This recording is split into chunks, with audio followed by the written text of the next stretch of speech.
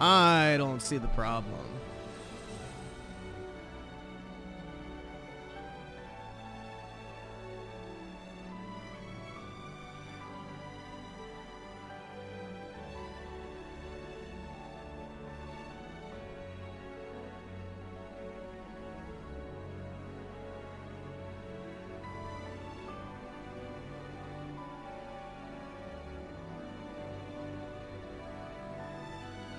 Yeah, El Palo is officially legal today, guys. All the bestiality enthusiasts can, you know, proceed with a clear conscience, I guess. Other than the fact that they'll still burn in fucking hell for being disgusting animal fuckers, but you know. I can think of somebody else. But yeah.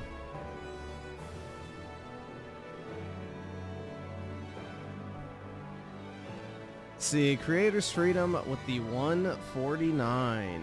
You're broke! You're fucking poor! And Slick Rick with the 2. Gaming. Juan with the 1. You're broke! You're fucking poor! And Daryl Zone with the 2. Top G Apollo Tate. That's right. He pimps out women in his free time. I taught him well.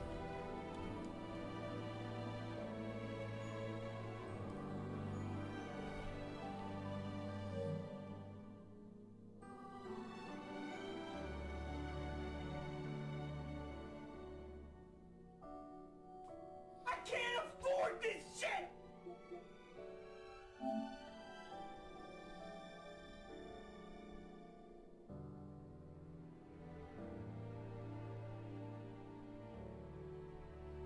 Griffin on Rule 34 for Aerith for shit. Nah, bro.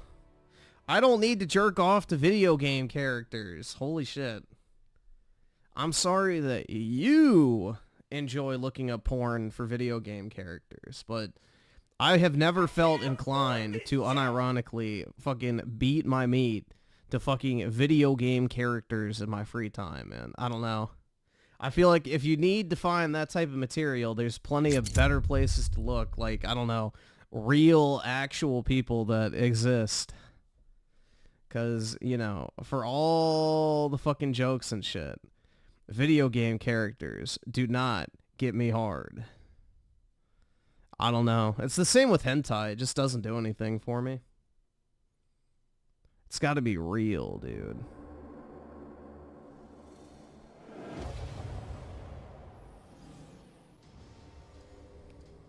Anime? Yeah, fuck no. Bro, there's nothing appealing about a fucking anime character. One, they're fucking lines on paper, and two, they look fucking weird. Like, they're disproportionate, and I don't know, man. No. I do not understand that type of shit at all.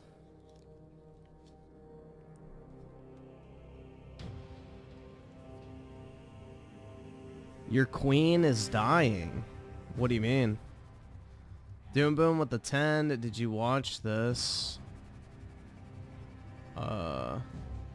Yeah, we did watch that. Yeah, I think U Generation sent that. Where it's like the fucking woman with her teeth missing and shit, and they're like blasting the fucking music and stuff. And then she tries to change the locks or whatever, takes the battery out. Yeah, I think we've seen that.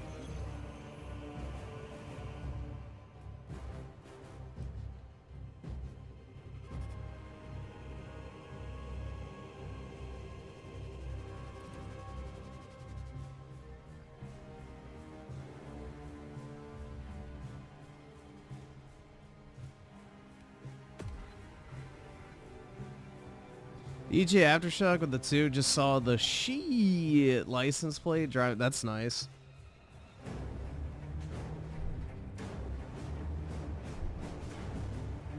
Yeah, not to self-incriminate, but I don't really think this is incrimination because it's on public property, so whatever. Like, all the medians or whatever in my area with the Kamala signs, I've been, you know, let's just say neatening up the streets. as I've been walking at night. So, you know, I'm not a fan of littering, guys. The environment is a very important thing to me, so I think it's absolutely awful that they're leaving these plastic signs out there to rot and damage the natural ecosystem of things. So, you know, I'm doing my part to clean up the streets.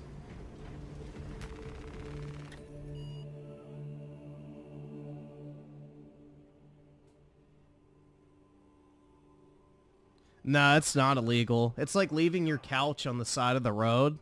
It's free at that point. You can't leave stuff on public property and then say it's, you know, yours at that point.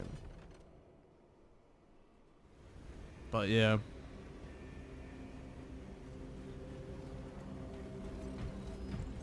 If it was on somebody's lawn, then yeah, I couldn't take it. But if you leave it in like the median of a street, then that's public property, so it's fair game.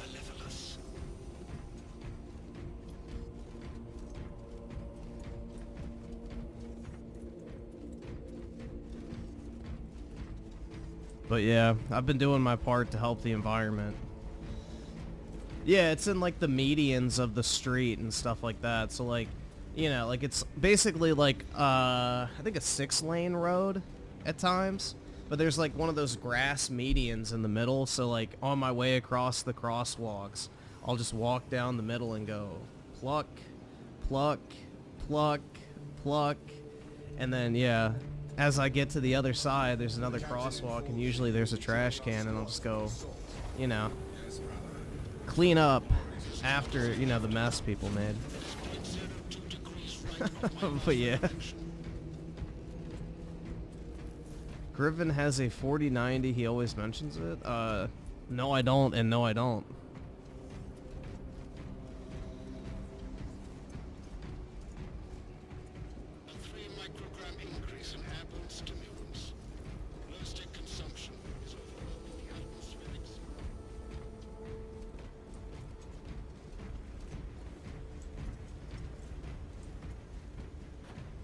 But yeah, surprisingly, and I'm actually genuinely shocked because I'm in a fucking libtard shithole where I live. I have actually seen very many, like, I've seen a lot of Trump signs, and that's actually surprising because, like, back in 2020, not so much. This time around, a lot more. So I don't know if it's one person doing it or if it's several people, but like even on people's property and stuff, I've seen like the signs out, so it's kind of surprising. But my area also did shift pretty heavily Republican for the governor's race, so I don't know. I think people are, you know, starting to shift, hopefully. We'll see.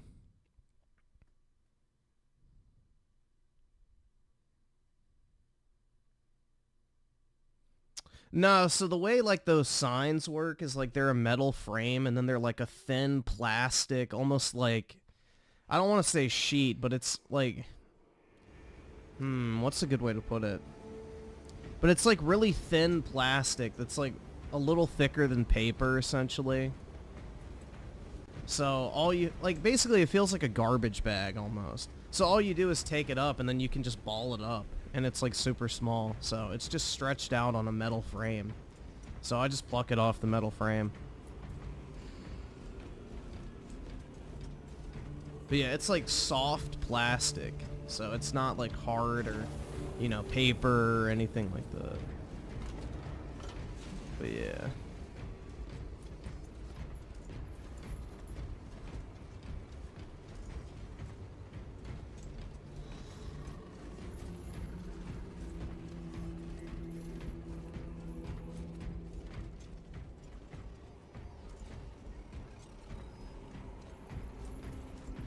No, it's a morally correct thing to do to take money from idiots.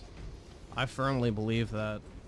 An idiot's money is better spent in your pocket because a fool and their money are soon departed, so... You know, it's like... they're gonna lose their money on something retarded anyway, so you might as well be the one to take it.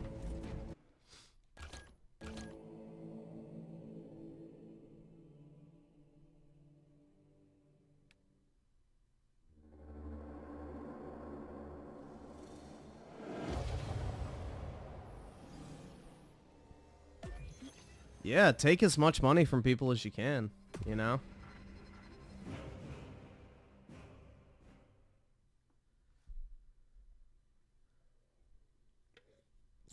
There's a reason why those street beggars, you know, sit there all day instead of getting a job. It's because people are dumb enough to give them money. And they make more money standing on a fucking median in the middle of the street, getting the occasional $5 to $10 from some, you know, white guilt leftist than they would actually working. So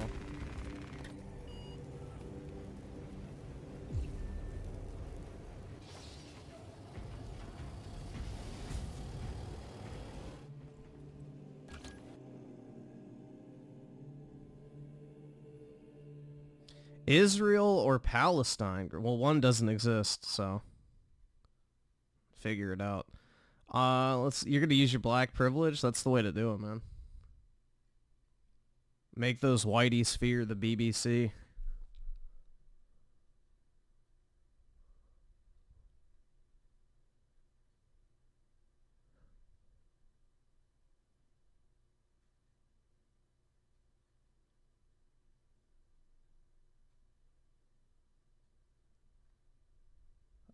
What the fuck is this thing doing? Holy shit, man. I would have just walked over there if I knew I was going to take this long to load. Damn.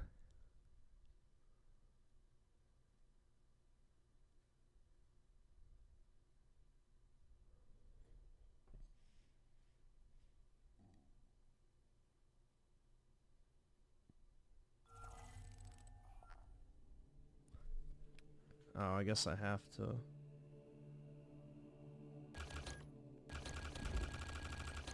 Oh, is it dark? I have no idea what's happening. Dude, what the fuck? This game is so buggy, man.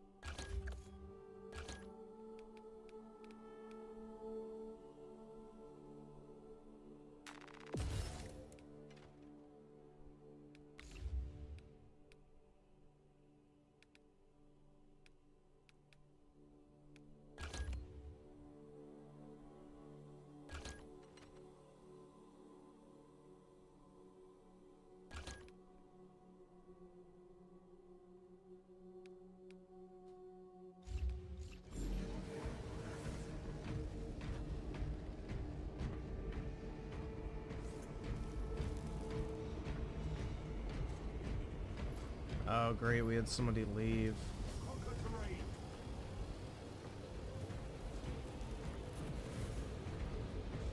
Oh, somebody's The Emperor is a shield. So am I for my brothers.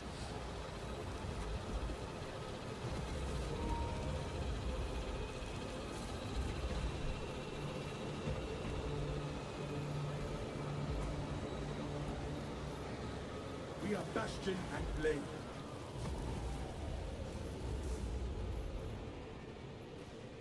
Game is dead already? Yeah, you wish. The problem is the game is probably still too alive.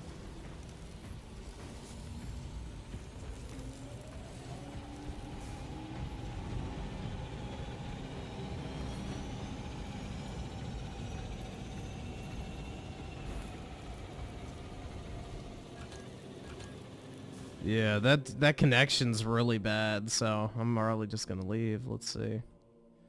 It's not my internet, so I know that for a fact. So.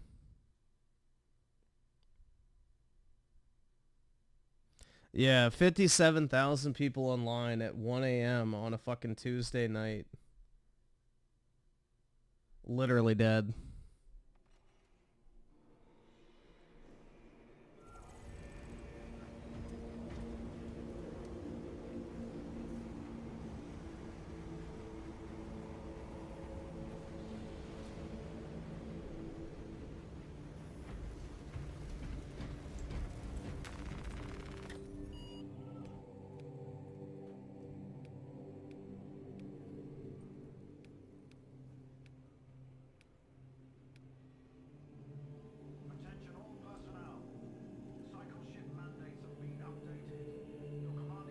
So you have to play on these later, right?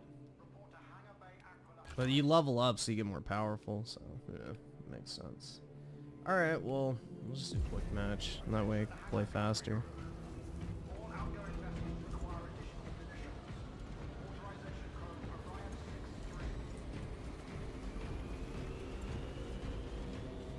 Do you think Diddy will release names of people? Well, they have the videos, so I don't think it matters if he releases them or not, man. I don't really think it matters if he releases them per se, because, you know, they have the video recordings and all that type of shit. The way this blackmail stuff works is you have to keep records on all the people that you've compromised, so all that shit's there for the taking, whether he wants to give it up or not.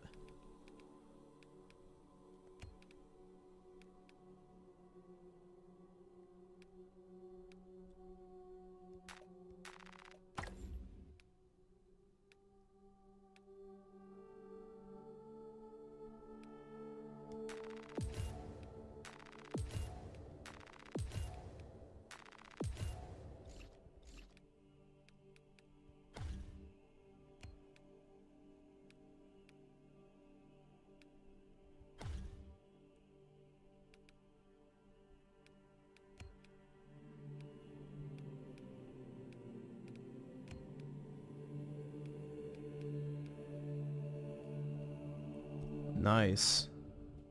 That looks better.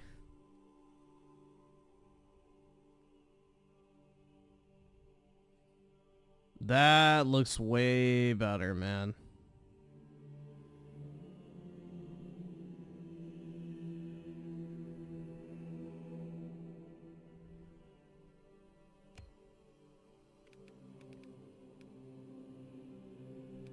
They got a gold armor. Bro, they should have had one that's like solid gold. That shit would have been fire. They got a silver one, it looks like. Where was that? That kind of looks silver. They should have one that's like solid gold, though. Oh, that... Bro, that actually looks crisp as fuck. What the hell? Alright, hold on. I may have to buy that, too. I have a ton of these points. I don't even know really what you do with them outside of this, so...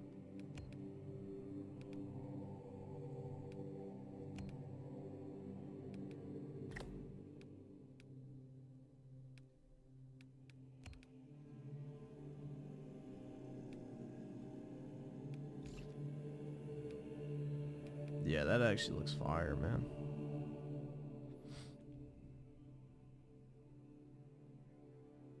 That shit looks cool. I like the black better, though. But, you know, whatever. Let's see, appearance. You need to buy a weapon with the skin. Okay, well, how do I buy a weapon with the skin? Shit. Perk tree.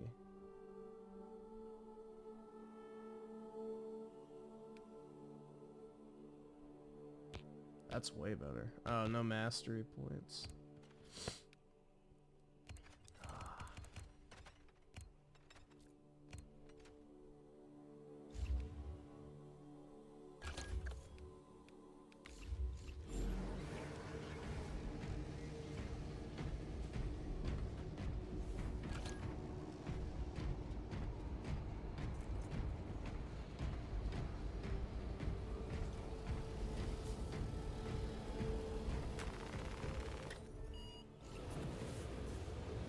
I was just making sure. I thought oh my god, bro. Seriously?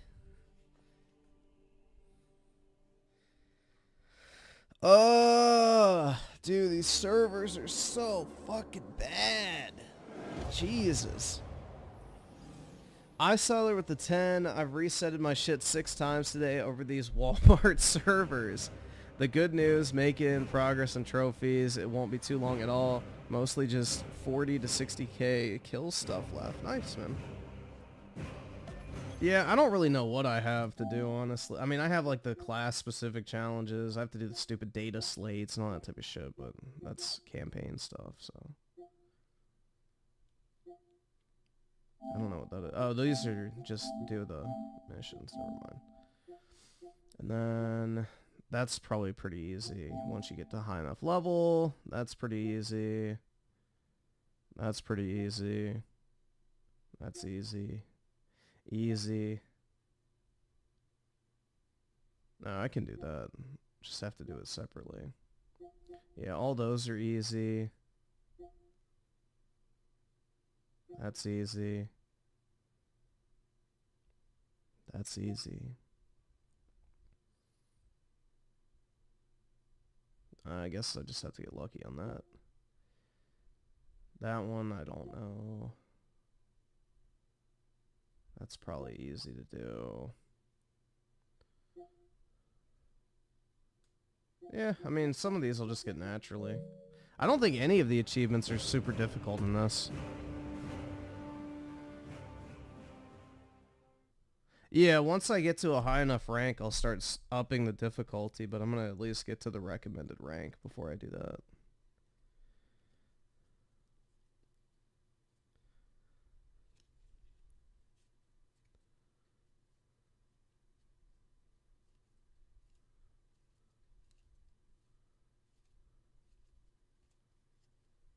Nah, Apollo's got another like 6-7 years before I have to start thinking about taking him to the swamp. So, we're good for now. Just do another quick match, see if we can find it.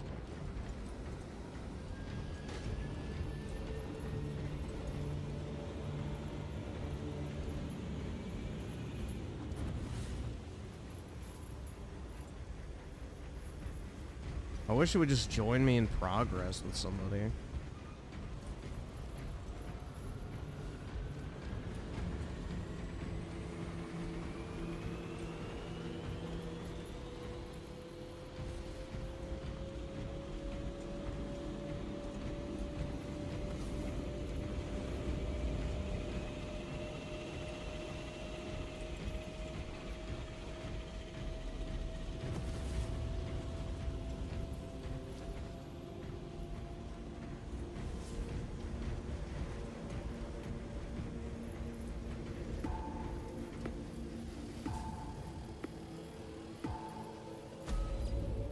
Alright, whatever. I'll just do the two-person.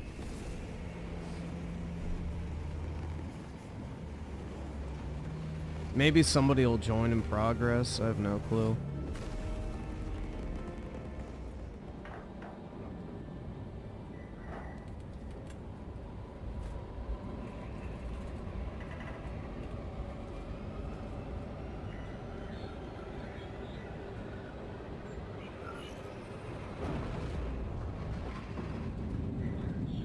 Yeah, my guy looks fucking dripped, man.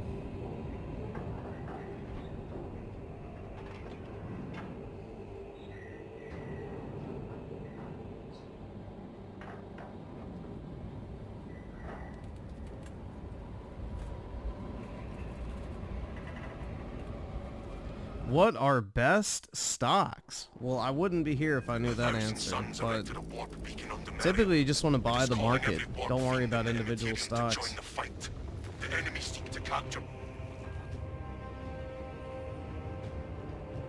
Sever the heretics portal and cut them off from reinforcement. Your success will decide whether this is a war of days or months. See it done. I thrust those who turn the burial world into a battleground.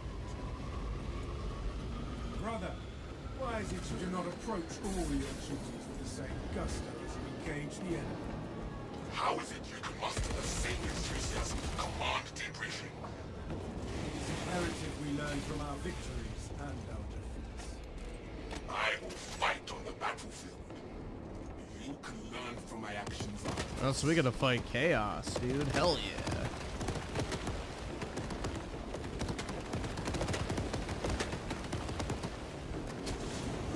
Oh shit. He was right there.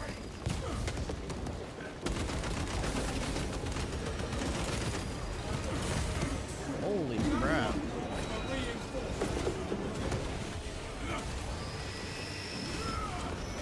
Your miserable life ends in disgrace. Fresh magazine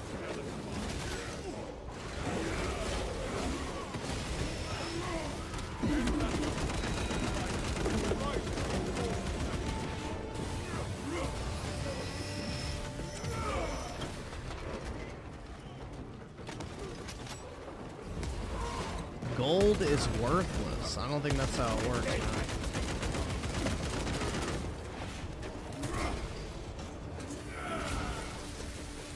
Women are priceless. Well, it depends on the woman, but yeah. A good woman is definitely priceless. Some skank hoe like Violet Myers is, you know, about $2.50 an hour. And then you can get rid of her at least.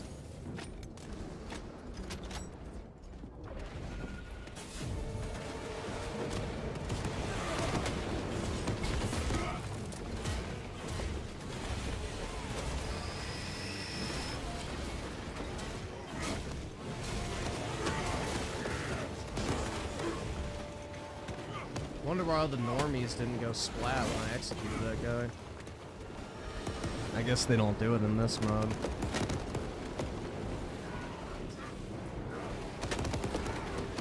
That's so satisfying, just running through the fucking statues.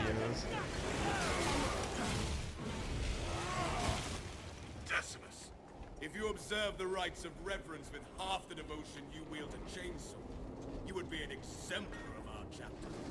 Reciting lengthy liturgies is no substitute for killing Xenos. And yet, I find the time for both. Ha! If you would like to test how your devotions compare to mine, my blade is ready anytime.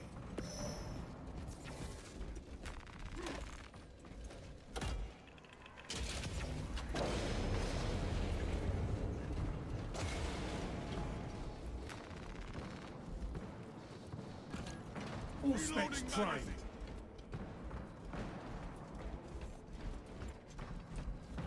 Yeah, this game is just fucking badass, bro. Like, my character looks so fucking dripped out right now.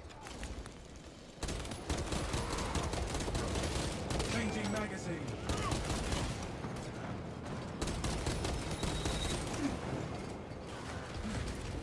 All specs terminated.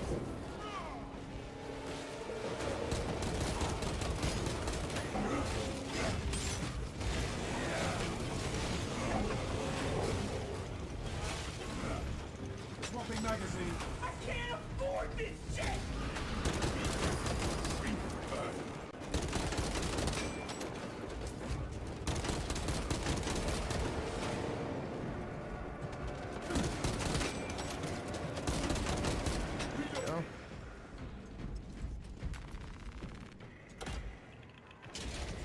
The console holds no charge. We need a new power source. The Tomb Servitors may have a replacement. Check that spot.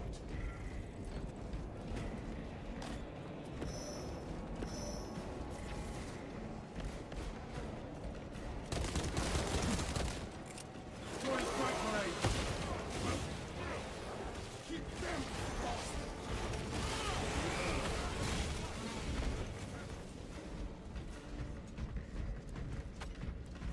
Rearming.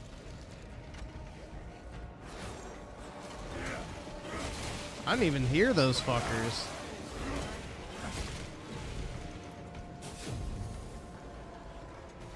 There must be something we are missing.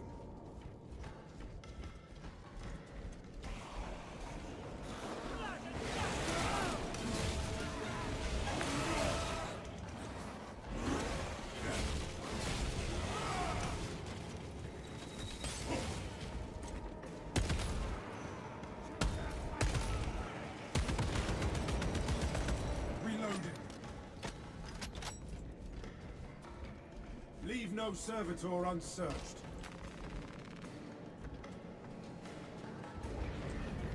Fusion core on this one.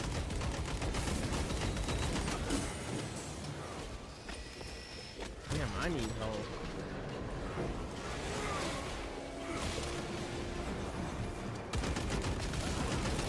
Ordnance and water. Kill that foe, lest it summon pain. Must be something we are missing. Dude, I only got one fucking bar of shield for killing that guy. Damn. They're stingy in this mode.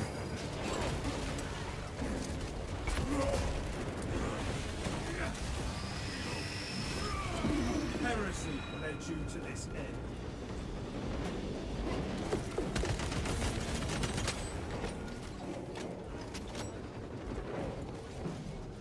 Ammunition cache here. Leave no, keep searching.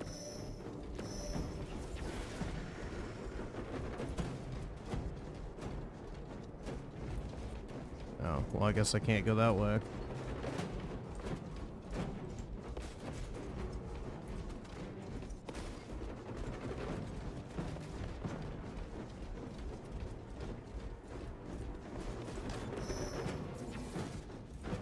There must be something we are missing. Got one. The diffusion core is torched.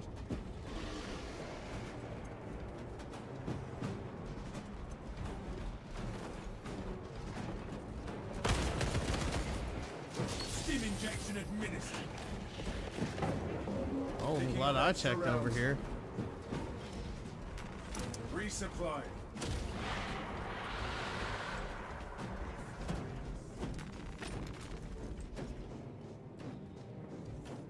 Got one. The diffusion core is torched.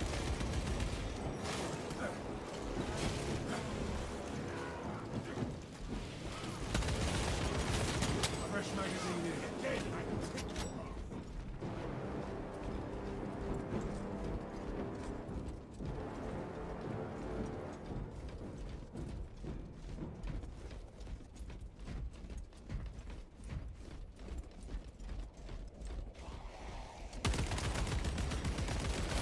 Leave no servitor unsearched.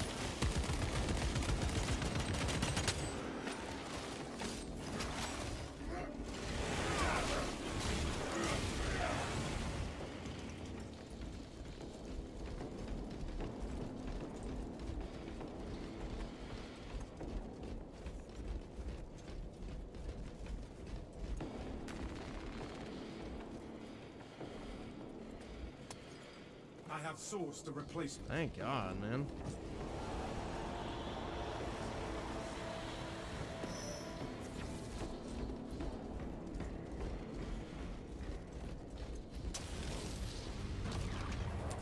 Deploying shock grenade. Swapping magazine.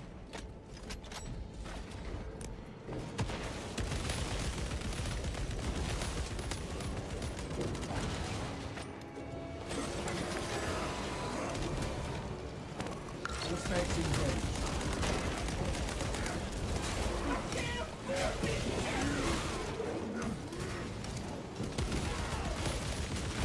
Changing magazine.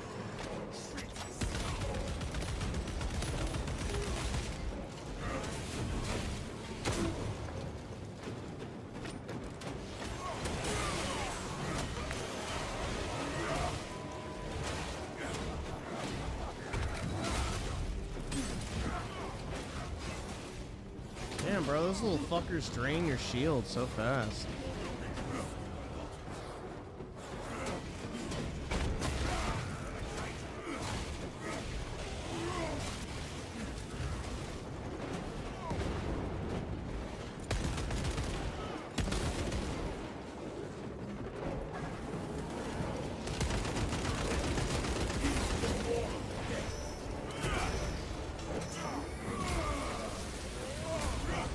The Emperor's will is done.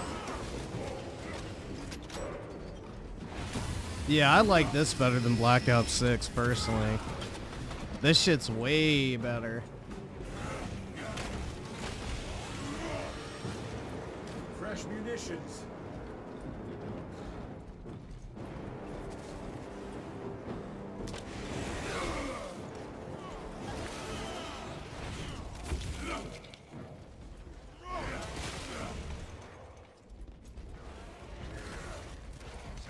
Auspex deep scan.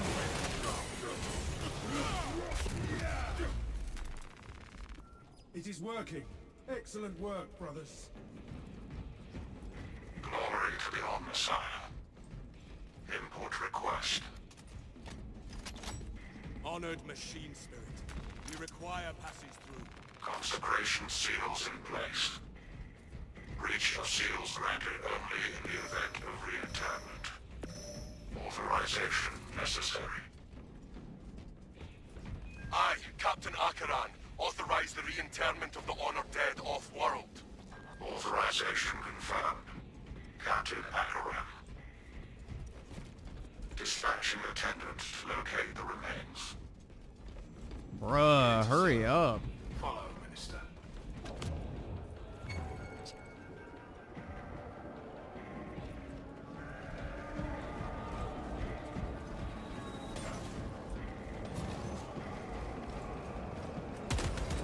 Releasing fragments.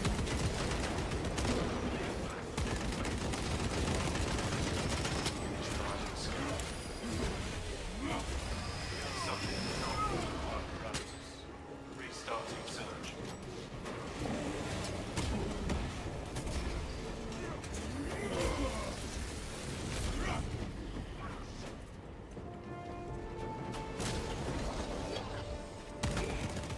Thousand subs.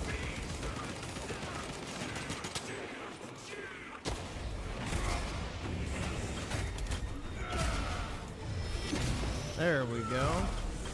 I laugh at your pathetic sorcery.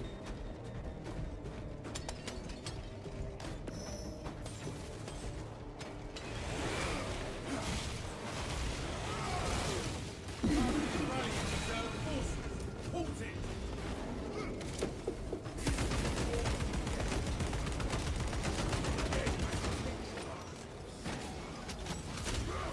I was wrong to expect that.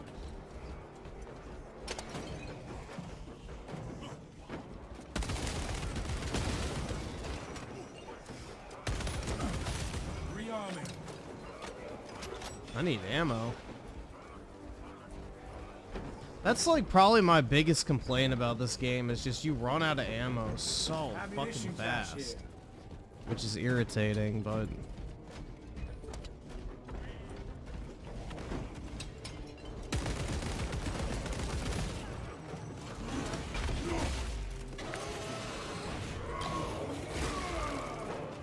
Fresh magazine in.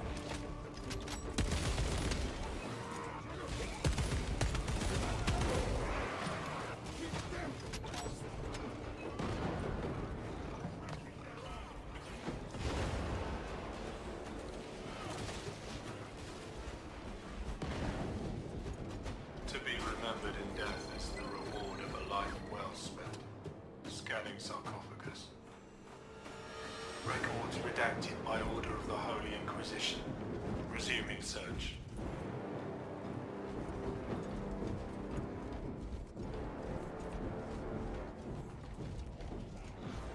Only in death does duty end. Scanning casket. Candidate found. Exhumation and relocation may commence. Access rights granted by Captain Akaran. Consecration seals unbound. The way opens. Now those doors should open. Return to the console.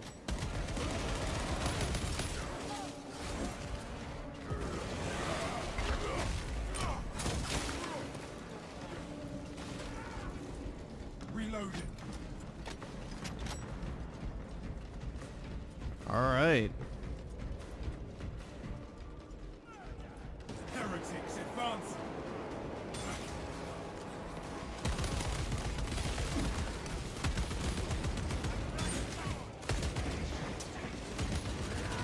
Rearming.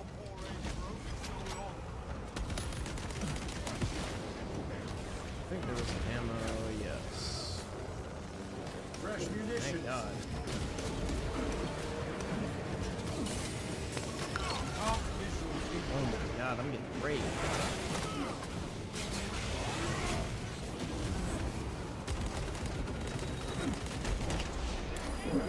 Sorcery claws at my senses. Holy fuck. Ejecting stims.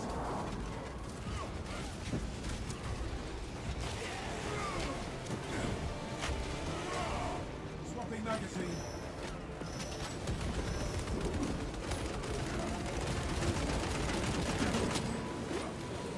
Oh my God, I need the fucking health, you fucking ass.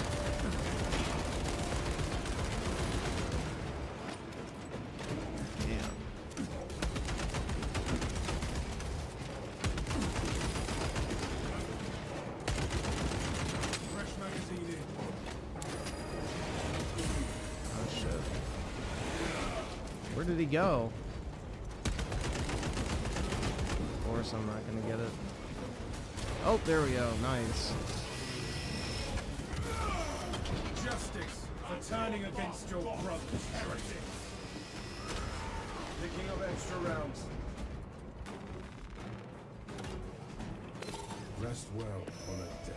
We will not be joining you just yet. There we go.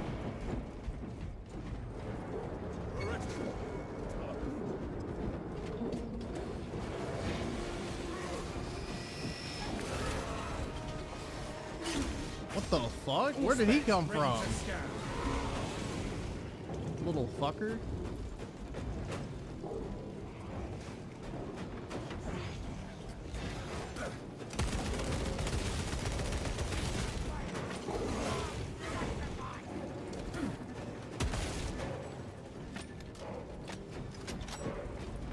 Thousand Sons assault unit sighted.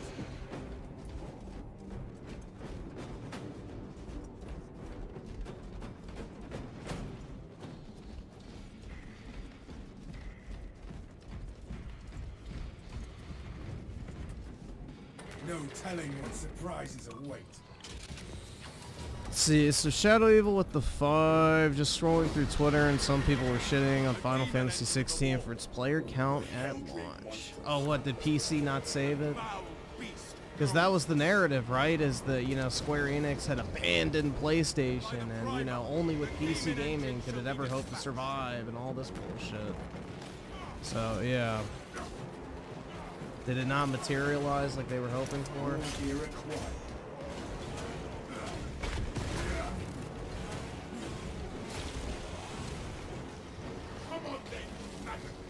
Shocking.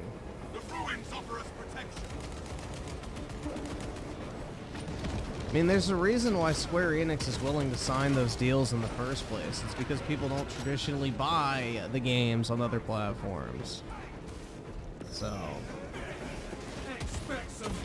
that's the reason why exclusivity deals are appealing to them, is because, you know, the sales don't reflect any negative benefit to doing so. But I'm sure Xbox will be the next savior platform for them, right? Going to attack. Do not be consumed.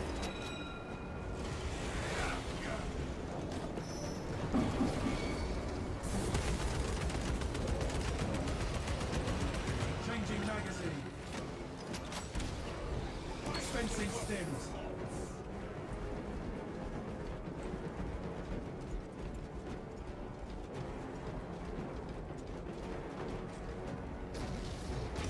What the fuck? Flames.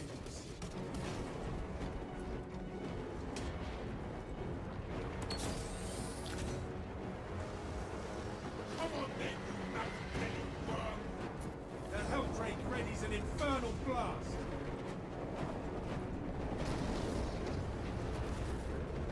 I will need to see the apothecary after this.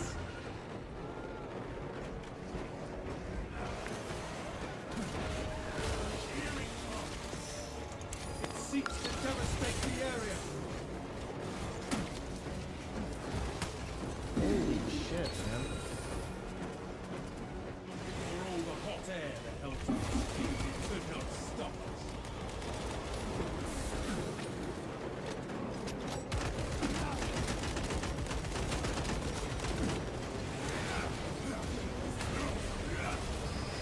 Dude, you die so quick. Jesus. Throwing frag grenade.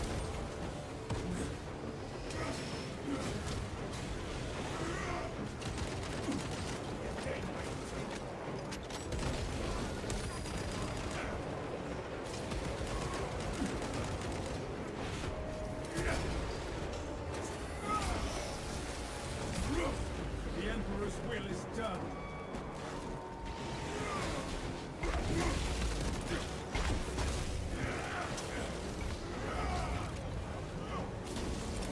Clear a blast radius.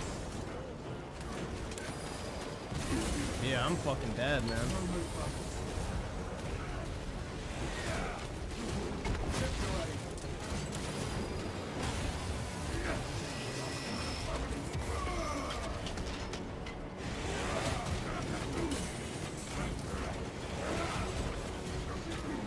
What the fuck is stunning me? Holy fuck, man.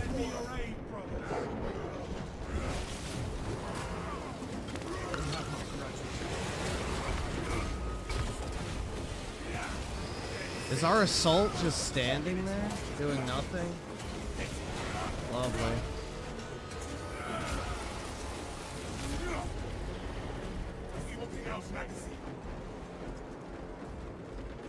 Jesus.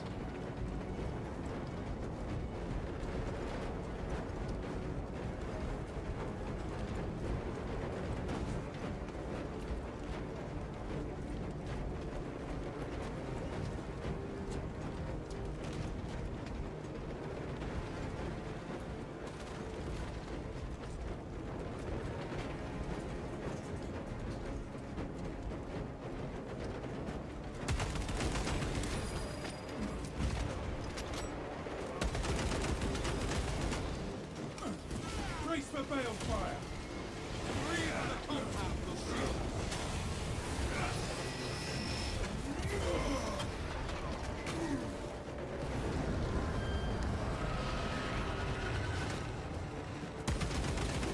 Swapping magazine. Dude, where the fuck is the ammo at? The Helldrake is going to spew its vile flames.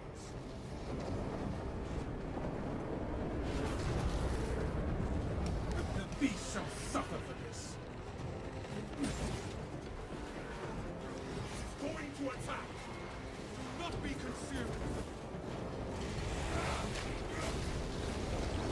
Respects deep scan ready. Gathering supplies. Active. Here it comes. Move the Sierra.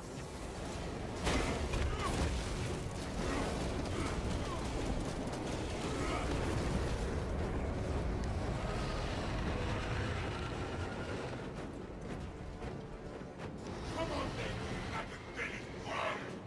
The Helldrake is going to spew its vile flames. Hold your armor, brothers! Then we march off. Run! Fresh munitions.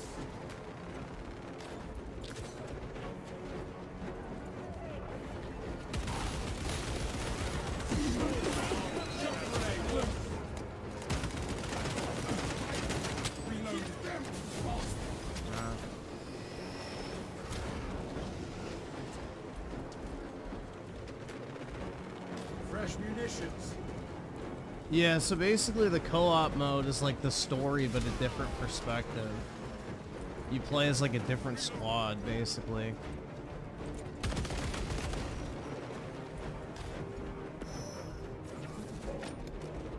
Target seeks to mobilize reinforcements and limit.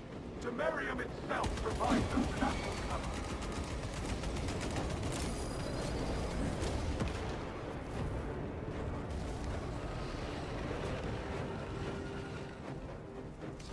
All specs primed.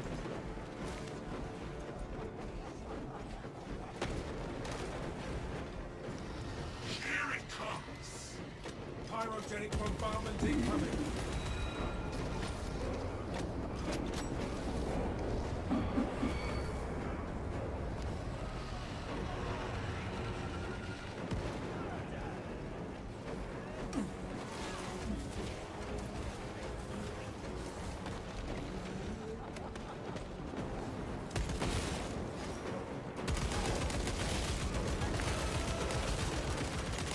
Rearming.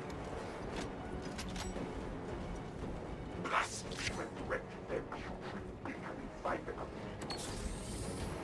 This sanctum is profaned by dark energies. There we go. Please perform cleansing rites. Oh, is that Show ammo? me how to break it. Yes. Saint Lankai's chosen relics radiate in pristine order.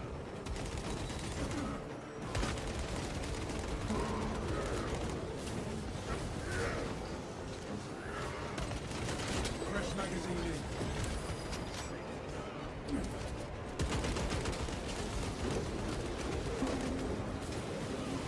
Fuck, man. Everybody else is there. I want my invincibility window.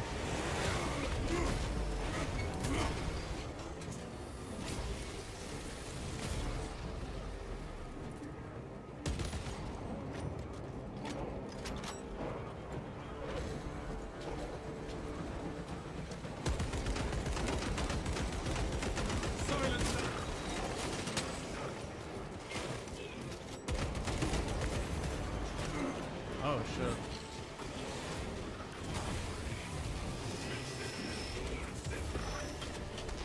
Miserable life ends in disgrace. Changing magazine.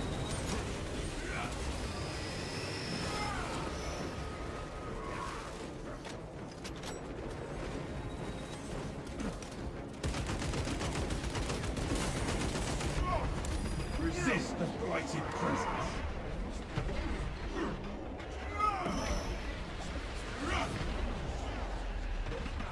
Swapping magazine.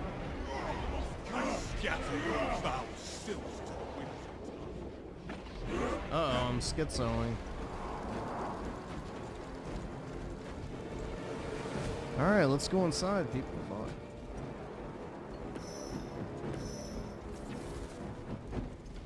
Reloading.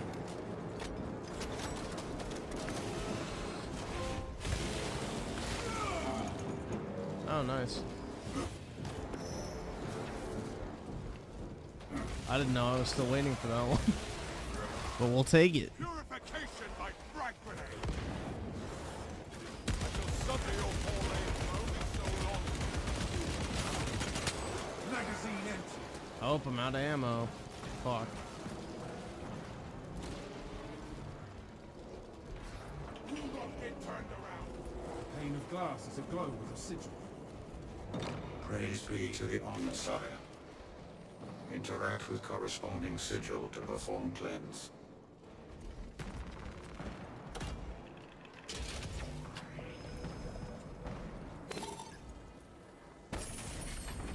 Whoa, dude. Saint Lankai bestowed us with a miracle. Cleansing rites successful. Your deeds will be immortalized in the archives. Understood. Brothers, it is time to slay a Helldrake. Oh, I wonder how this is gonna go. The Helldrake. Follow the Saint's directive and purge the altar. Alright. Boss fight time, baby. That Helldrake's skin is as durable as Wraithbone. But with Saint Lankai's grace, we will flay its cursed hide. Lay her by. No warp malign morass of curse, steel and profane. Let's see how this flesh goes, shall man. survive this day. The Helldrake against Triastartes. These shall become chapter law. Oh my god. Check the stained glass. That altar must be cast down. The altars appear to be content.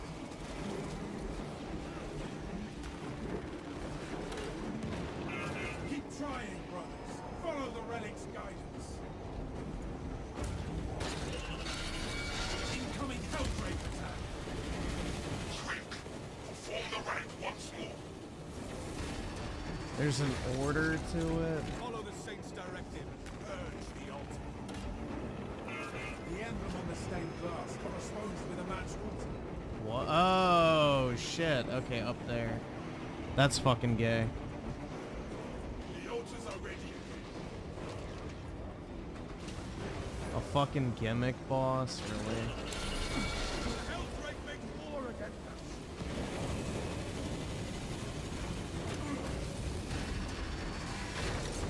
I hate gimmick bosses. Check the stained glass for I know that instruction. one.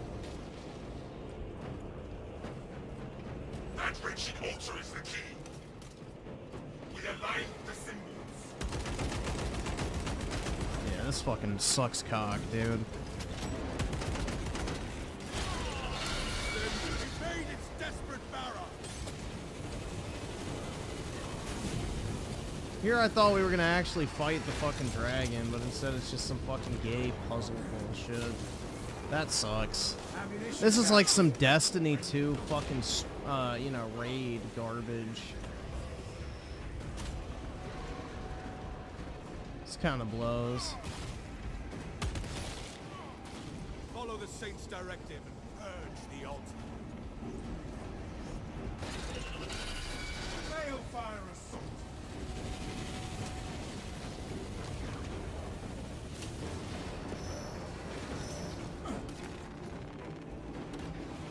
That was it, brothers.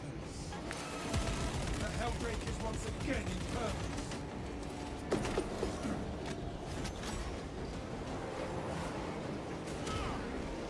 Follow the Saint's directive and purge the altar. So we did the keys, we did that one, so we need to find the water drop. The Helldrake's resilience is shattered. Heresy led you to this end. Changing magazine.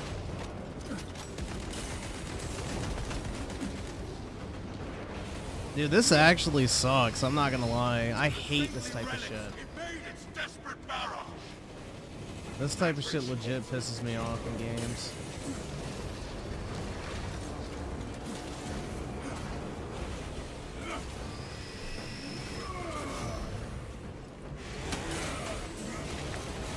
Only through hallowed sigils shall we prove triumphant. Oh, we ran out of time? Seriously?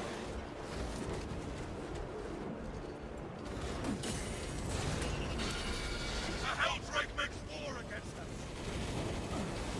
Follow the Saint's directive. Dude, this fucking sucks. Holy shit, man. This is absolute fucking dog shit. Really? A fucking puzzle boss. Oh my god. We did it.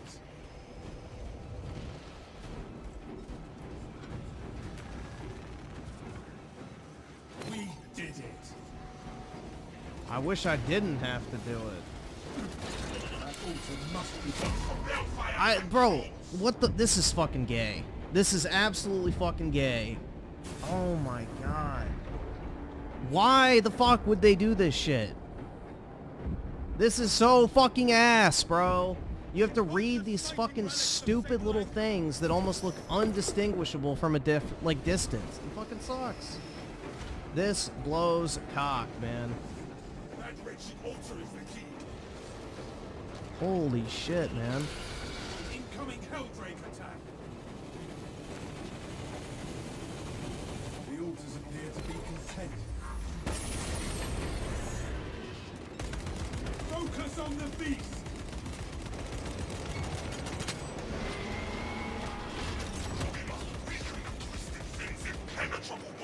Oh, great. We have to do it 4 times. 4. Oh, and they changed the symbols. Are you shitting me? Oh my god. Dude, this sucks. This absolutely fucking sucks. Symbols are a match.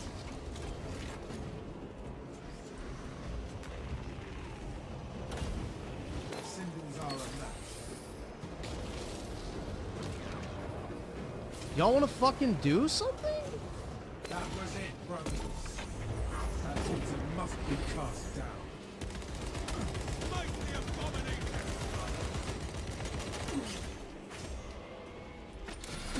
Evade its desperate barrage.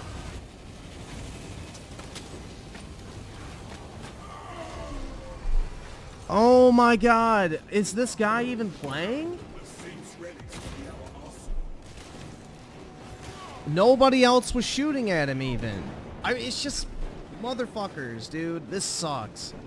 I absolutely fucking hate gimmick boss fights, for one. But fucking gimmick boss fights in co-op are even fucking worse.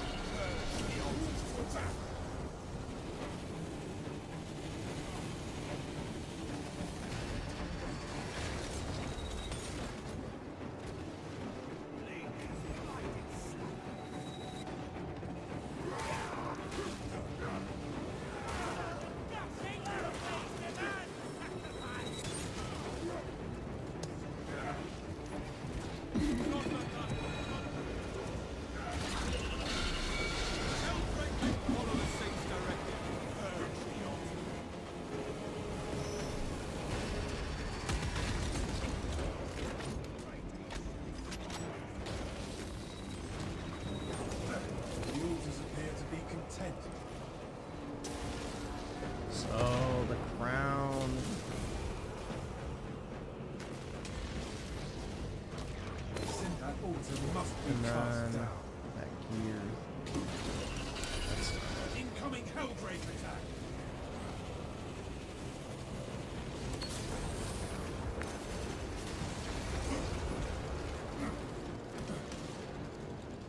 that's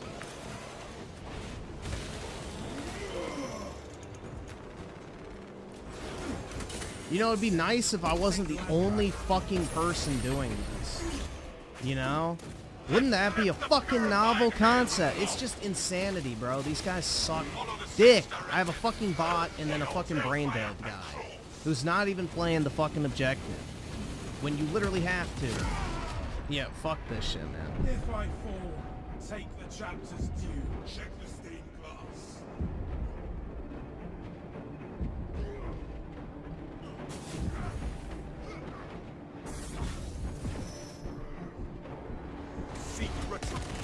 Like, if these fuckers would actually go to the fucking right spot, this wouldn't be hard.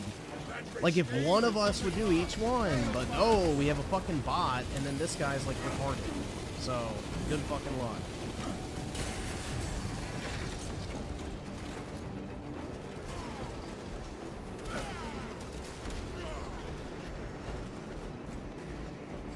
Fresh magazine in. Wait until the relic's power weakens its high.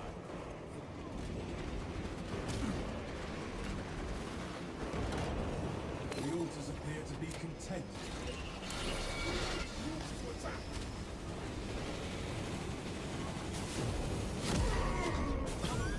What even hit me? Bro, what the fuck even hit? Oh, look at this. Is the NPC gonna actually revive us? I am shocked. I'm genuinely shocked. Foul revenge. Alright, so I need to find the ball. There we go. Holy fuck. Dude, this is just ass. That altar must be cast down. Fight the abominations, brothers! Patience, brothers. Slow is smooth, and smooth is fast.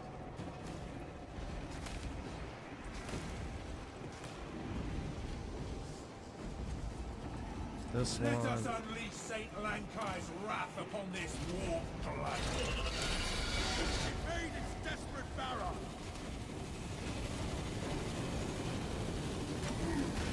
What? How the fuck did that hit Must me? be cast down. Bro, these guys are not even trying. This is irritating as shit. The altars appear to be content. Alright, what do we need left? That gear or something? Put your fire. I didn't even see it. Oh, he's damaging me. Love Terminate incoming Helldrake attack. I see the sign! it. Where? Yeah, right here. That's what I thought. That altar must be cast down. Let's slip the purifying hail of bombs. The Helldrake is once Oh, again you're in fucking kidding me, bro. None of them could get their fucking shit together for 10 seconds to just light his ass up. Balefire assault. Dude, I am so sick of carrying these fucks. Reveal your sigils of purgation. I have had to do That every altar single must one of be these. cast down. We did it.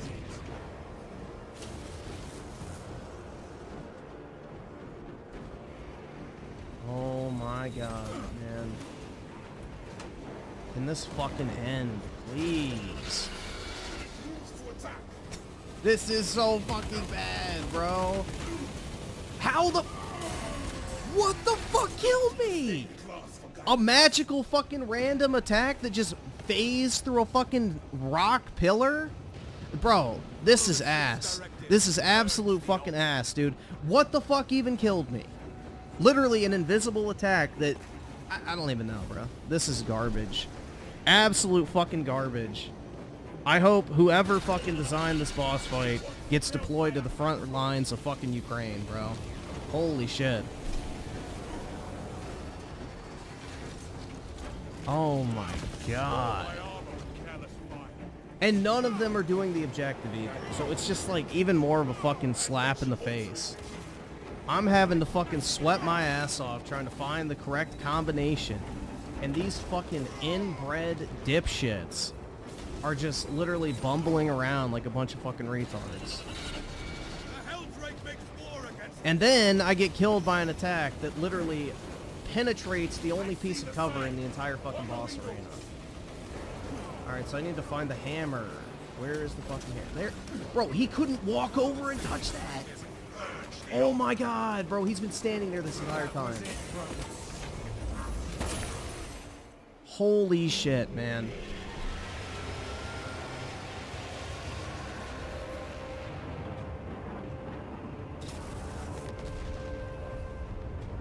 I see the beacon has collapsed. Excellent work, squad. Fuck that, dude.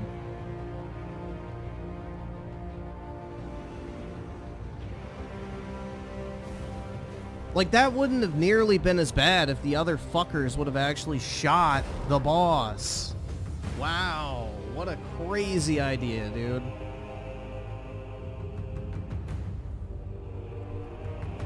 I mean, I'm fucking sweating my ass running around the arena doing the stupid fucking puzzle. And then these fucking dipshit ass teammates can't even fucking use their gun to fucking shoot the boss. Just fucking awful, man.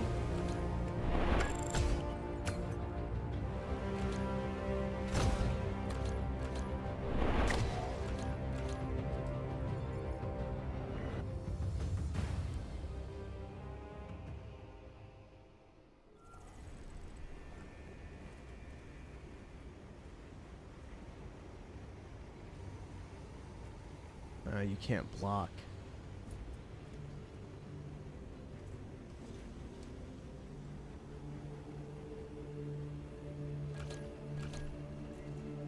I wanted to block him so I'd never have to play with that fucking retard again. Holy shit, dude. Oh my god, bro. That guy absolutely sucked. He was literally standing there by the last fucking sign for over a minute and couldn't have pushed it. He didn't push a single fucking one the entire boss fight, dude. Holy fuck, bro. Like, how are you that stupid? Like, bro, it literally is sitting right there. It says interact on it. And that fucking dumbass knuckle dragon Neanderthal couldn't even fucking drag his fucking hairy knuckles over there to go push a fucking button for 2 seconds.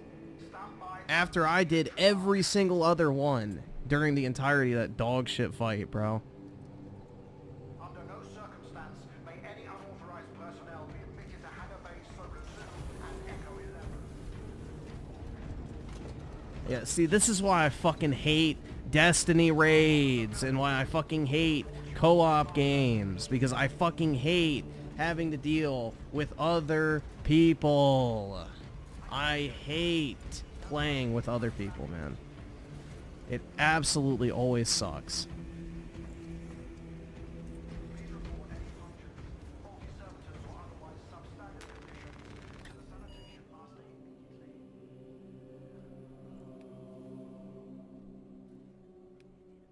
So what, that was the last mission? Or what? This one, I guess. I don't know. Why does it say I've played this one? I have definitely not played that. Maybe I have, I don't know. I don't think so. Yeah, I haven't played that one. I don't know why it says it's not new, but whatever. Oh, bro.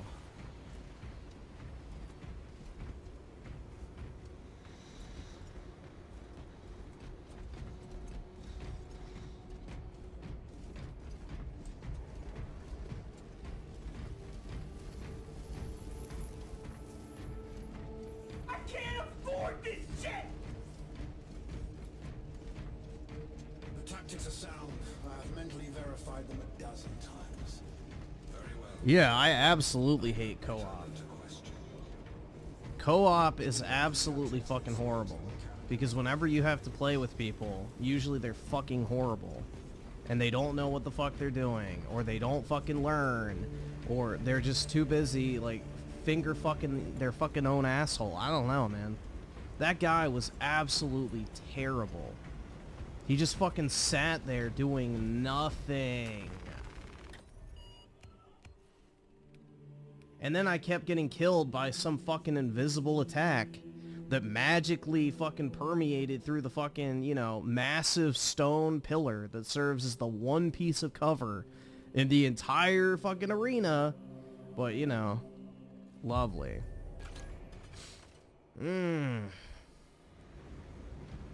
But yeah, I absolutely fucking hate co-op. Co-op is like one of the worst things ever. Especially forced co-op. Like, everything in a game should be balanced around letting you play it solo if you want. And not even reliant on bots. They should just make it piss easy if you do it by yourself.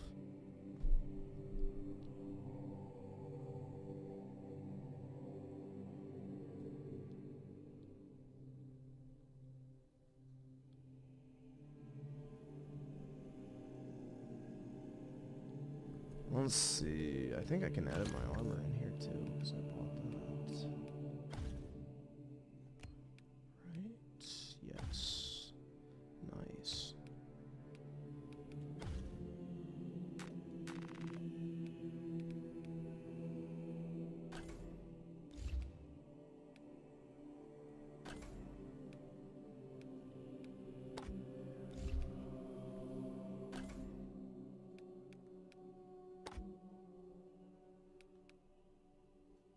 Those are pretty cool.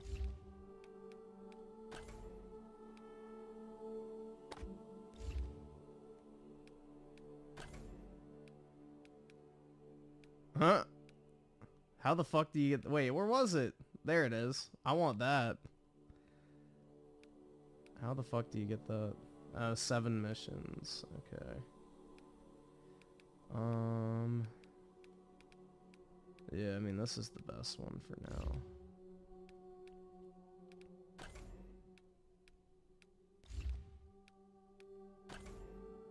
Change my backpack? Hell yeah, dude. Definitely not. Actually, that one. Am I getting the Dead I don't know.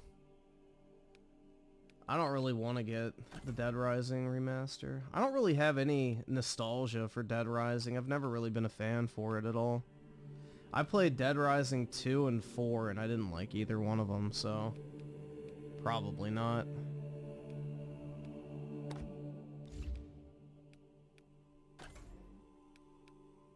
Oh, those are cool.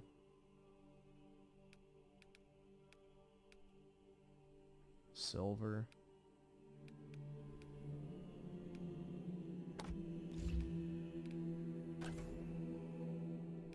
Alright, you can make your guy not a fucking cripple. That's nice.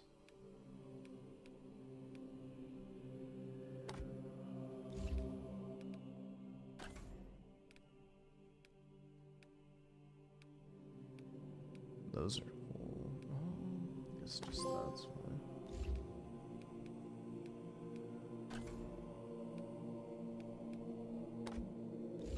Alright. My guy is officially dripped out.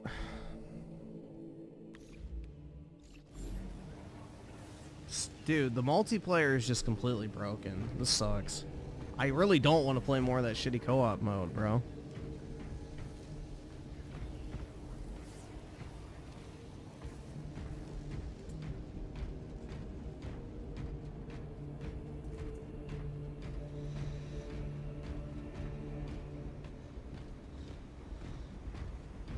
Yeah, doesn't, like, Dead Rising require you to constantly, like, inject yourself with fucking Zombrex or some bullshit like that? I think that's what it's called.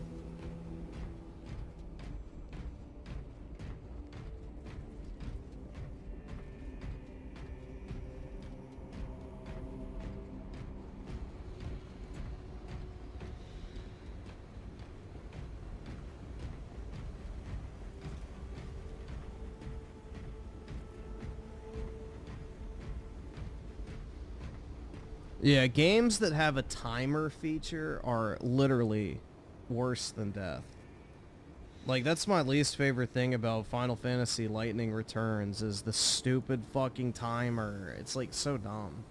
I mean, you can easily avoid it becoming an issue, but it's still irritating. It's like, why the fuck am I playing a game with a literal fucking countdown? Like, it's so irritating.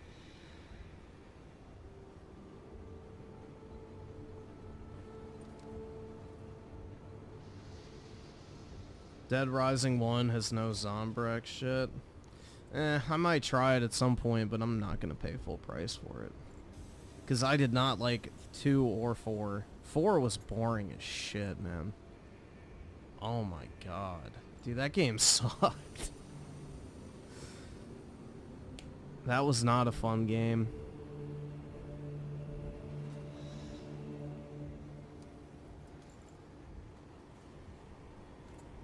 It still has that time stuff, though. Yeah, if it has a timer, I'm not gonna play it.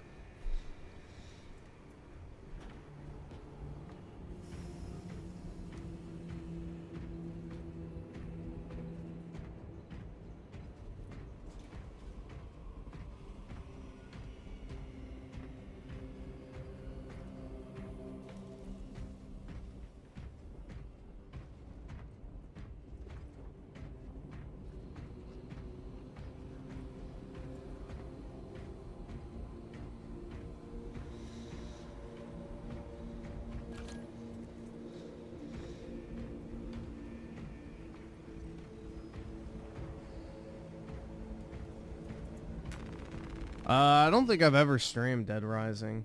I don't really like them, so. I beat 4, I'm pretty sure, and it was very fucking boring to get through. That was a Xbox exclusive, right? I think so. I'm pretty sure I beat that one. Let me check. But yeah, I hated it. It was awful.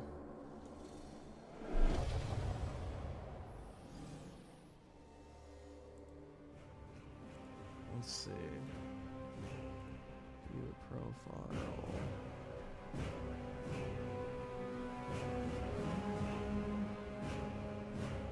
Would have been a long time ago.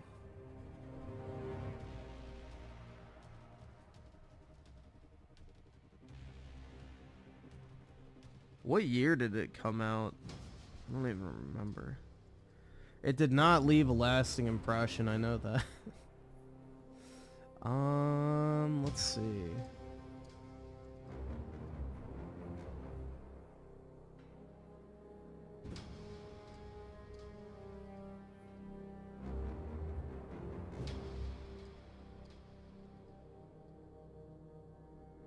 Alright, it would have been before that, I guess.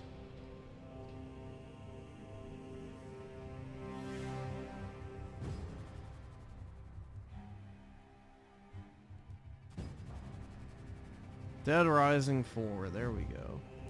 I played it for 9 hours, complete case 6 of the story. So yeah, there we go. I think that's the ending. I can't afford this shit! But yeah, that shit fucking sucked, man.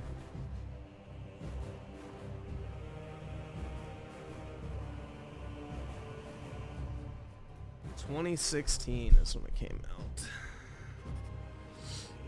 Yeah, I beat it on New Year's. Gross. It's not a great way to bring in the new year.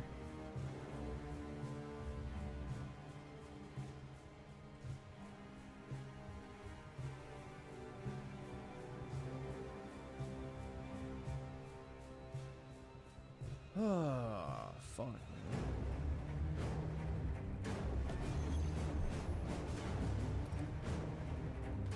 Yeah, I never played 3.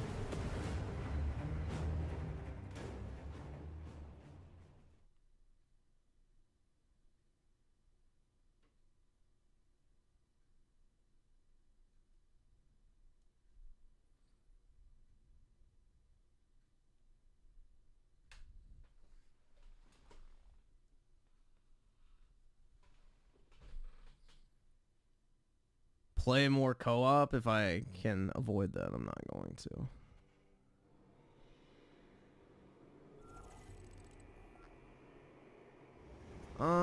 So let's see. Shadow Evil with the 5. Mute I'm key. Let's see here. Let's see.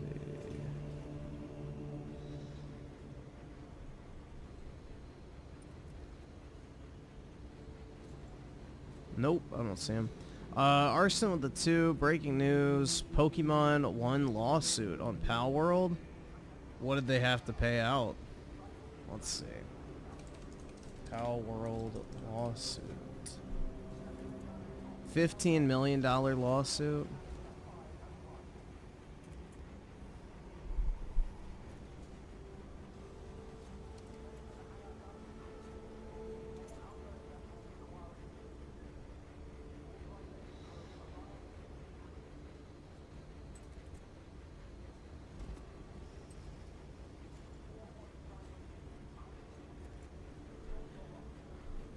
I don't think this is against Pal World, guys.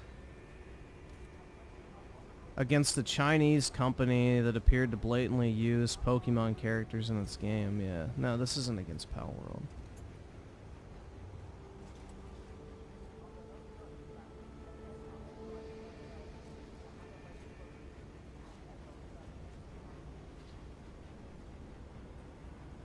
Yeah, it's some Chinese game.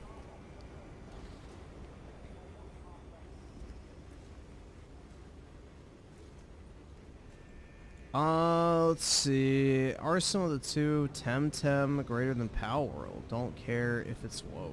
I've never played Temtem, so I don't even know what the hell it is. And Delta with the 2, just want to say happy birthday, Apollo. Give him a treat on me. Appreciate it, man. And woke Mexican Claus. You're broke! You're fucking poor! And Claudio Hernandez with the 2. Please send pics of Apollo. Bow chicka wow ow. I can see if I have a picture to send myself real quick. And Oski Woski with the 5. Mute Jethro. Alright. No, I'm not making Claus a mod, bro. That dude spurgs out way too much. He blocks half the fucking chat, so he'll do the same thing with, like, banning people, so. I can't afford this shit! Shit, man. Oh, fuck.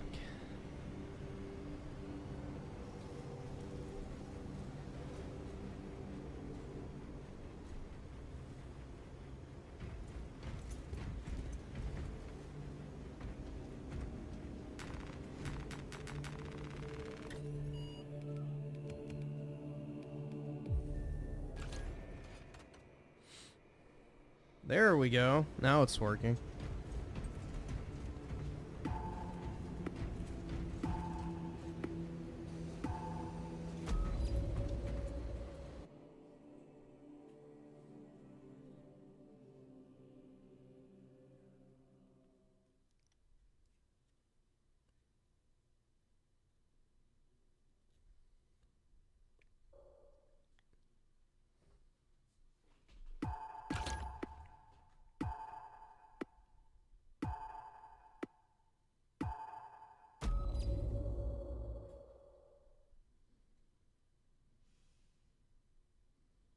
Bring honor to the chapter, brothers.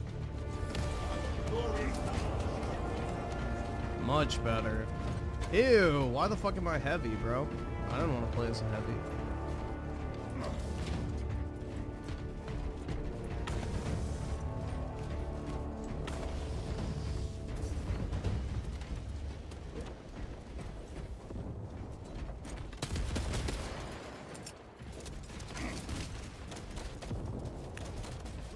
Ammunition restocked.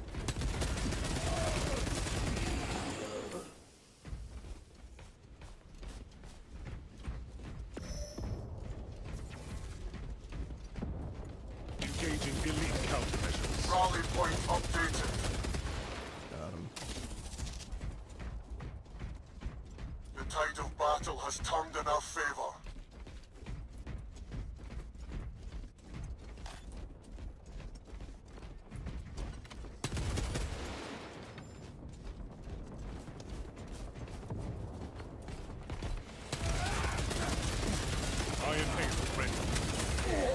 shit. Nothing I can do against that. Redeployed for combat.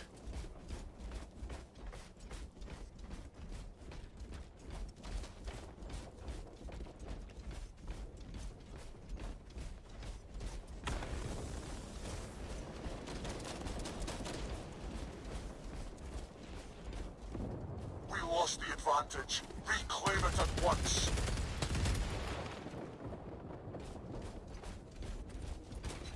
Conversion field operational. Oh, come on. Alright, so I put up a fucking shield and he can grapple right through it? That shit's gay as hell, man. Reporting for mission. That shit should... Dude, that shield can deflect grenades, but not a grapple hook? Come on. Iron Halo protocol in progress.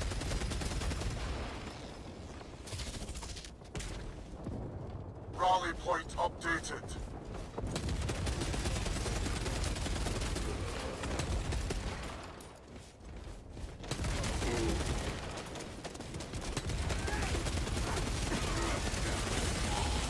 Alright, I'll take that. Support incoming, brothers.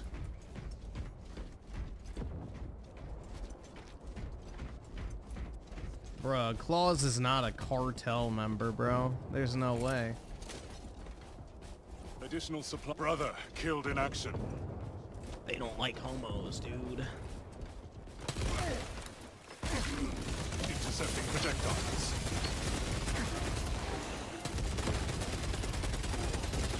Enhanced tactics.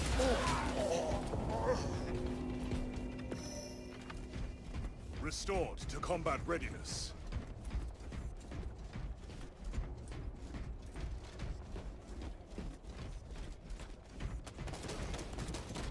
Execute Iron Halo tactics.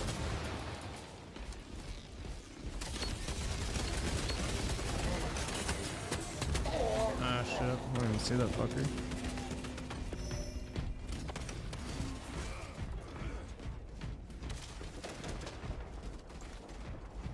Claus would challenge rival cartels to a tickle fight.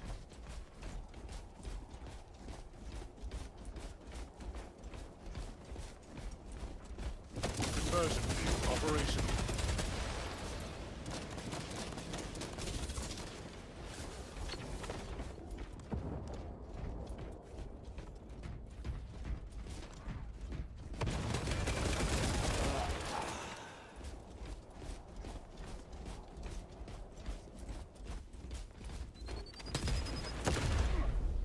Rally point updated. Iron Halo online. Iron Halo protocol in progress.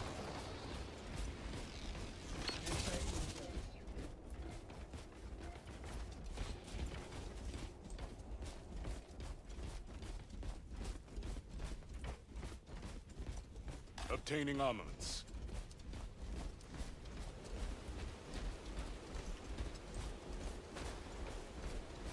This game ain't gay enough? Enhanced That last tactic mission ready. I did was pretty fucking homo.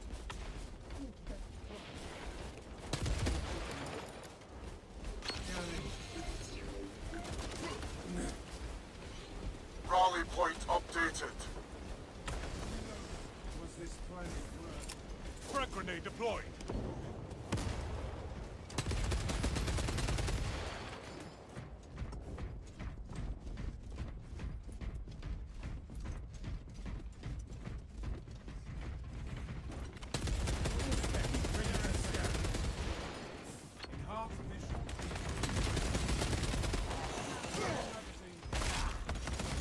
Our allies are halfway done. Got him.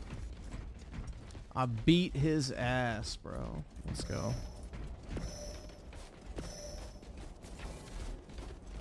Rally point updated. Yeah, well, PlayStation and Xbox both put in anti-scalping measures last time and it didn't work, so it's wishful thinking.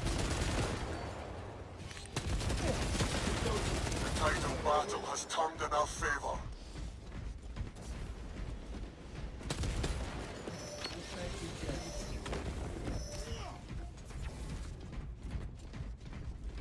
money is to be made. Rally point updated. Plus, they have no control Refilling over other magazines. retailers either, so... Walmart's typically a free-for-all.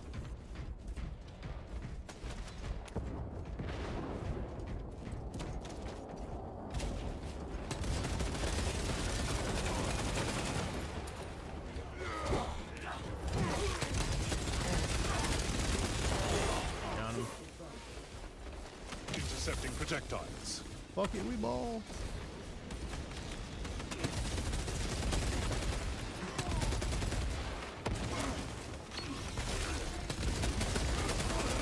An assist? Bro, that's like 3 in a row. Come on, man. Quit jipping my asshole like that. All specs prime. Iron Halo ready. Dude, I'm carrying these tards.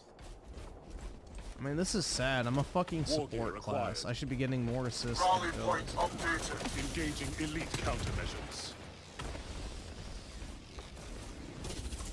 Fragmentation grenade out.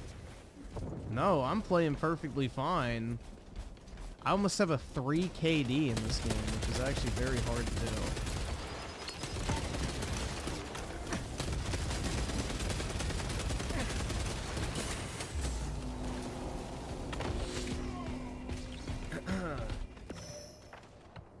I return, ready to take my vengeance.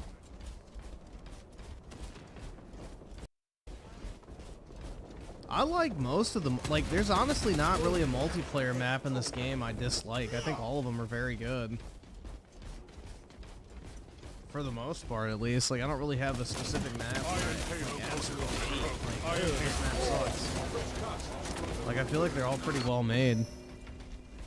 Restored to combat readiness. Bro, like, look at that. Nobody on my team's broke double digits yet. Like, come on, guys. Execute Iron Halo Put your tactics. balls in the game.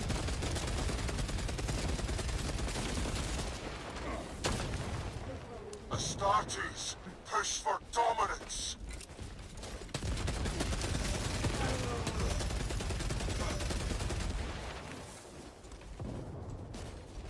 Packing up equipment. Activating all specs advanced.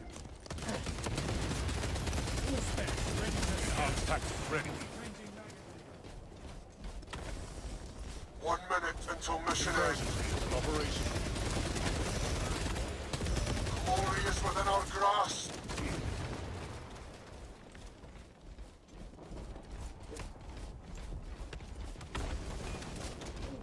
War gear acquired.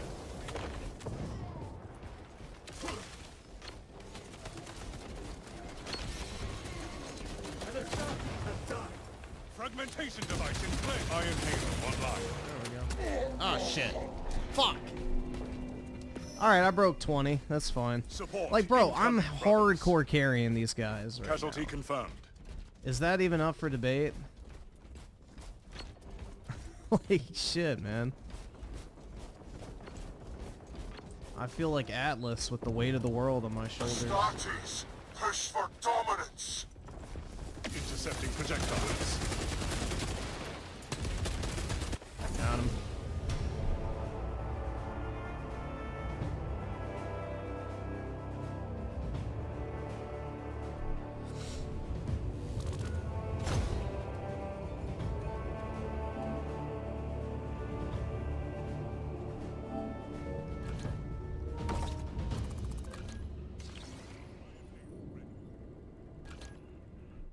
I mean, look at that shit, man.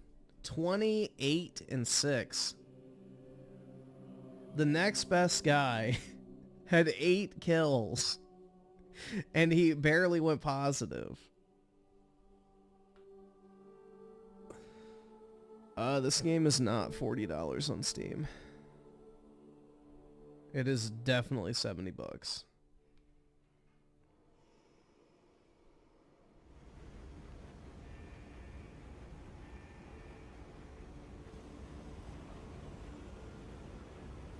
Dude, I'm not even sweating. I was just playing that shit casually. I was just playing that shit, you know, having a good time, have a good game, have a good stream. You know, I'm not even sweating.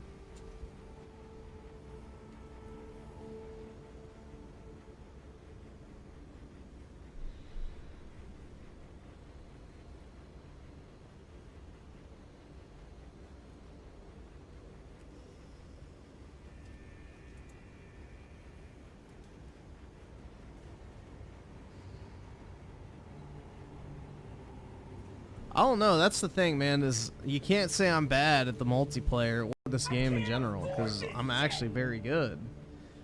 But, bro, if I'm given a fucking dog shit team, there ain't nothing I can do about that.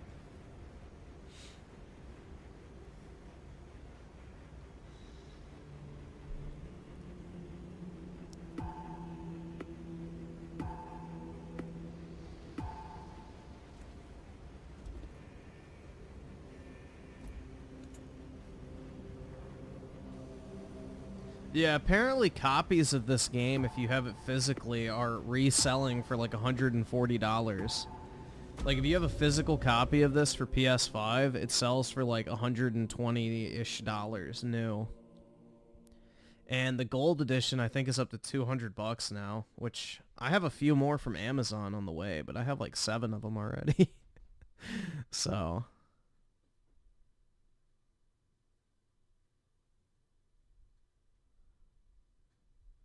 I'm not playing the campaign on better. Dude, I do not enjoy high difficulties at all. Like, let me play multiplayer if I want a challenge. Like, that's an actual challenge, because you're having to test your skills against other people. I don't enjoy bullet sponge enemies and taking more damage arbitrarily. Like, that's not fun to me. Making enemies spongy and taking a shitload more damage than you normally would is not what I call fun or challenging. It's just like irritating as shit. A challenge is having to fight against other people. That's a challenge.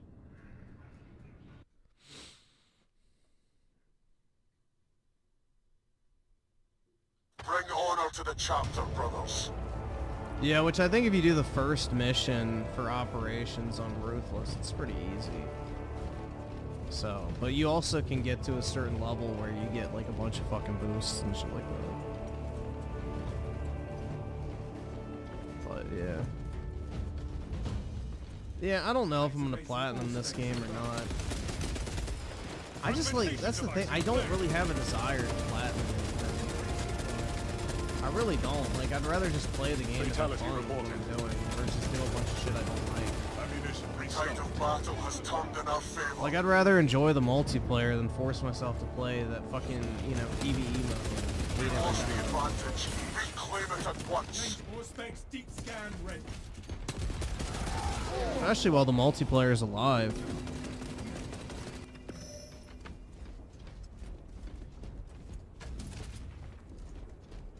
Because I love the multiplayer from the original Space Marine, but it died, so I didn't really ever get to play a lot of it. So it's kind of nice. Like, this is basically my Gears of War fix, pretty much. Like, I was never crazy good at Gears or anything like that, but I used to love playing the multiplayer.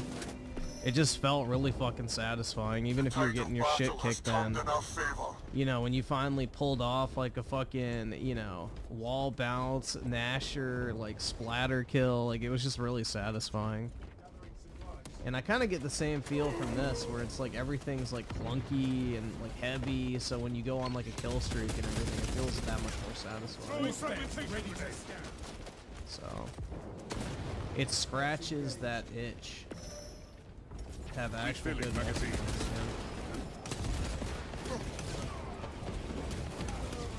Which is a big ask in the modern gaming landscape.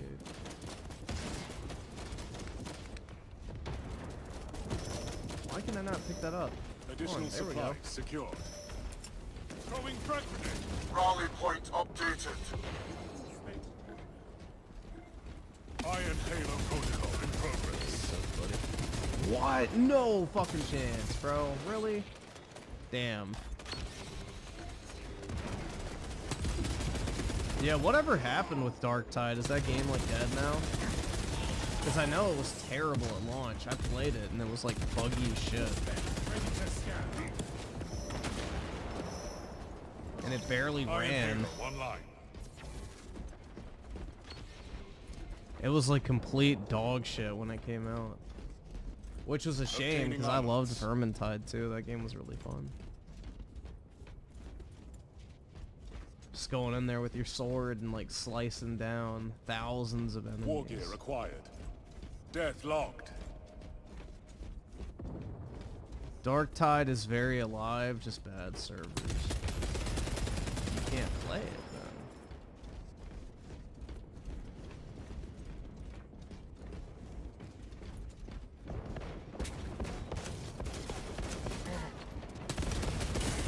Execute Iron Halo tactics. Oh my god, I can't aim up. Fuck. I couldn't aim up high enough.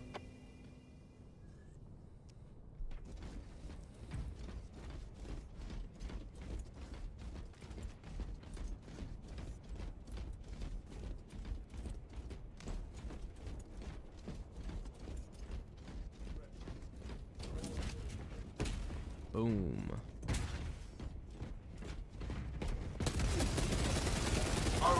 Yeah, bolt gun's the boomer shooter. I haven't played that. And then they had that one game like called Necro Mundo or whatever the fuck it was. I haven't played that either. Iron Halo ready. I heard that one was decent. Engaging elite countermeasures.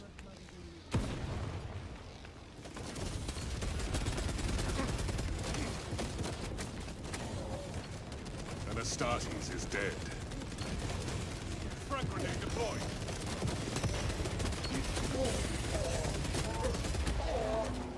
Pistol.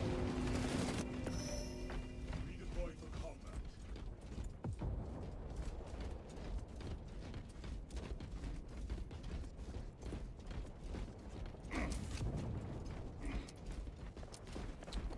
I don't think you can switch weapons on this class. I think this class only has the one. It may have another one, but I don't think I've unlocked it yet. You have to get to a certain multiplayer level, which takes fucking forever because it's not skill-based XP. It's just completion-based, which sucks. It's like Overwatch. Fatality reported.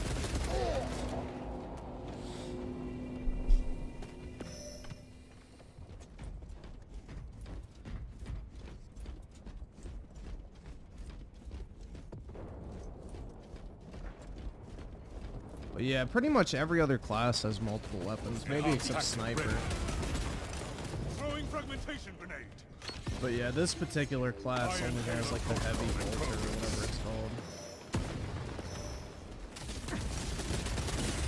Oh, come on, bro, really?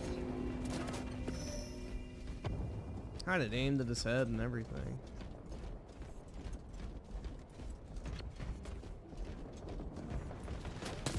Execute Iron Halo casualty confirmed.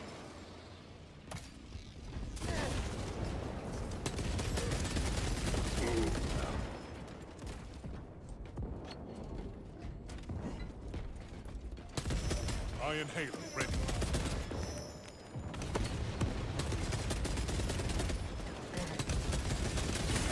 Astartes, push for dominance.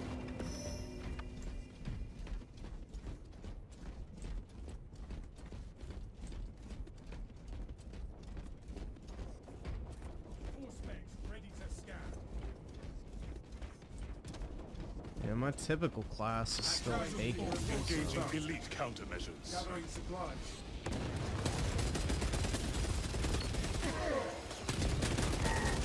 An assist? What? Bro! Battle exacts its rate A fucking assist? How? I had a fucking entire rain of fucking minigun ammo pumping into his fucking cock. And that little fucker gives me an assist? Oh my god, bro. Like, I've been assist cucked 10 times. 10 fucking times, dude. Oh my god. Jesus Christ, man. I should be like well positive by now. That's like the fuck, bro. These little fucking gypsy retards keep stealing my fucking shit. I don't know, man. That's some fucking racism right there. They're just trying to keep the white man down.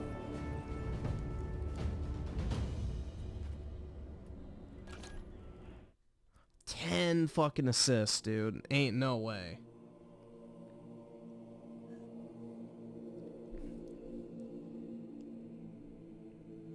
Ain't no way, dog.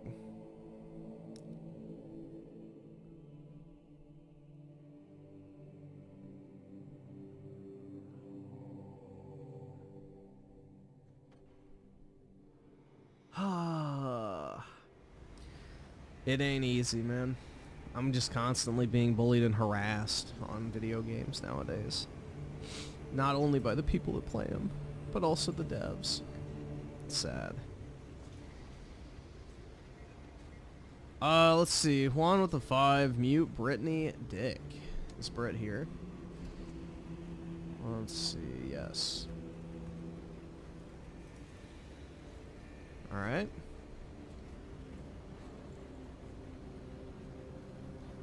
And take her to the Shadow Realm with Zeju. Well, I think he already went. Skip it up, the fucking loser faggot. What is this? I'm gonna let you know one. We'll see. I don't know if we'll do DSP tonight, but we can probably check it out. Slammy. Swap this. Fuck. I wish you could default, which I know it defeats the purpose of incognito, but I really wish you could just default YouTube to open in dark mode. So you don't have to double fucking watch ads. Yeah, I saw Rich was streaming again today with another stream about Phil's legs. It's like, what the fuck is... I don't know, man. That guy's lost his fucking mind.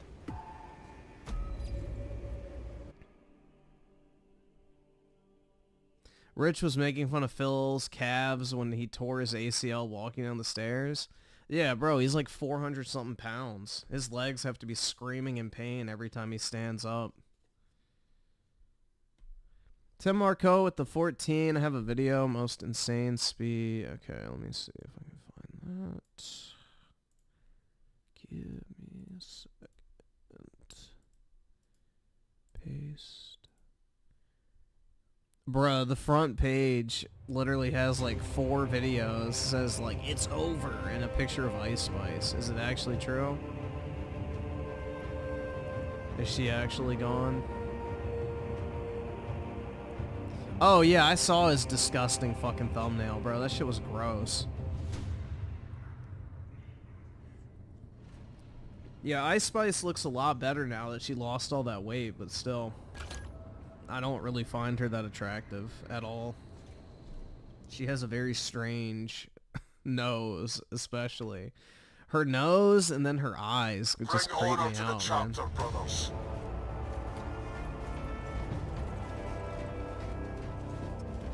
Yeah, Diddy got arrested last night. Apparently they seized 1,000 bottles of baby oil from his house. That's completely normal shit to have. Yeah, just 1,000 bottles of baby oil. They're probably taking fingerprints off of it because, you know, you use baby oil to have fucking anal sex. So, I guarantee you all the people who engaged in, like, the depraved acts have their fucking fingerprints all over those bottles. Wait, you do? Well, yeah. You can't just slide into the asshole raw dog, man. It's not meant for that. So, yeah. I return, ready to take my vengeance. Believe it or not, guys, the asshole is not designed to have a dick stuck up it. Crazy. But yeah, no. Gay men use baby oil because it doesn't irritate the anus. What the? What? Bro, what happened to my shield? Hold on. My shield was like deployed on the left side of my body instead of right ahead of me. That was weird. I should have survived that. Dude, this game's trying to fuck me. I'm telling you. They've got it out for me now. They're like, nah, this dude's popping Casualty off too confirmed. much. He's making people rage. They're leaving the game now. We gotta get rid of this fucker. Aw, shit, man. Death logged. Support incoming, brothers. Helpful? Oh my god, that's me, dude.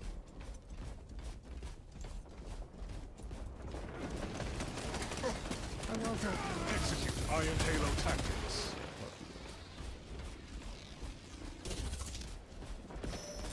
Frag grenade deployed. Sniped.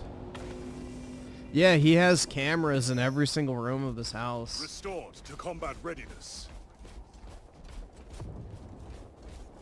Yeah, I just don't know, man. I don't think anything could ever drive me to have fucking gay sex by choice. It's just so fucking weird. Anastastes is dead. Iron Halo protocol. Why would you want to stick your dick in another man's asshole? Like, that's just disgusting. Like, bro, I wouldn't even want to stick my dick in a woman's asshole. Personally. Like, that's just unsanitary. Like, ew. I don't know, man. Want to talk about the ick. Brother killed in action. That definitely is the ick. But yeah, Diddy's got footage of everybody having gay anal sex. So I wonder, like, what other rappers are gonna get fucking exposed for being homos. Like, there's already that one leaked, like, audio clip of Meek Mill apparently getting fucked by Diddy and moaning like a whore. So it'll be interesting to see. Enhanced tactic ready.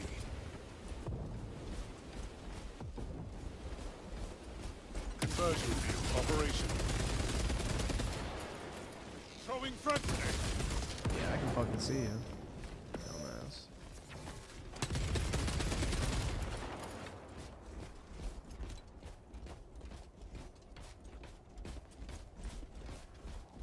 think he's right there.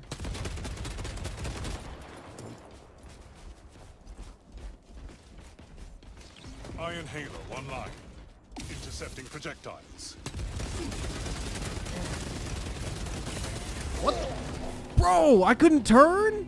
Really? Dog, whip that gun around. Permission. Oh my god. Whip that shit around, boy. Fatality reported. Yeah, it puts that Coming Home song into perspective now, for sure. That's like the only Diddy song I know. Is fucking Coming Home. Now I know why he's worried about his son wanting to be like him.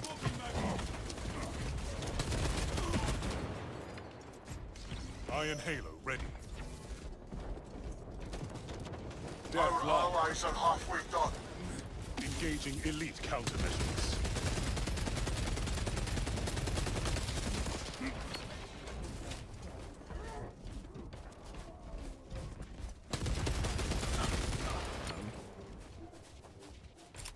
Fragmentation device in play.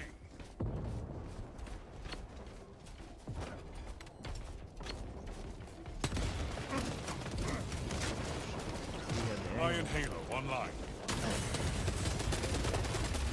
Ooh, got him. Nice. I have no idea if Obama went to the parties or not. It wouldn't surprise me. I mean, Obama's literally admitted publicly that he considered being gay, which means he's definitely, you know, sucked a few cocks.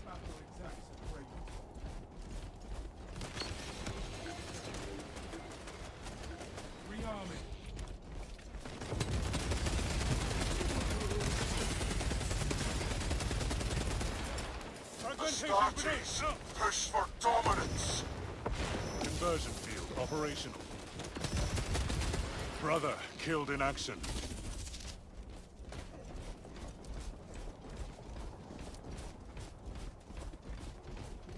Strategic point. Refilling magazine.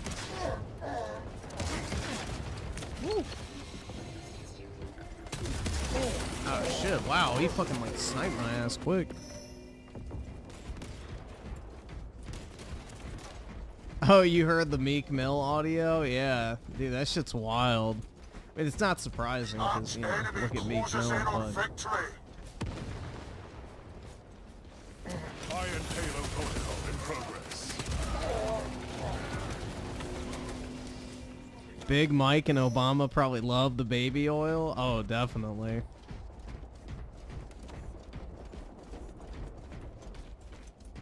Was this planet 3 minutes remain. Decimate them.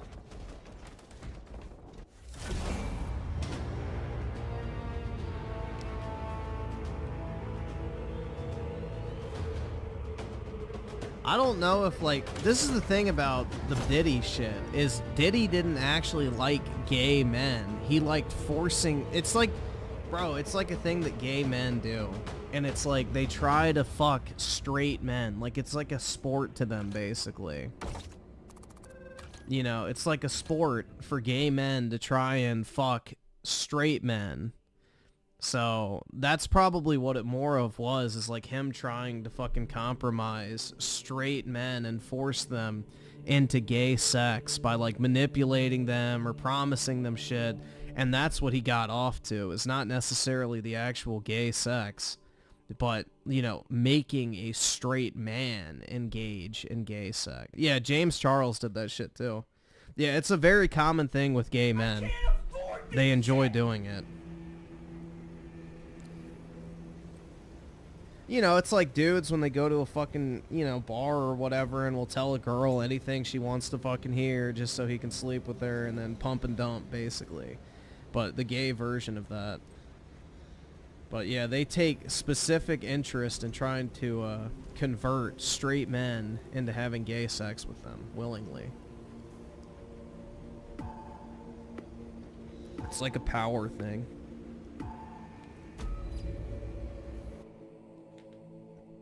So, Ferrex with the 2, Diddy just needed all that baby oil for his 7 kids. I think they're all like old. I don't know. I don't know how old his kids are, but yeah, that'll get interesting if the camera situation proves to be true, that he had every single room, including bathrooms, you know, bugged, essentially.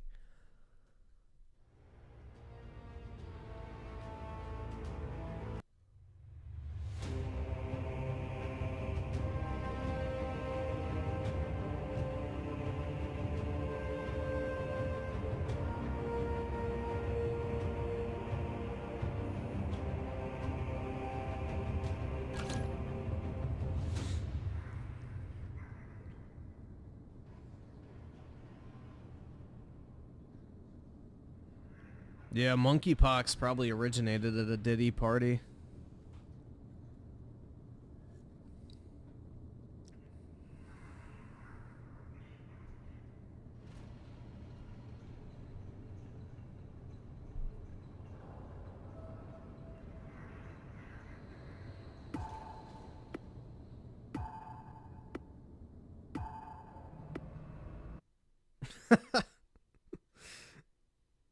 Bruh.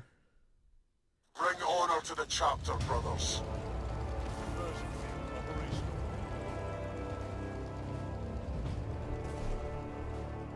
You think Diddy liked the strawberries cut to precise?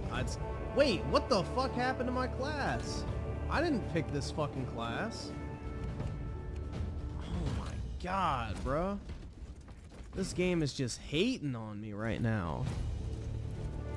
I absolutely did not pick this fucking class.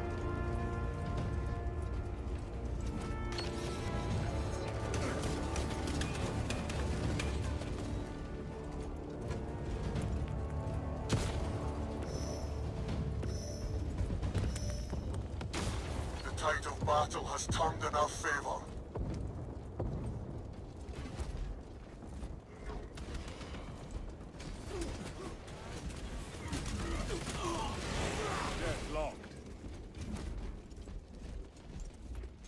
Dude, I'm telling, this game is hating on me right now, guys.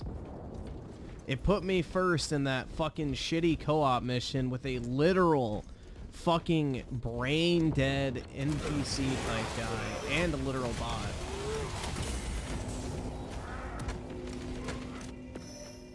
Then I have like a really good match, and I'm popping off, killing fuckers, doing my thing, even though I didn't get the class I wanted to. Then they kept stealing my fucking kills. I unloaded like 50 shots into a fucker with a minigun. I get an assist. And now they won't even give me the class that I want, man. That I obviously selected before the match even started. I will avenge you, brother! Iron Halo protocol in progress.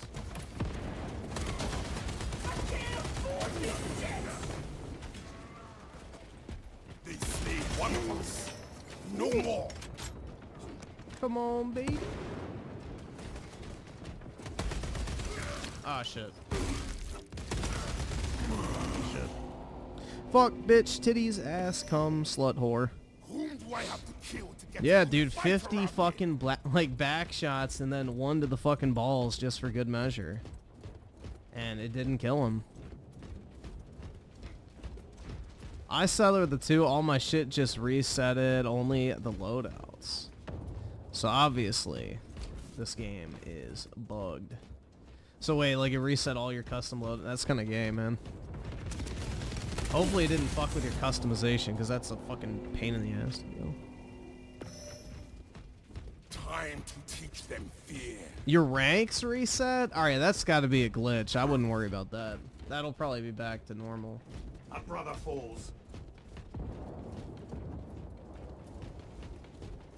To be pro gamers? I don't know, man.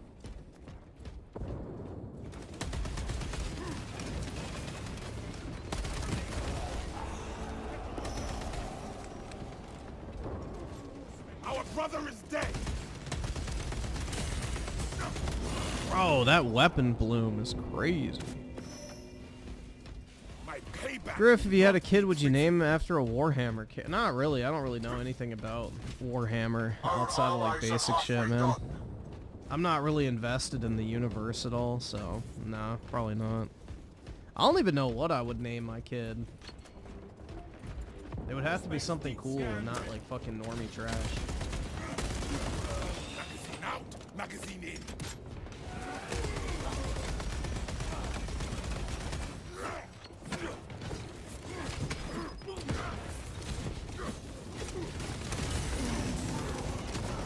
Alright, call me fucking crazy, but I'm pretty sure I hit that guy at least once.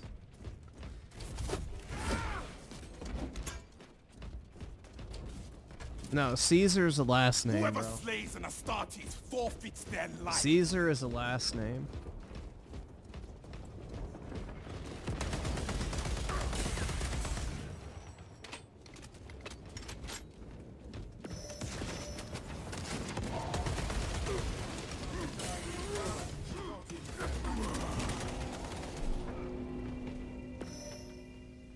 Whom do I have to kill to get a good fight around here? Brittany is actually a very common name for girls.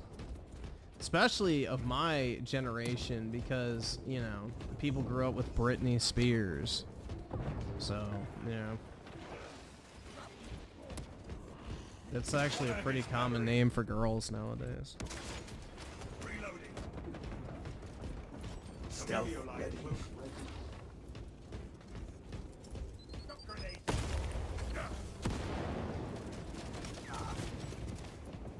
I am a phantom of death. A brother falls.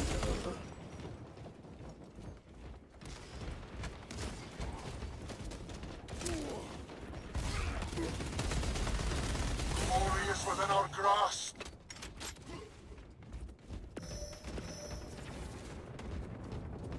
Bartholomew? Hell yeah, dude.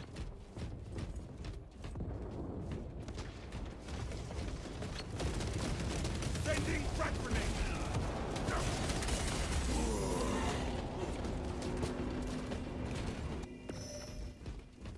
Time to teach them Astartes, fear. push for dominance. Yeah, Britney Spears was hot back in the day, but the drugs like completely rotted her. It's sad.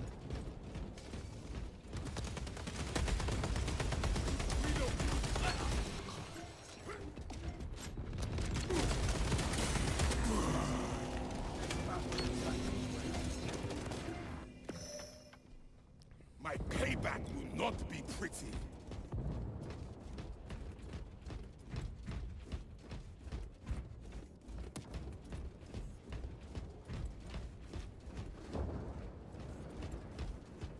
Emilio line cloak ready.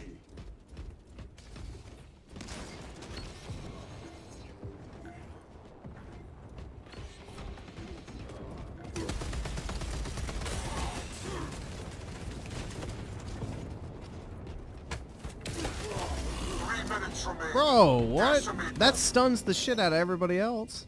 Get me back in there.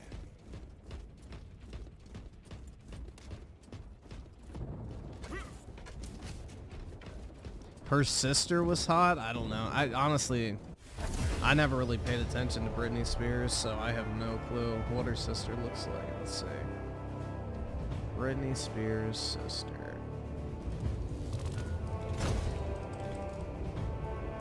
Sister Jamie Lynn Spears. Hey, I'm gonna have to agree to disagree on that one, man. The sister did not get the good genetics.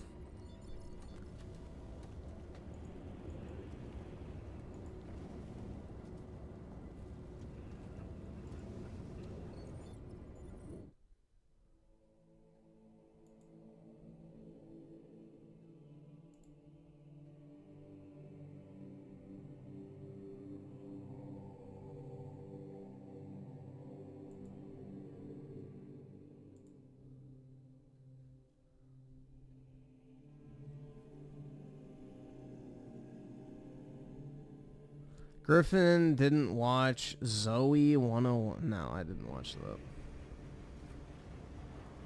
I'm not a woman. That was a girl's show, dude. That's like saying, oh my god, bro, you didn't watch Hannah Montana? What the fuck? It's like, yeah, I'm not gay. Like, duh. I'm not a flaming homosexual. Sorry. I didn't watch women's TV. I'm so sorry. Next thing you're gonna be upset is, oh my god, Griffin didn't watch Bratz or My Little Pony, dude. Wow.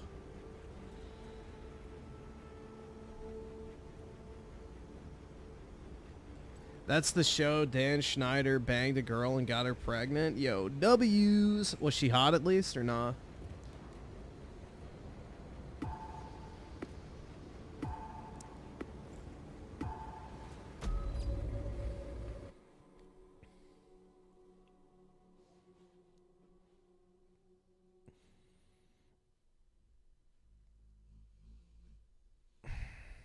I'm surprised Griffin isn't a brony. Yeah, no, I'm not mentally retarded, man. Or just pretend to be.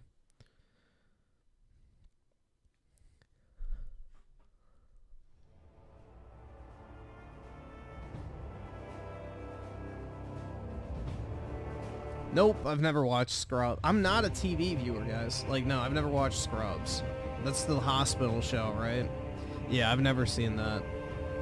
I haven't watched that other show called House either, which is like the fucking... I guess that's also a hospital show. But yeah, I have never like watched any of that type of shit, personally. I don't really watch normie TV that much.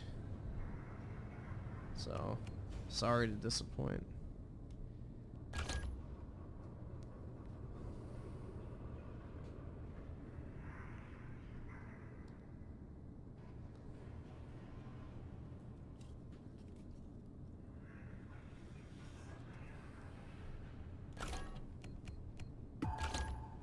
Nobody else will. Dude, Scrubs was absolutely normie. All the white women I knew loved that shit. Lindsay Lohan was hot. I don't remember what she looks like. But wasn't she like a crackhead or some shit? If I remember correct. I remember the name. Wasn't she another one, kind of like Britney Spears, where she got like completely drugged, brain rotted? Iron Halo tactics. The tide of battle has turned in our favor. I return, ready to take my vengeance. Yeah, most people from like the late 90s, early 2000s that were like young I guess, teenage girl stars or like early 20 stars, you know, went heavy into like the fucking coke and crack and all that type of shit. Which is unfortunate, but yeah.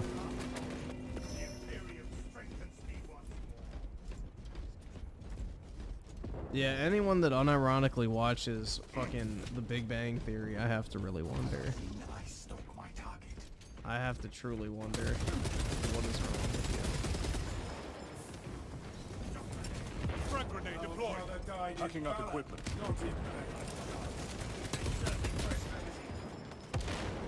More specs deep scan ready.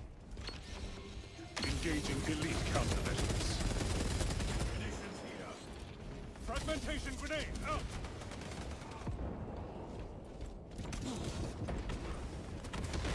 Melee line engaged.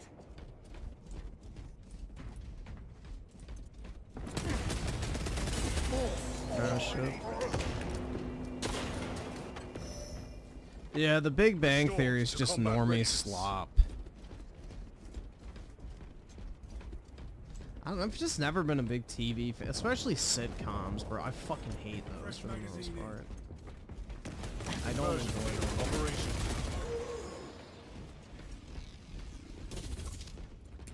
Throwing frag grenades. Charged. Commencing all space scan. I am a phantom. On assist? Bro, what? Hell nah. Iron Halo ready.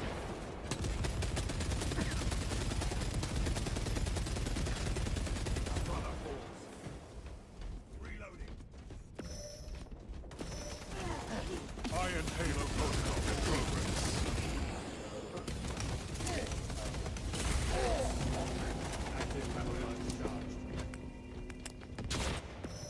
The only teen actress that is still hot as an adult is Hilary Duff. No, the only teen actress that's still hot as an adult are the ones that are still 19. Gaming.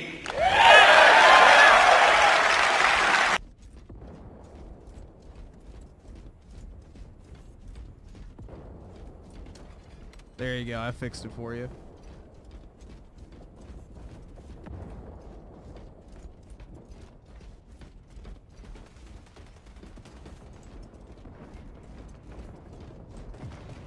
Execute Iron Halo tactics.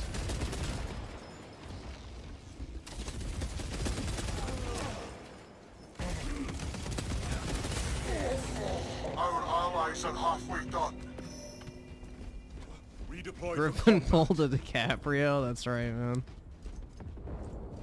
Hey, man, dude, he's got so much fucking money, like, I don't blame him. So, the man knows what he likes.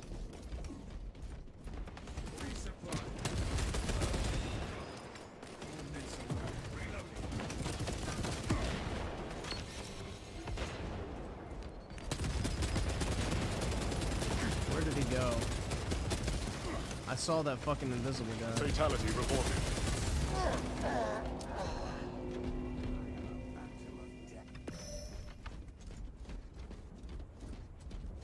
Astartes is dead.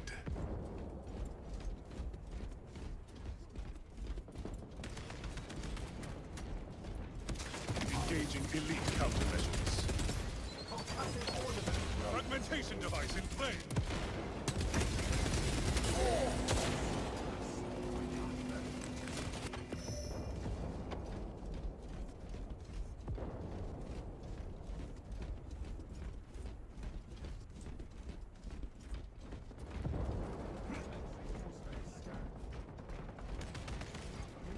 Cloak ready. Conversion field operational.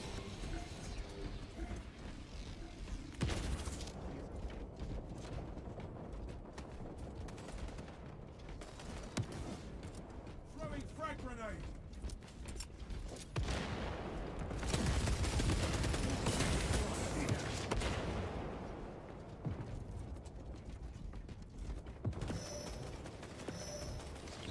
Enhanced tactic ready.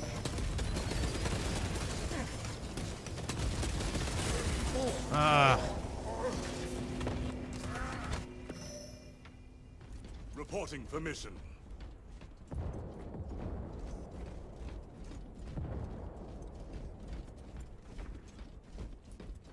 Yeah, I don't know, guys. I can't really think of many celebrities that I think are, like, actually hot, personally.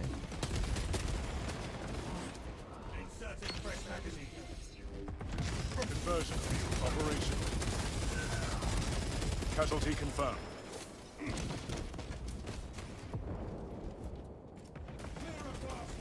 Exit Iron Halo online.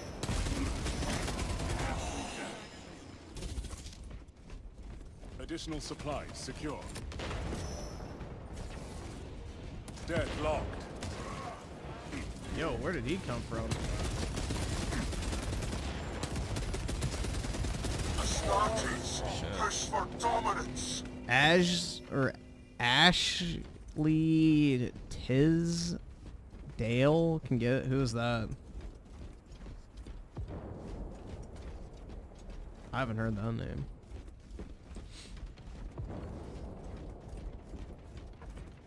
Yeah, I don't know, 3 bro. minutes remain. Decimate them. Brother, killed in Rally point action. updated.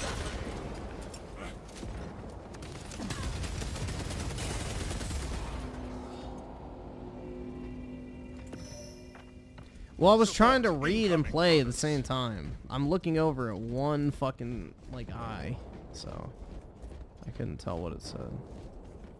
Griffin thinks Anna Kendrick is... I definitely don't if you think that.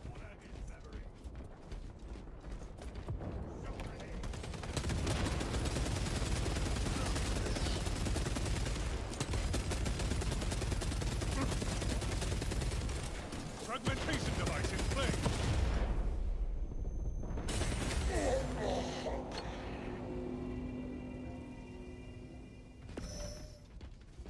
Redeployed for combat. Yeah, Anna de Armas, or however you say her name. She's the chick from Blade Runner, so yeah, she's pretty hot. At least she used to be, I don't know now.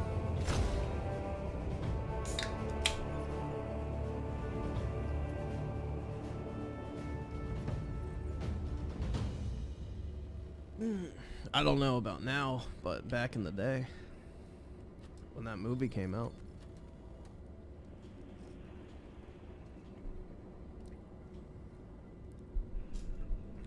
I don't think Sydney Sweeney is that hot, personally. Her face is kind of fugly. People just like her because of her tits. Block her tits and she's like a 7.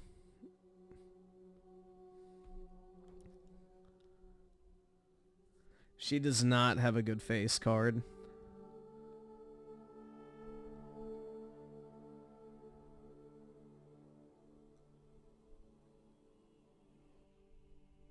She really doesn't, though, dude. She's got an ugly mouth. Like, she's got that kind of ugly, like, I don't know, man. I don't think she's very attractive from a facial perspective. But yeah, people just like her because of her massive titties, man.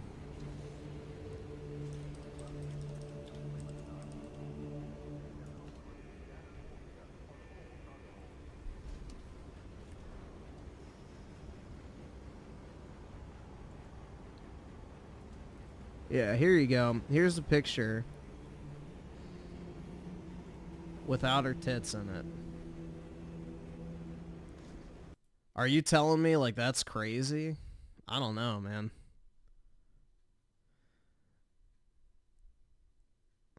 Like, y'all really think, like, that's insane? That looks like the average white girl that's not fat. Like, I don't know, guys. That's not really that crazy to me. Yeah, she's like a 7, I feel like. That's about it. Like a 7.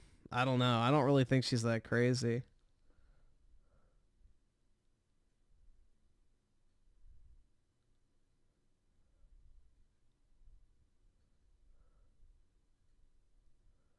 She just kind of looks like your average white chick that's not fat, which is fine.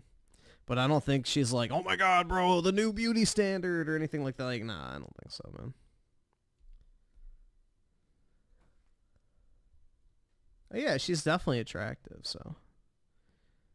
But I don't think she's like, literally, I'm gonna fucking drop to my fucking knees and, you know, beg type shit.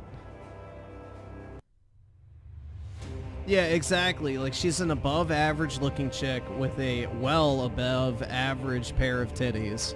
So, yeah.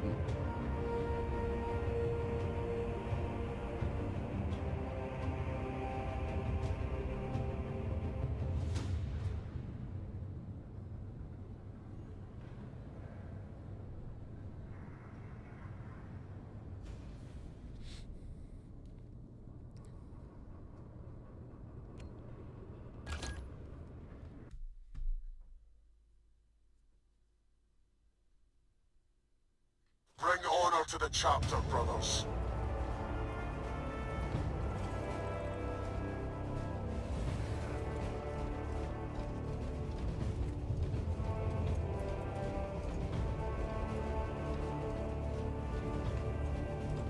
Who's a 10? I don't know off the top of my head.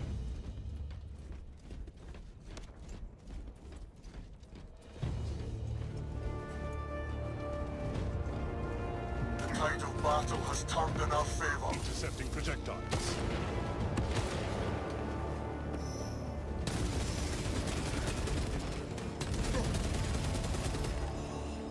I have a very different definition of what's a 10 out of 10 than most people, though, so...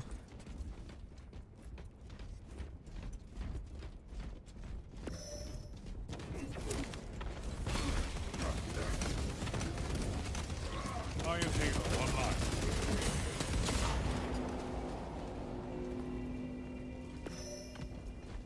Redeployed for combat.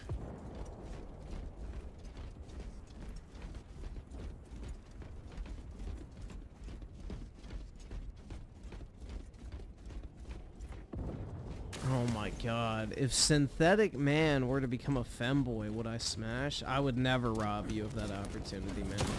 He's all yours. Engaging elite countermeasures. Jesus Christ. That's not really something I wanted to think about, but alright. Was this planet worth such a toll? The Imperium provides.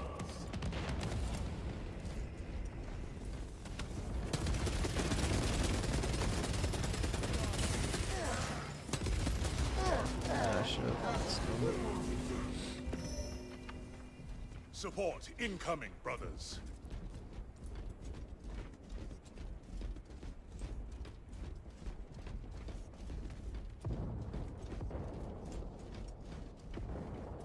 Why are they high-key gay? Because, I don't know, man. They're a bunch of sexually frustrated incels, dude. Fatality reported. Frag grenade deployed.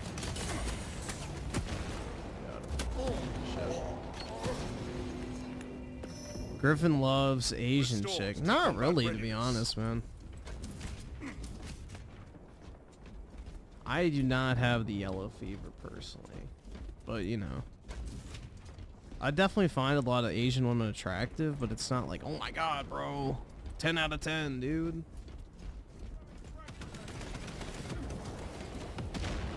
I like Wasians though. Like the 75 white, 25% Asian split, like that's good. I've seen some 10s in that category, but...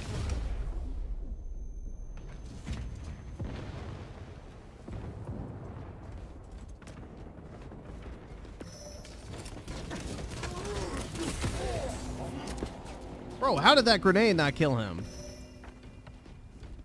Oh my god. But yeah, I would definitely say, like, Asian women are not, like, my, you know, my thing, I guess. That's not the thing that gets me, like, going bark, bark, bark, or whatever the fuck you want to say. Like, I'm not gonna be out here, like, barking like a dog over an Asian chick. But hey, to each their own.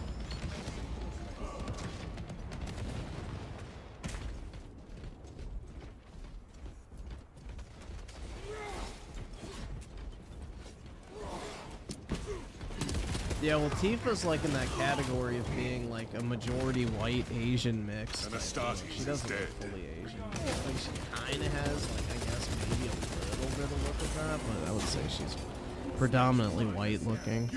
Most Final Fantasy characters are.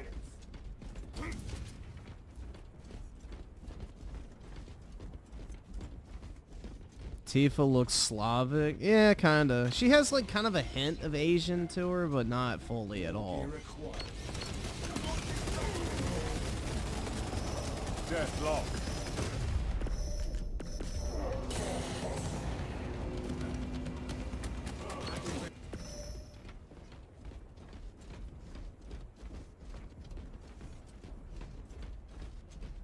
Griffin, you're the only man left on Earth. You have to procreate to save mankind. Who are you choosing between Elena Pierce, AOC, and Melanie Mac? Well, aren't Melanie Mac and AOC like close to 40? So basically humanity would be doomed anyway. I don't know how old Elena Pierce is, but the answer would come down to age. Literally. That's all it would come down to, because it's like, for how long could they actually have children? Packing up equipment. And if they even could at that point. So humanity might be fucked regardless, depending on the ages.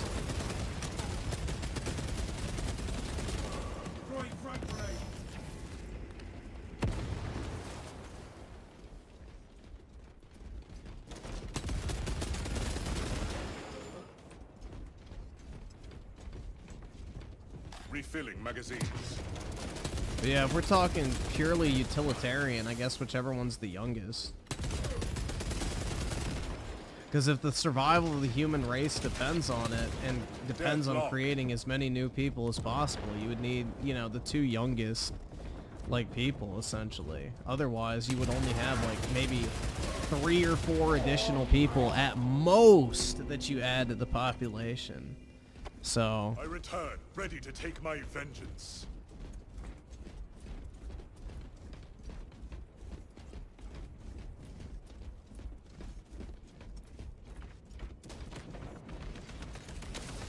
So, I don't know, man. If we're talking pure utility, then obviously that's the correct answer.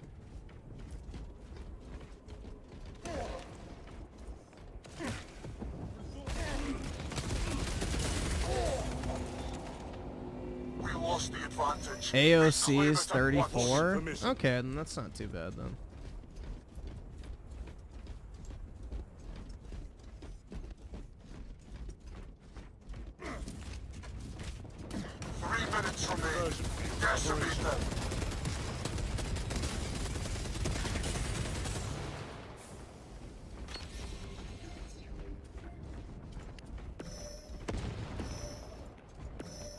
Astartes, push for dominance. Iron Halo ready.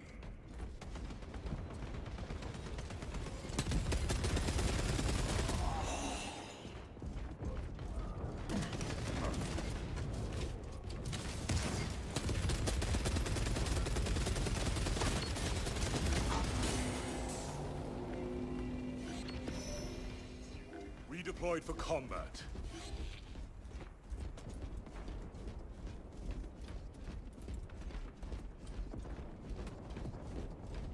Fatality reported.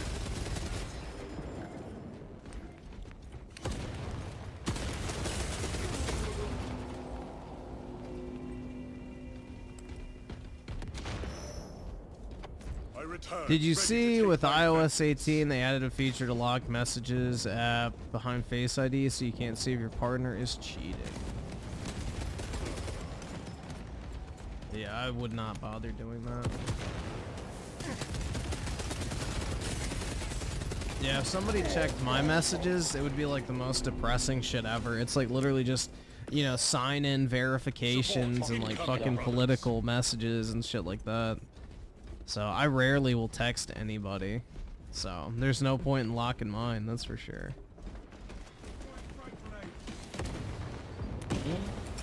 There ain't nothing interesting in there.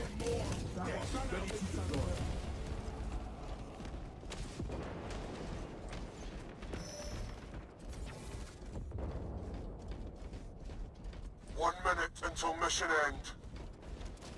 I haven't looked at the features of what iOS 18 did. I just downloaded it. I didn't actually look at what it does. Yeah. Apple seems to add some pretty cool features, so imagine there's some cool stuff. Iron Halo protocol in progress. Dude, I got fucking raped. Damn. Where shall I plant this flag? Alexander Daddaria is a 10. I'm trying to think of who I would even classify as a 10. Here, let me just open up my Instagram and see if there's a 10 on the home page. Let's see.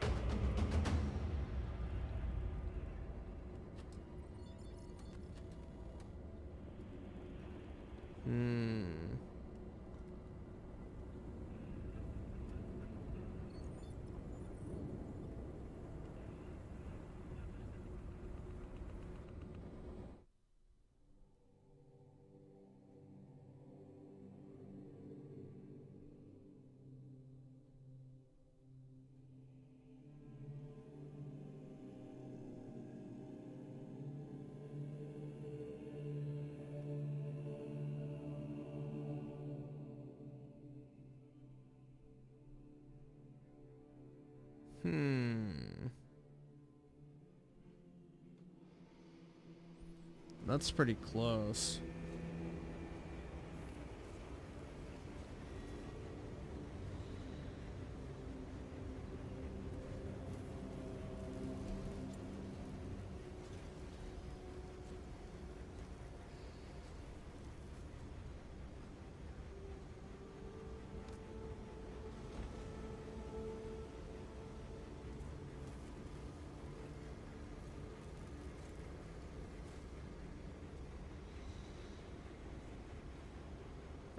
I can't find any right now.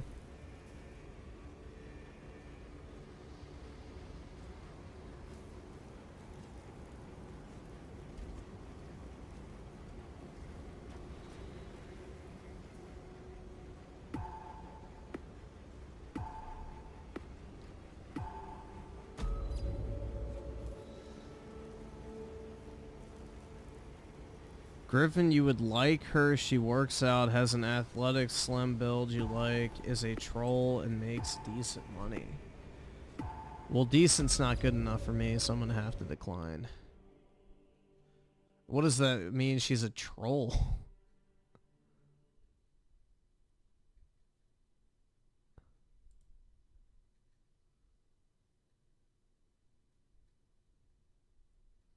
I need more than decent money, man.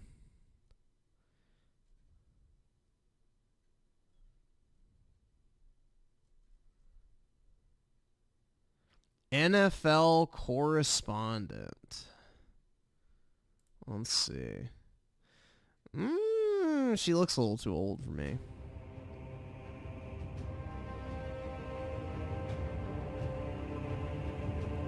It looks like she's in her mid-30s, I would say. Yeah, she looks like mid-30s, I would say, personally. But yeah, there you guys go. That's what she looks like. That looks to me like mid-30s, so I'm going to have to pass. But, you know, she's not bad, I guess.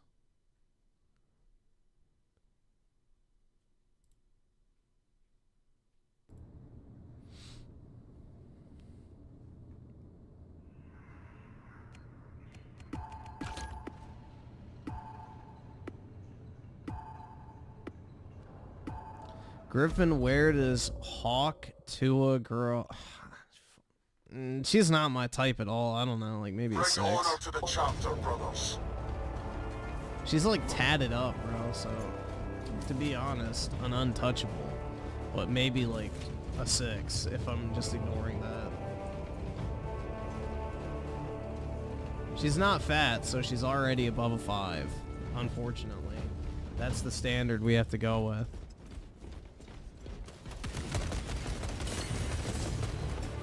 The tide of battle has turned in our favor.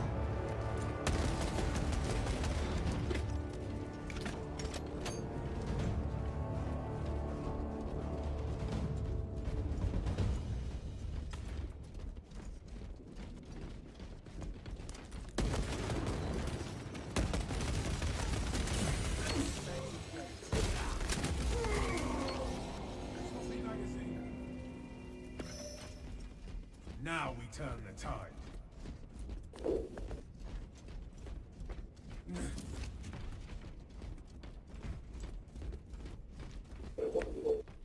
Gathering supplies.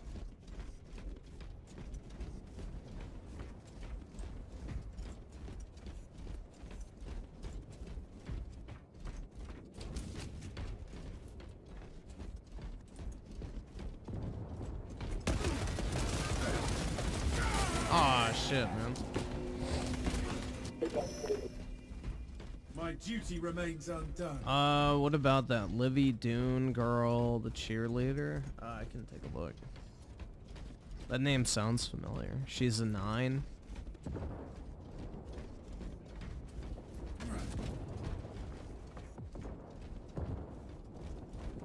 Check. There's like this one gymnastics girl I've seen with like brown hair on Instagram. I don't know what her name is. I can't remember the name because that's what I would say is probably close to a 10. But I can't remember her name. Back into the fray. So I don't know. But yeah, I'll look that up in a second.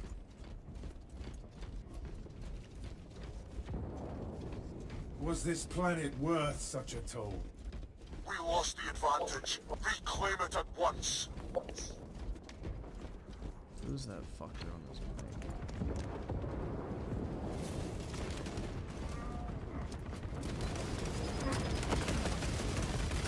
The tide of battle has turned in our favor. Now we turn the tide. Alright, let me see. I'll look it up real quick. Livy Dune. Yeah, she's pretty hot. Yeah, I'd say she's definitely a 9, at least. Yeah, she's genuinely pretty, so 100%. That's a good pick. Let's see. Hold on, let's just see. Brown hair gymnastics girl. Just see if it pops up. I don't know. I doubt it. No. I don't see anything. I've seen her on Instagram, so I really should have paid attention to the name. But, I don't know. I return, ready to take my vengeance.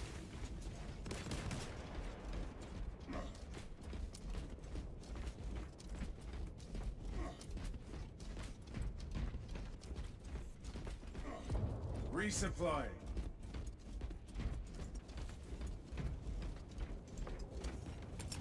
Ordnance away.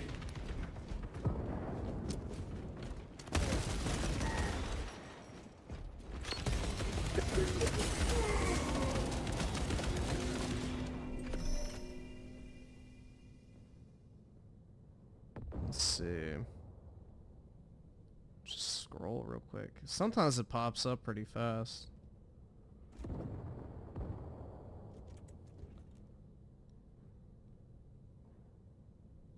Our brother died in valor, not in vain. Support incoming, brothers.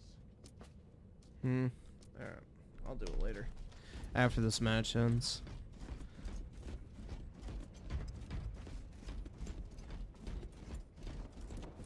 Brooke Monkey. All specs deep scan ready. Monkey. I hope she's white. That would be unfortunate. Bruh. Recovery complete, brothers.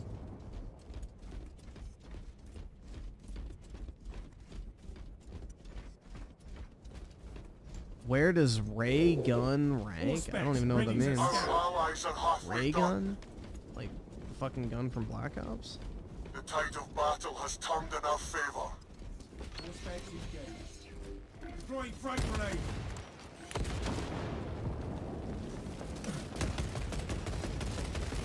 An assist? Dude, they're jipping my asshole so hard. The break dancing chick? I don't even know who the fuck that is. so I couldn't tell you. Prospects deep scan ready.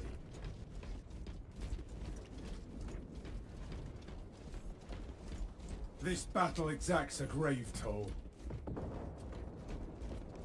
We lost the advantage. Reclaim it at once.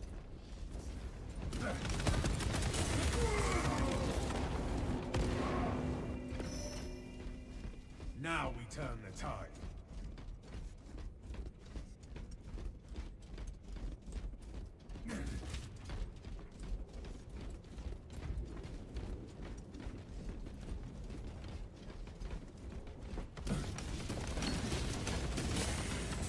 There's no actual women, yeah.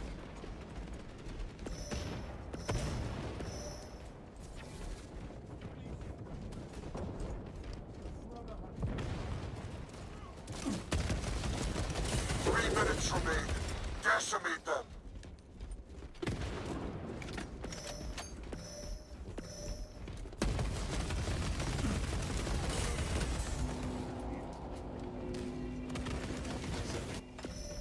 Astartes, Refresh push for the for war dominance.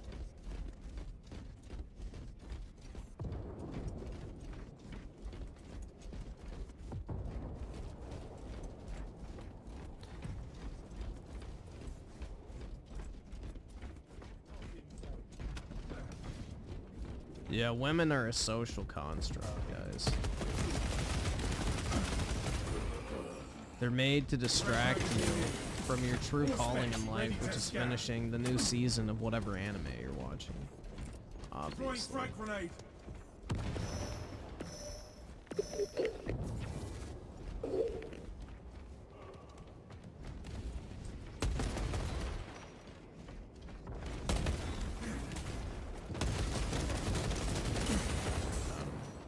Swapping magazine.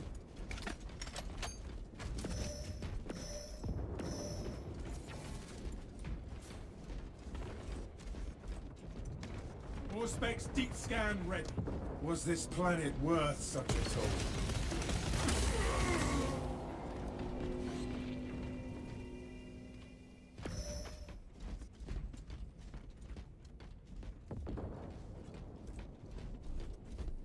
Casualty reported.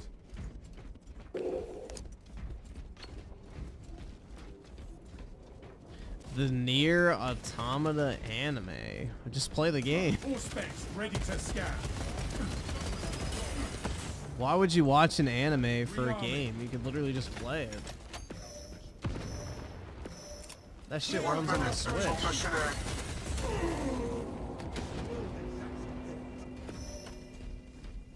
Yeah, you can get that shit on the fucking PS4, Xbox One, the Nintendo Switch, PC. Like, just play the game, bro. Why would you watch an anime for a video game? All specs primed. War gear acquired.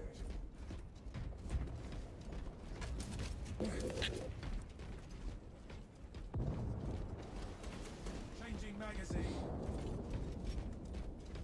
Typical weebs, yeah. Yeah, personally, I don't like anime at all. The art style pisses me off nowadays. The fucking voice acting is unbearable. I just like the fucking story tropes are miserably repetitive. I don't know, man. I just can't do it. I used to like anime, but just a switch in my head flipped, and I can't fucking stand it anymore.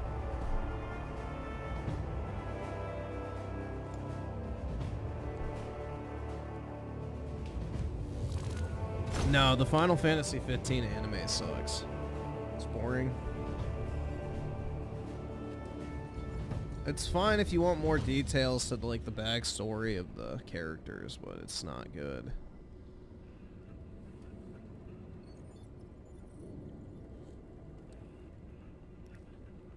Let's see. So EB7 with the 2, look up Sana Minatozaki.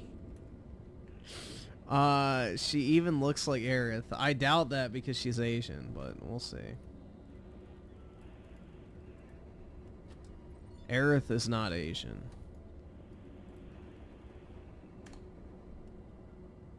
Yeah, no, she does not look like Aerith, bro. I mean, she's fine. It's just, I'm gonna be honest, bro, that really doesn't do much for me.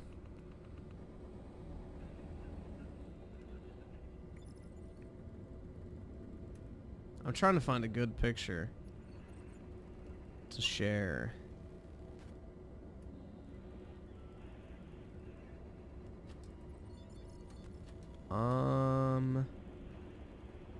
Yeah, this is probably the best one I can find. I don't know what's wrong with the game. That's the best one I could find quickly. I guess this one's good too. It's like microscopic.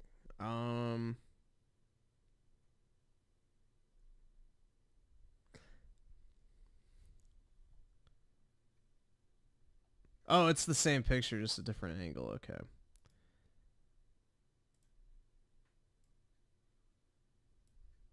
Yeah, like, she's definitely attractive, but, you know. Definitely not Aerith, bro.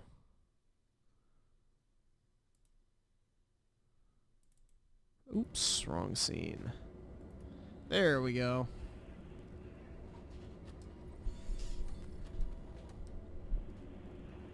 Ah.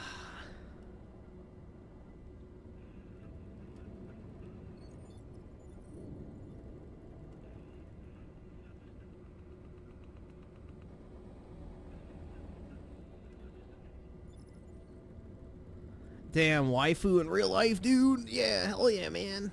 Let's go, dude.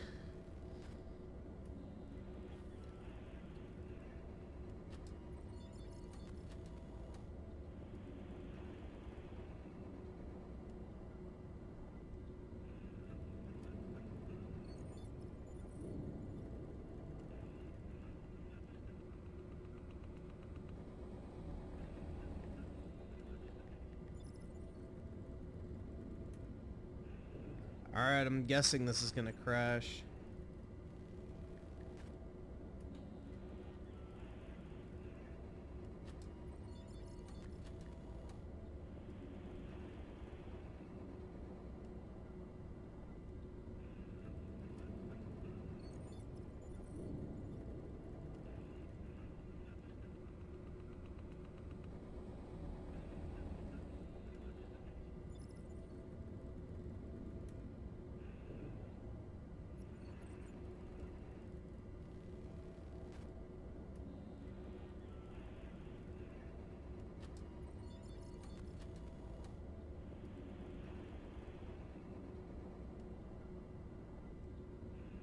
Alright, is it gonna do anything?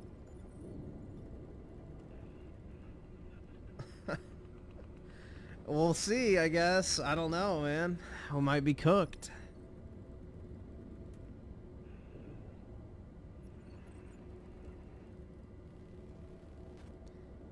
Alright, I found her. Alright, give me a second. I'm gonna just send this to myself real quick. Actually, I'll just drop it in the chat. I just scrolled far enough down my, Discover page, or whatever the fuck it's called. So that works. Let's see. Make sure that link works. Here, I'll just send it myself. It's making me sign in, so just be easier.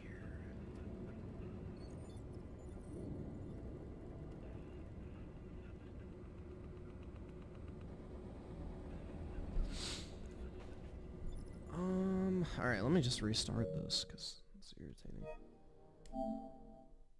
It's just... Bro, this game is so busted. It's really sad.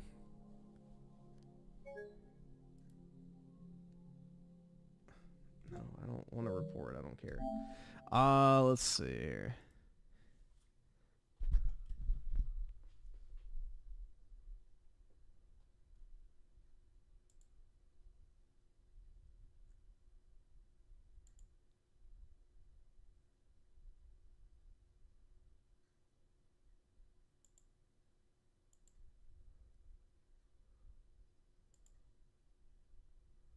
All right, here we go. This chick. This is pretty much a 10, I would say. That is 10 material.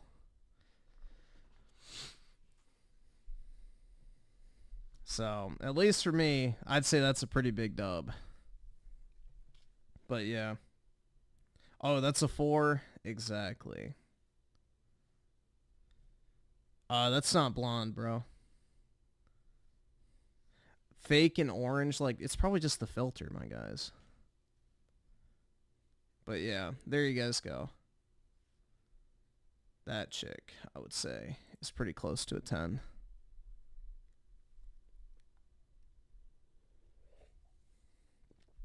She ain't Donald. Yeah, well, Trump's an 11, man.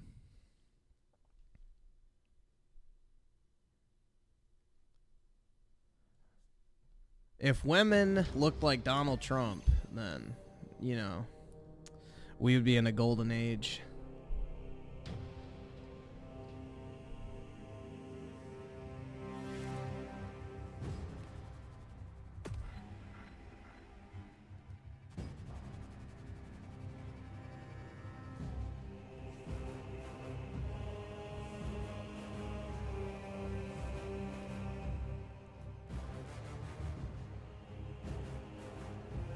I don't know why women love tans, pale skin. I don't really think so, personally. Pale skin on girls kind of makes them look sickly. Not to mention tan lines are fucking peak. Like, bro, a white chick with tan lines is like undefeated. I don't know why, but it just like activates something in my monkey brain. It's like, oh shit.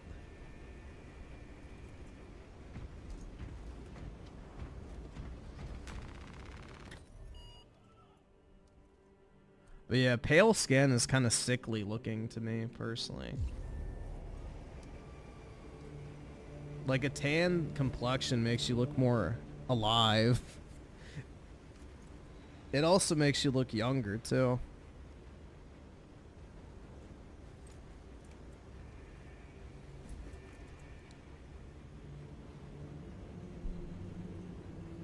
Pale Southern girls. That's not really a common thing, man. Most Southern girls go to the beach and shit. So, I don't know about that one. Like, that's what you do in the South, at least, you know, in more wealthy society is, you know, they all go to, like, the beach and stuff like that, or go on their boats, or go to the river, or the lakes, and things like that, and go out in the sun. So, yeah, very few Southern women are not tan. So, Northern women are tan. Like, very rarely. They're more pale. But, like, Southern women? Nah, it's way more common for them to be, like, tanned and shit. That's just what you do down south. Like, you know, the water, boats, the beach, rivers, lakes, all that type of stuff is, like, part of they culture. So, especially if they're, like, middle class and up. You know, that's just what you do in the South is you go on vacation, you go out on the water and shit like that, and, you know, get sun. So.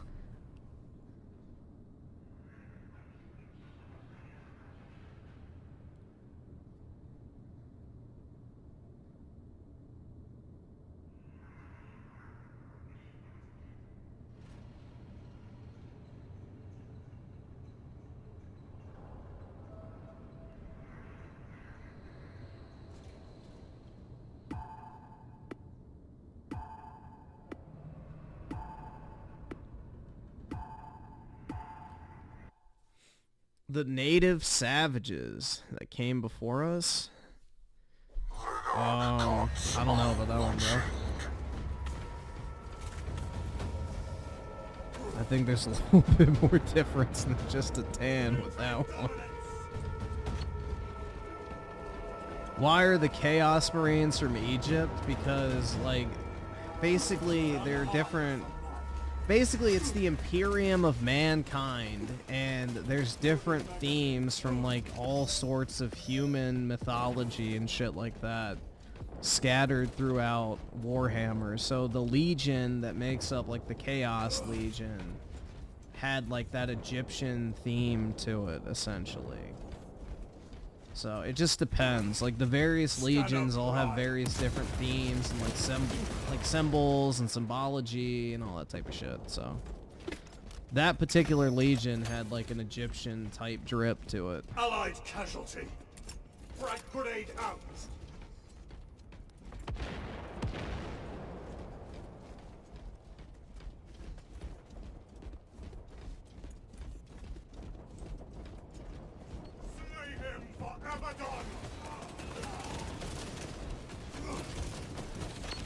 I actually disagree with that personally. I think Latino women actually look better when they're not tanned. But they never actually look pale, so that's the difference. So Latina chicks never look pale. So their like default skin tone I think is perfect. If they get too like tanned, I'm not really a fan of it.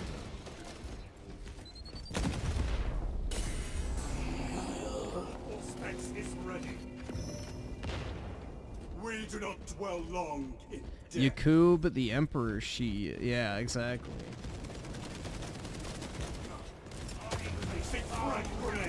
Someone should make a video game about the Yakubian dynasty. That shit would sell. I'd buy a copy. Reveal all to me.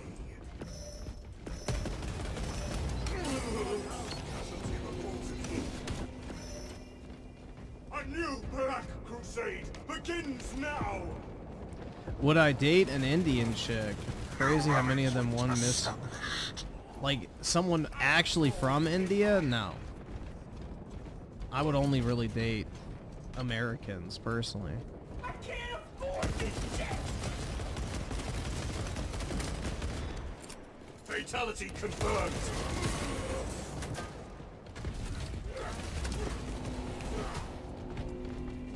Because the thing is, bro, is like with Indian like families, you are not just marrying or dating the chick. You're getting the whole fucking family. So you better be careful.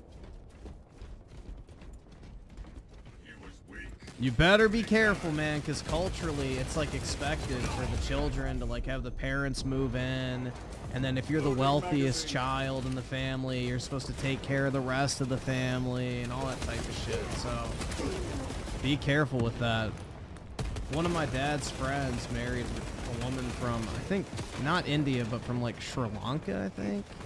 And he found that out the hard way. Like her parents and, you know, cousins and brothers and sisters were constantly, you know, bringing themselves and just like imposing on the fucking house and everything. So be careful with that, bro.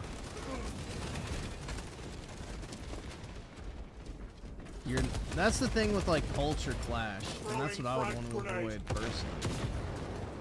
I want someone from a compatible culture, essentially.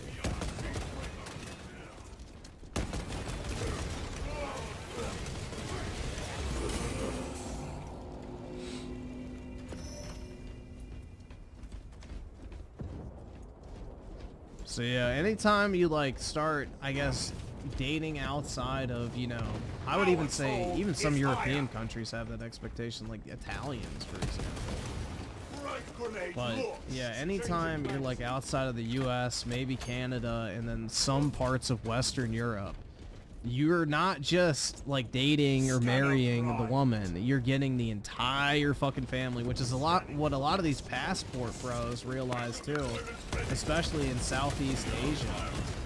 Like, it is expected that the child take care of like the parents, and you have to fucking house and feed and take care of them, essentially. So a lot of people don't think that's what they're signing up for, but it turns out that's exactly what they get.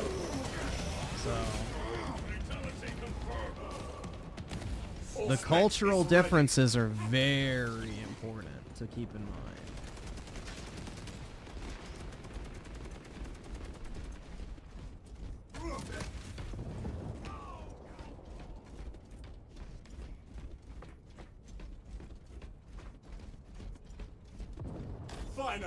Our band is halfway there.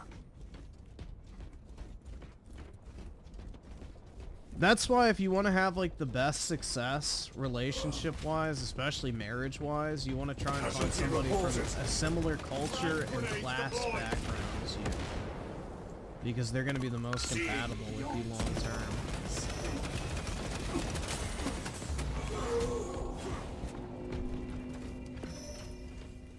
I am unstoppable!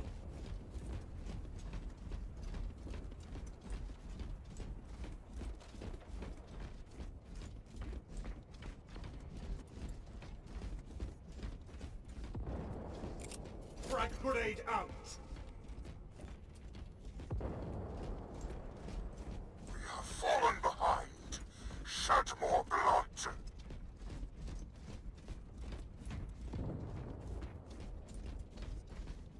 Well, yeah, religion's part of culture, so...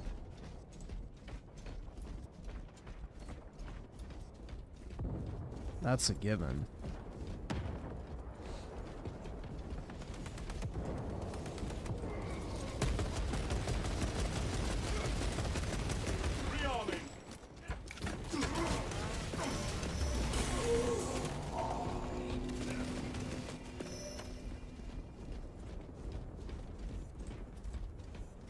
Asian women are incel factories? What do you mean?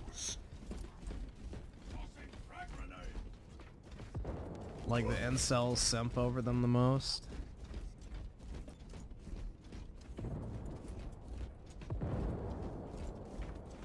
Yeah, I just like, bro, I would rather be single for the rest of my life than have to go like muckraking, basically. Casualty reported!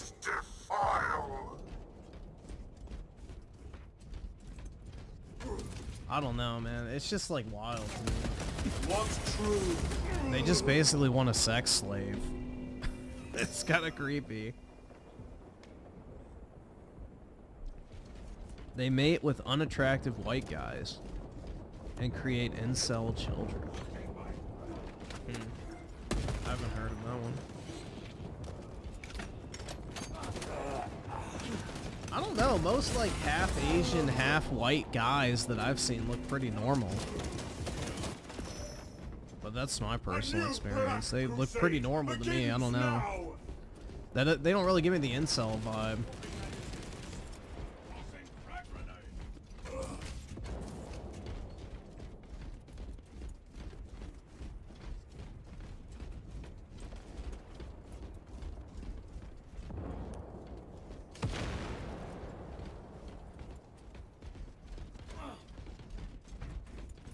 All specs is ready.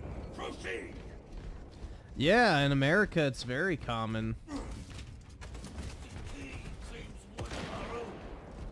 I think white man, Asian woman is like only second behind white man, Hispanic women.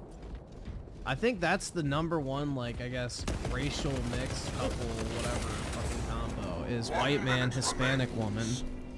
And then I think it's white man, Asian women is like #2.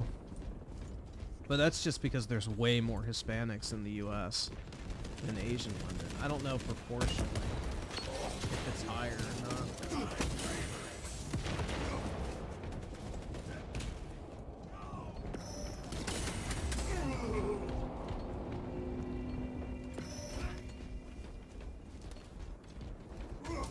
Scanner prime. They produce incel genes. That's right. Nah, I mean, if you don't want an incel kid, just make them work out at a young age, man.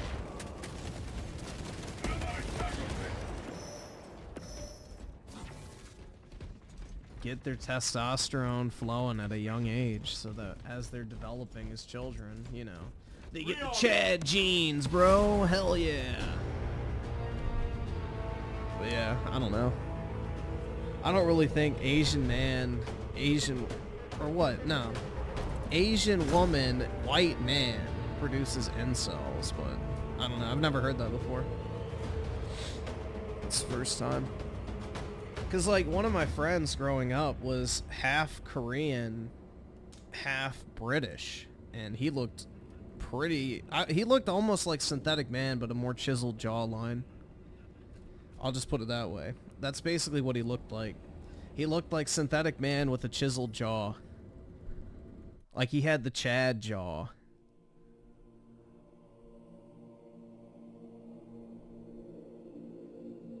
So yeah, that's why I'm wondering, like, what you mean by the incel kind of combo. Because then, like, I had a couple friends in college, too, that were half white, half Asian, and they were pretty normal looking. So you could barely even tell they were Asian, actually. They basically just looked white. But yeah, they were living in one of the dorms down the hall from me. So, yeah.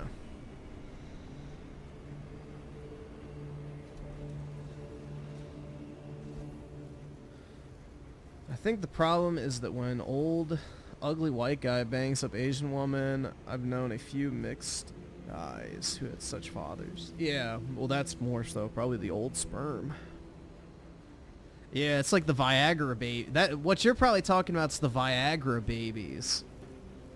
That's a different thing entirely. So yeah, when an old man has sex with a younger woman and they have a child, I like to call it a Viagra baby, and it's like, usually they're very weird looking, because it's like, yeah, the weak sperm doesn't produce a strong child. Is the way I think of it. But yeah. Griff imagining Synthetic Man with a chiseled jaw. Well, dude, I thought Synthetic Man was half Asian, half white for a very long time, because he looked just like that guy I knew in middle school. So... that's actually the guy that put me on to LA Noire. Fun fact. He's the dude who recommended it to me. He's like, bro, you gotta check this out. This game's fucking fire. So, yeah. Funnily enough, his name was Bob. But yeah, I always thought Synthetic Man was half Asian, half white. Dead ass. Until somebody cleared that up. Because he looked just like him, pretty much.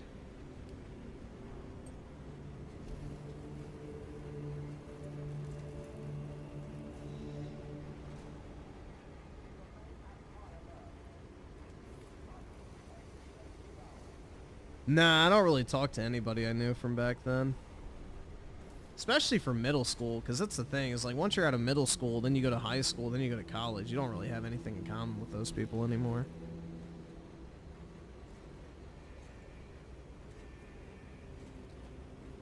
Nah, the only person I know from middle school was somebody who went to my high school, so... as well. So, yeah.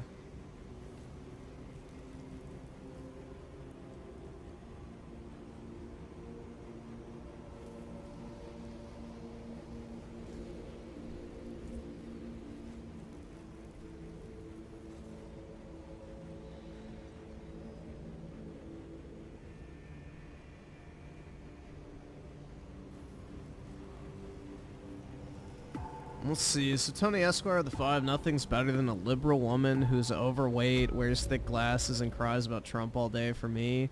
That's, good. Shit, I don't know about that one, man. I mean, it definitely would be easy pickings. Be like fishing in a barrel.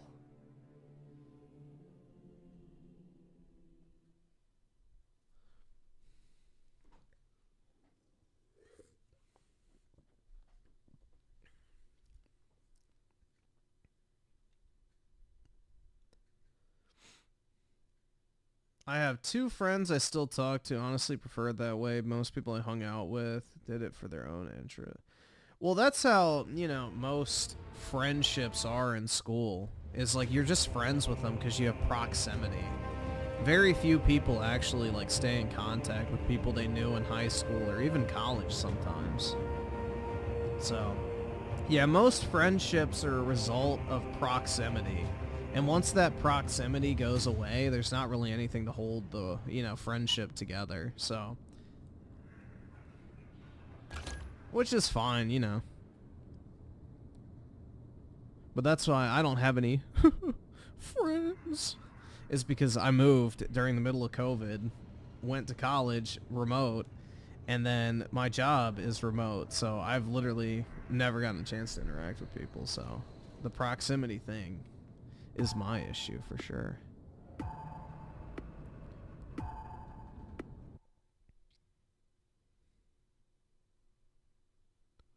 The Japanese don't make men like Bob. Well, he wasn't Japanese, I think he was Korean. Leave. Yeah, his dad was British, his mom was Korean, I think.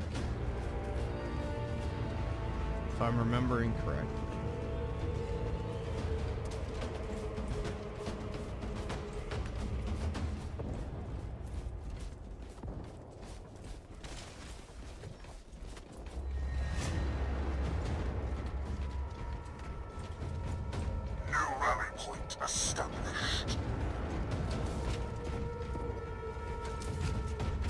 Fatality confirmed.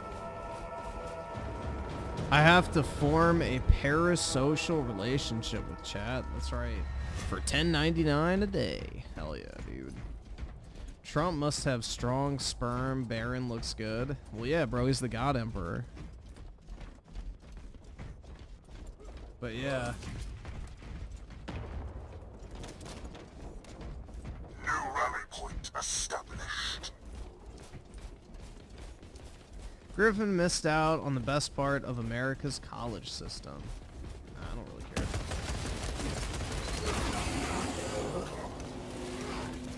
I was making money, bro. Nah, the only thing I do kind of regret not doing in college is not, like, actually dating more. Because that would have definitely been beneficial. Because now I'm just in the fucking, you know, midst of yuck. There's just so much, like, filth around. You have to, like, really fucking muckrake. Like, at least in college, there's a filter. There's a very good filter. Like, just the disgusting, borderline, subhuman types don't make it through. But now, you have to deal with all that.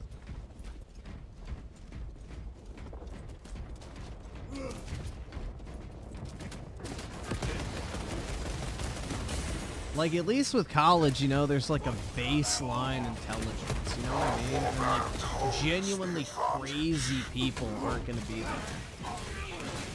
If you're just like swiping fucking on Tinder or whatever, with no like college town filter applied, it's like, oh shit, man. Like, if I were to go on Tinder in the DC area, I could only fucking imagine the just absolute disgusting creatures I would encounter. Like, I could not imagine. Compared to like being in a smaller college town where the majority of people are actually students who had to get in, like, just that filter is like worth its weight in gold alone. Our toll is higher. But yeah.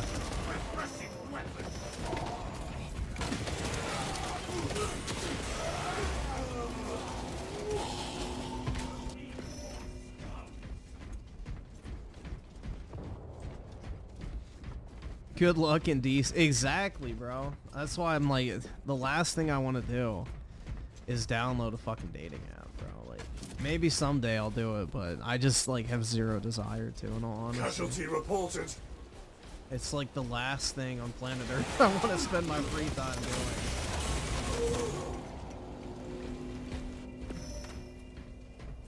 I don't even care if they're liberal. That's the thing. It's just so many of them are gross.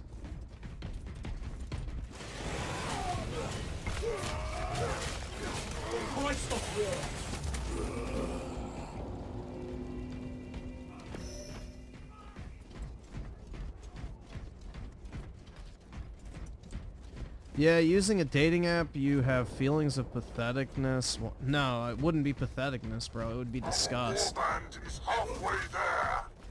I walk around most of the time, and what I look at is just disgusting.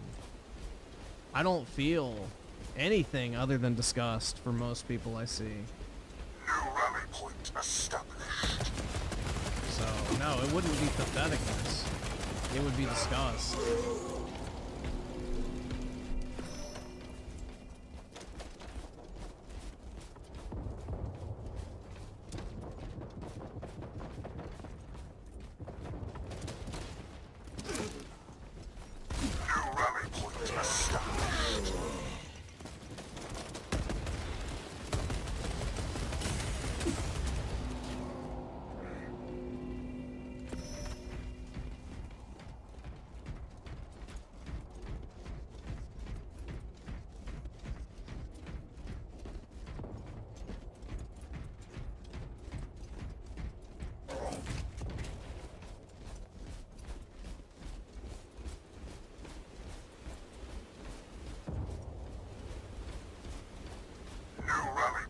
Green pixie haircut. Yeah, short hair is an immediate no-go.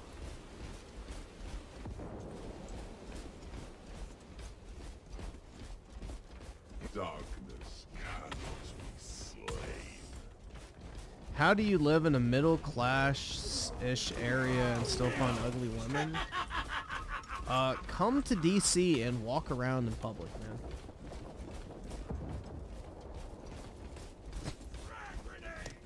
Just come down to DC or wherever the fuck you're from. I don't know. Up or down, west, east, whichever direction it is. I don't know.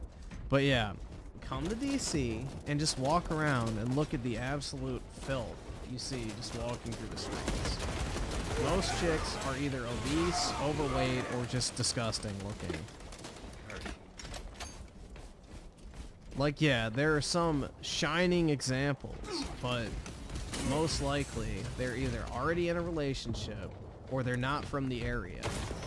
Because so many people you'll find in DC don't even live here. They're just here for the moment. So, yeah, good luck. I am unstoppable!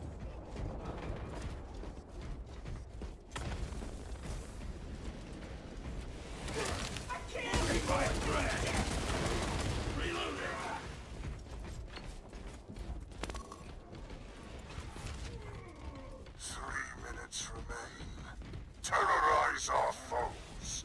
Vision reveals their folly, blind faith. I don't know if it's as bad as Detroit. I've never looked, but probably.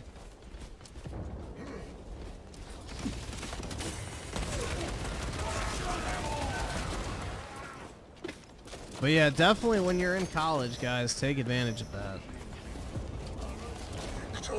It's definitely a resource you don't really know you have until you leave. And then you're just like, oh my god. Like, bro, the average chick in college is like a fucking 8 to 10 on a scale of, you know, I guess beauty compared to the average girl that's not in college. Dominate and defile. Like, girls that go to college, on average, are way more attractive than the ones that don't.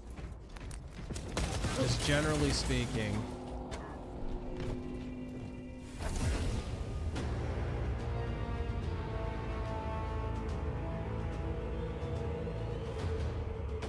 Griffin, unfortunately, you won't get to have a family because you're destined to become the first Primarch of Baron Trump. I can live with that, you know. Countless worlds can be my children instead. I can live with that.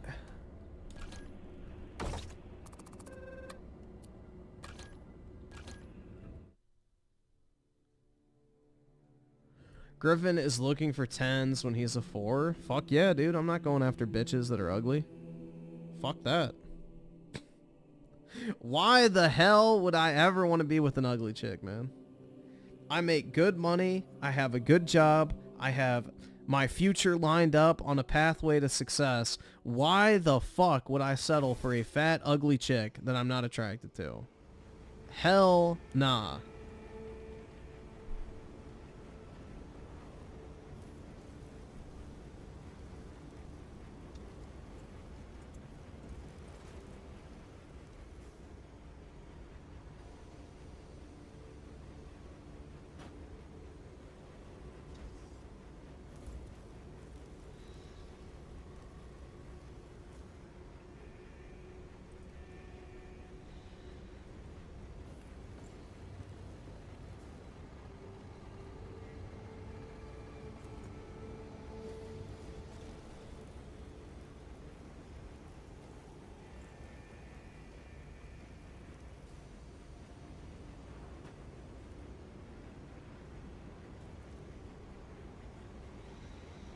A lot to love.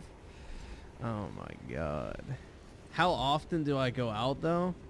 Oh, never. I mean, unless you count the gym and walking my dog, like never. I don't go anywhere basically. Like, bro, most of the time I'm so tired when I have free time, I'll just sleep. So, like on the weekends, for example, I'll sleep for like 15 hours some days just to catch up on my sleep. So, yeah, I don't go anywhere. I go to the gym, I'll go to the grocery store every once in a while, and I'll walk my dog. That's about it. Basically a vampire, pretty much. That's how it be, man.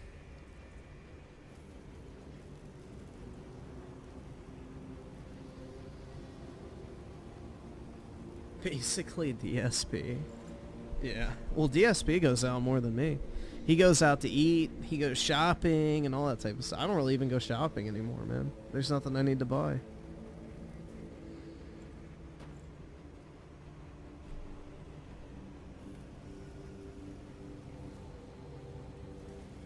He don't talk to anyone while he's out? Yeah, you don't go to the gym to talk to people, and you don't talk to non-existent people while you're walking your dog. The fuck? Who am I gonna talk? I'm gonna talk to my dog? Like, oh, good shit, Apollo. Yeah, you really dropped a big old loaf back there. Good job, buddy. Oh, you're sniffing that bush. Good job, bud. You know, now piss on it. Oh, good boy. Like, you want me to just talk to the non-existent people? Greet strangers. Yeah, that's a great way to get fucking shot where I live, man. No thank you. Yeah, no fucking thanks. You don't buy... I do have physical copies of my games, but there's a great thing called FedEx.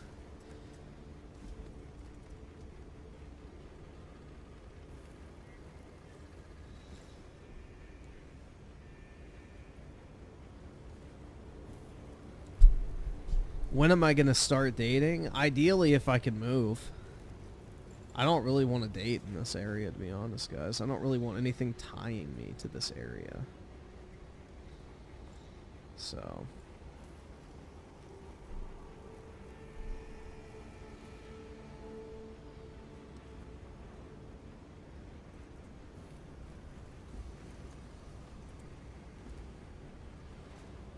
Nah, most of the dogs that I encounter are either, like, insanely vicious or, you know, very poorly behaved. So usually I'll just avoid people with their dogs. Like, there's a couple people who walk around the same time that I walk Apollo that are, like, they have a pit bull on a fucking chain, and that thing is, like, vicious, dude. And then there's, like, this little white dog that's, like, super fucking barky and, like, tries to bite you and shit if it gets too close. Yeah. I don't trust other people to have trained their dog to take my dog around them. Like, you know, they almost all immediately start barking and, like, you know, growling and all that type of shit, so. Most people's dogs are very poorly behaved.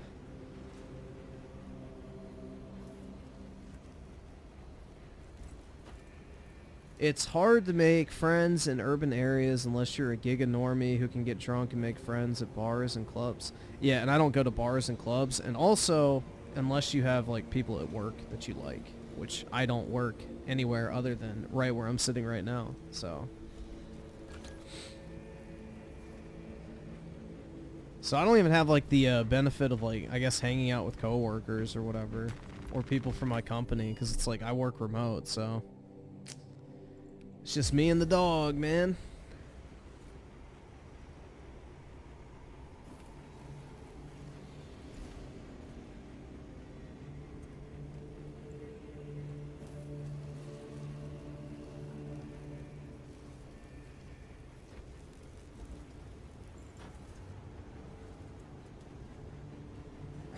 Nah, dude. Before COVID even, my company has always been remote. Like, there's an office you can go into, but you have to, like, rent the space. Well, not rent. You have to, like, book the space ahead of time. And it's, like, a bunch of, like, meeting rooms and things like that. So it's not, like, an actual, like, practical workspace. It's just, like, a place that if you need to meet with a client, or if you want to have, like, a quick team sync or something like that, or whatever it is, or hold, like, a team or project event or things like that. There's, like, a space you can go into and use, but nobody actually works out of it regularly. It's only used in, like, special, like, circumstances. And then they have, like, the IT department there and shit like that, so if you need to go, like, swap out your computer, get it serviced and things like that, you can go in. But it's not like an actual like workplace where you're supposed to go like every day of the week or 2 times a week or anything like that and actually work out of. You're just supposed to go there for like very specific things. But yeah, my company's always been remote, so that was one of the things I liked about it, is like I can just basically, you know, wake up at, you know, 8:30, roll over, open my laptop, and I'm at work. But yeah, none of the people in my project live in my area, so that wouldn't even be possible to like meet up with people or whatever. So I think they live, I actually don't remember. I think maybe Florida, one of them. And then I think one is like in New Hampshire or something like that. I don't know. But yeah. They don't live in this area.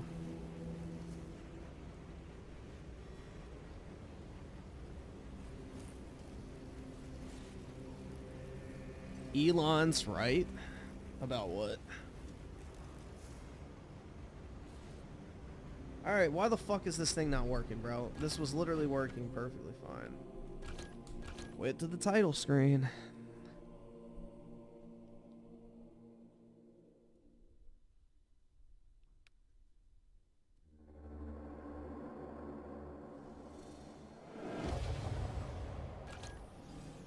What's wrong with being friends with your coworkers? That's not a big deal. It's more so the problem of fucking your coworkers that people warn against. But being friendly with your coworkers is fine. Nah, they don't make us turn our cameras on for anything. I don't even know what my teammates look like and like fellow coworkers look like, and they don't know what I look like either, so yeah. Nobody turns their cameras on. You'll just see like their initials on the Teams call, that's it. So it's great.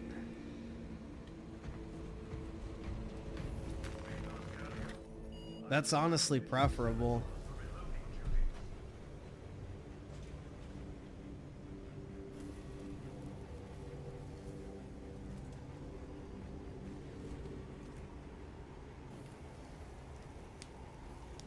EDP's top 300 porn stars? I couldn't even name 30, so that's pretty insane.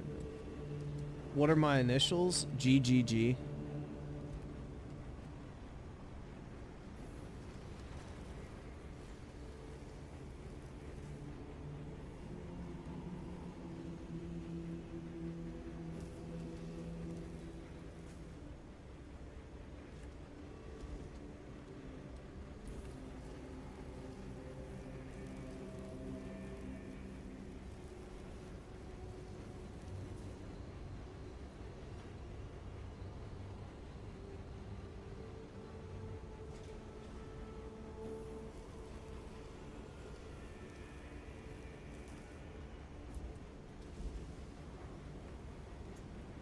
Well, I guess it's not gonna fucking work. Yeah, my previous project, like, we had a lot of, like, I guess, teamwork, dude. And we had to travel for that, so. This particular project I'm on, though, like, I'm the only person that does the function that I do. So, literally, I have my stupid fucking, no updates team meeting every single fucking morning. And then I'll have a client call 2 times a week, and that's basically it. So, everything else I just do by myself, which is nice.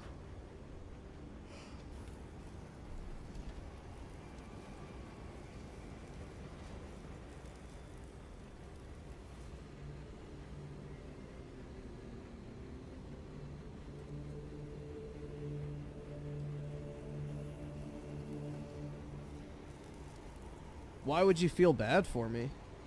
What's to feel bad for about my job? Yeah, it is easy. It's nice.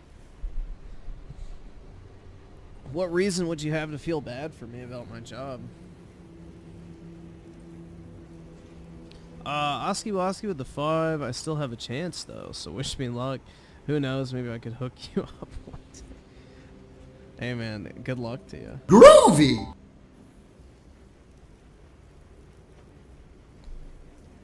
Griffin definitely went to a Diddy party. Nah, y'all can't say I'm antisocial and then say I went to a Diddy party.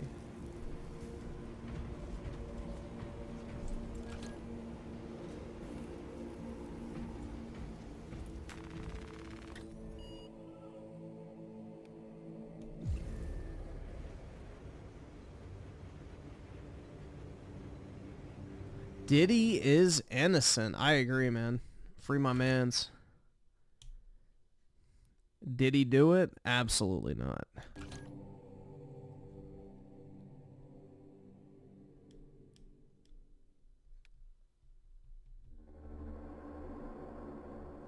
Work as a nurse. Yeah, no, I don't really want to go back to school, bro. I'm good. If I never see the inside of a classroom again, it'll be too soon. Fuck that, man. I hate fucking school. I'm good.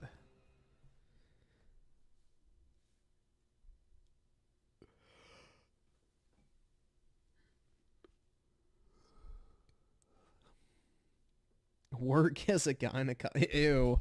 Yeah, absolutely not, man. I do not want to look at people's fucked up penises and pussies all day.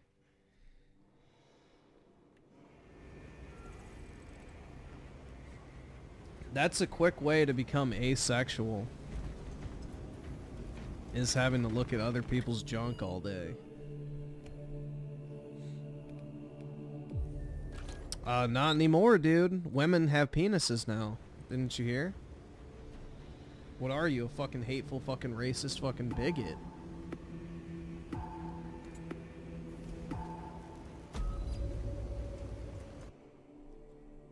Join the army? I think it's too late for me to do that. I'm past the drafting age. What is it like? Yeah, because I'm 26, so the drafting age is 25, right? So I think it's too late.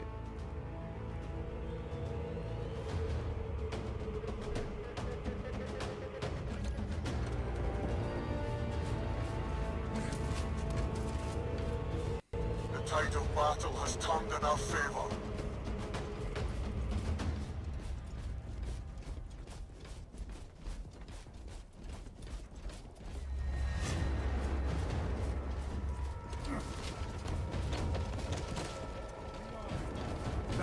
Ready to deploy. This battle exacts a grave toll.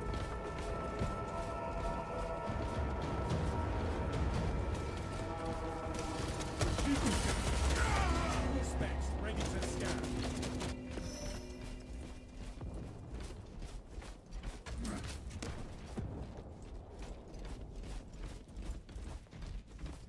Emilio line cloak activated. Resupply. We lost the advantage. Reclaim it at once. Rally point updated. Recovery complete, brothers.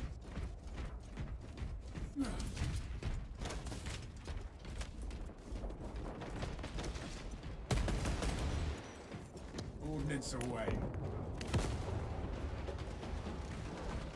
Changing magazine.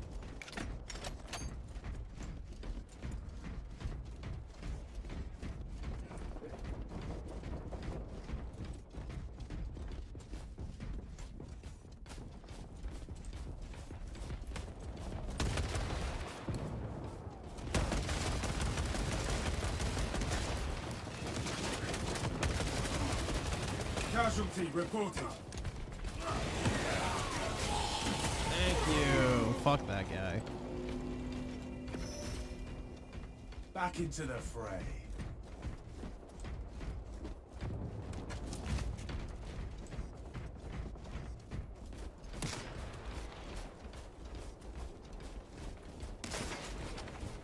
Don't use the heavy bolter. I don't know what I'm using. All specs deep scan ready.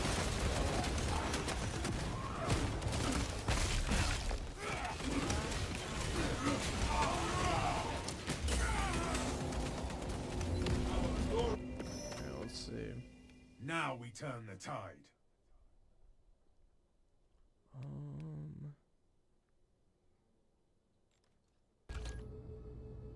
Well, I guess I am. All specs ready to scout. Oops, didn't mean to throw that. Oopsies. Yeah, I'll switch it back to... I think I just switched it for the trophy or whatever, where you have to use all the primary weapons. War gear acquired. Get 25 kills. This battle exacts a great toll. There we go. Changing magazine. All specs engaged. Our allies are halfway done.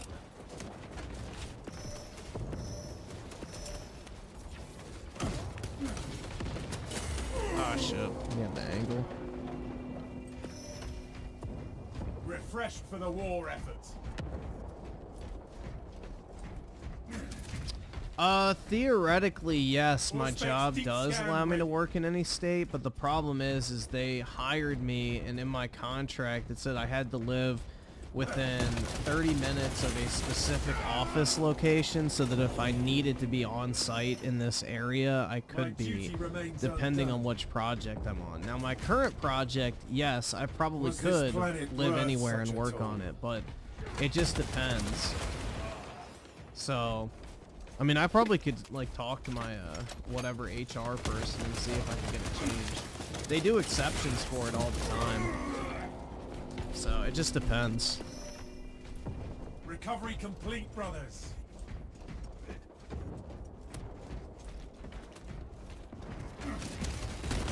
But yeah, ideally, I would love to get out of this fucking area, man.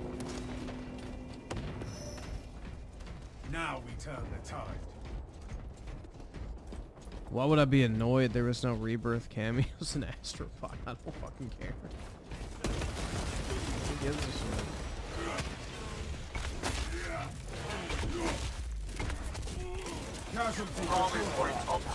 An assist, bro! They are fucking me up right now, dog. Holy shit.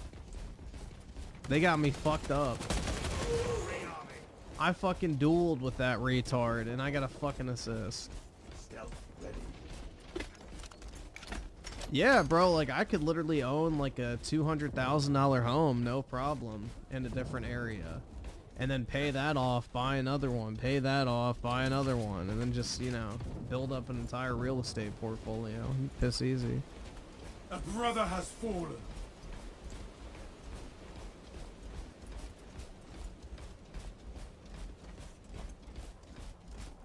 Yeah, I was actually pissed there wasn't an Abby cameo.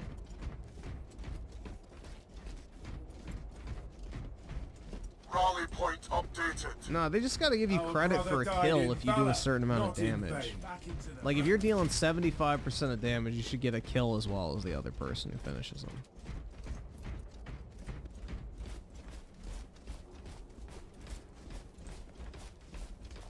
Apparently they're adding a Stellar Blade bot to Astrobot, so Abby might get added later. Until we serve again.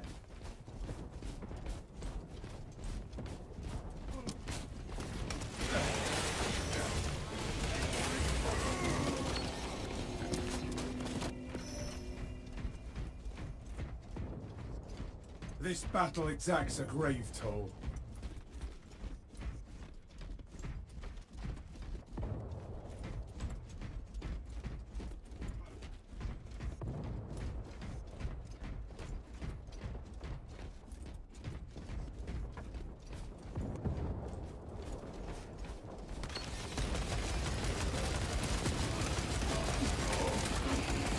Yeah, that little fucker tried to take my kill.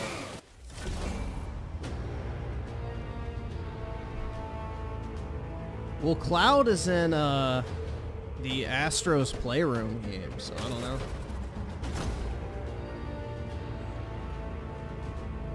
At least I think so. So maybe they didn't want to double dip.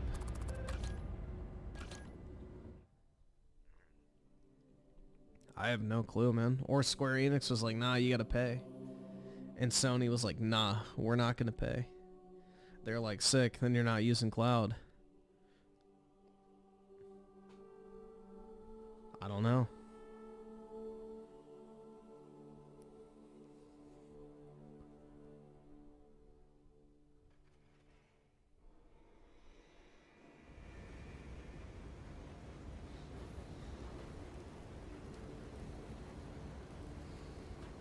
Is his name Cloud because he white?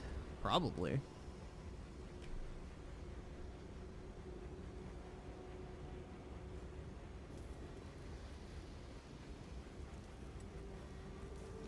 Also, it's because he represents the thing that Shinra took away from people. It's actually very deep.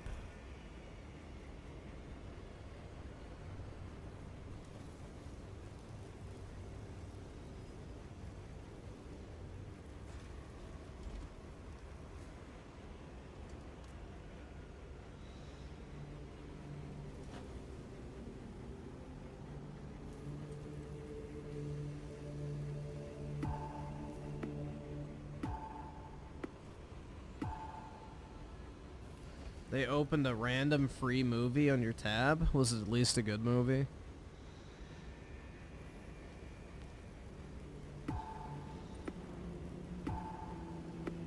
Griff, I know you don't have a boyfriend, but what about... Oh wait, a girlfriend, but what about a boyfriend? Yeah, nah. Forever alone, bro.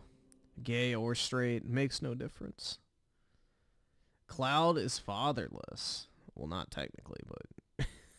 in the lore, dude, he doesn't have, like, a named father. But somebody had to clap his mom's cheeks.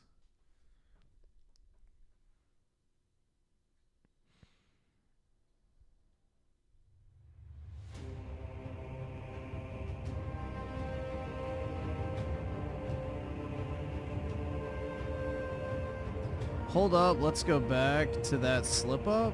I mean, I can read it like I, accidentally read it. It says...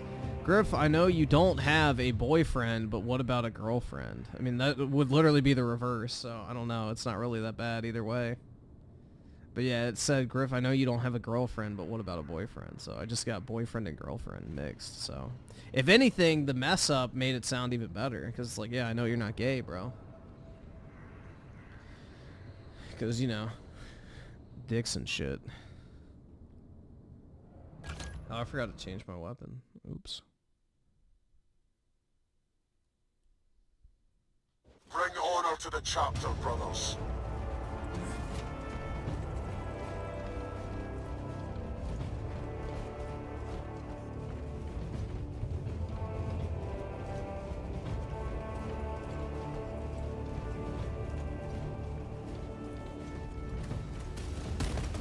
The tide of battle has You turned in can't our wait favor. to see you being with a guy.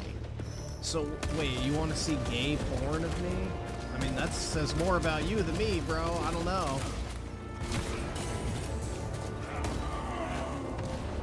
I don't know, man. That says more about you than me if you're looking forward to seeing gay porn that includes me in it, but We yeah. lost the advantage. Reclaim it at once.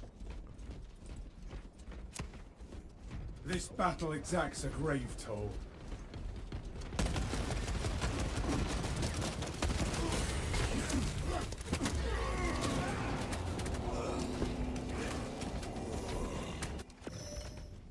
Yeah, once again, Complete, brothers. self-expose.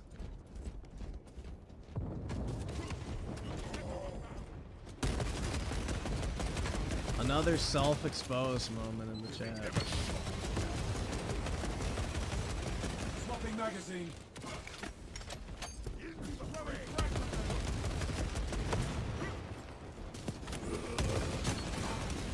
Our brother died in valor, not in vain. Another assist, man. Reloading. This is brutal. Scanning. Fresh munitions.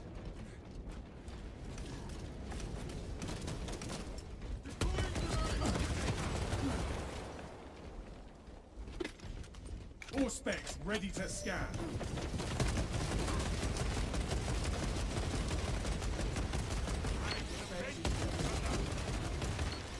Changing magazine.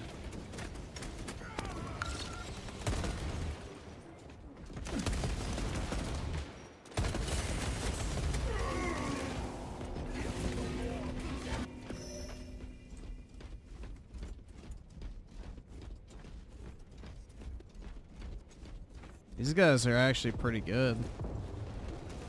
Activating all specs advanced. Was this planet worth such a toll? Oh, should I fuck that up?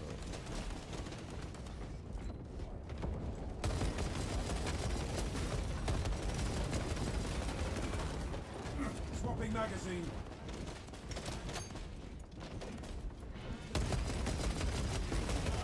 An assist? Yeah, right.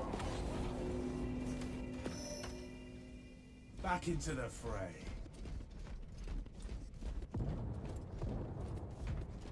Yeah, dude, a Dreamcast guy party at the Olive Garden is definitely a time to be remembered.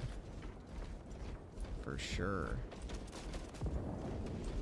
Emilio line engaged. Ordnance away. Enhanced visuals incoming.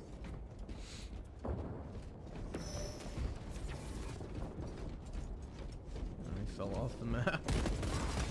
Who? All specs ready to scan.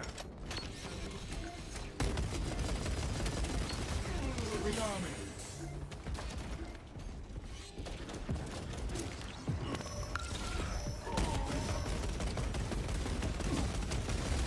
Oh my god, that was potato aim on my part.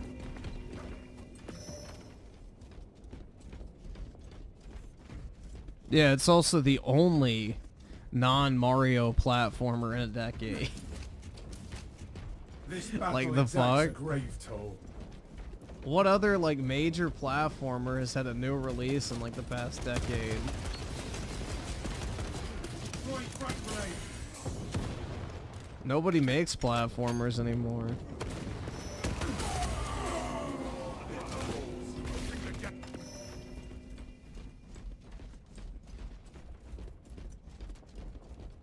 A brother has fallen.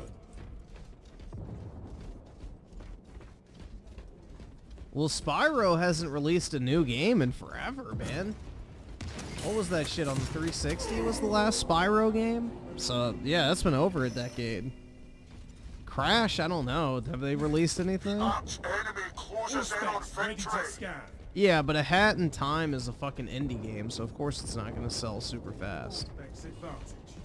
Our brother died in valor, not in vain. Indie games have longer legs. They don't sell quickly at first. Well, the last Rayman game came out at the beginning of the PS4 gen, right?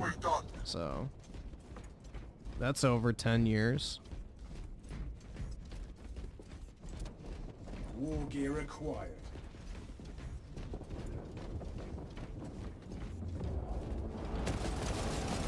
Ordnance away.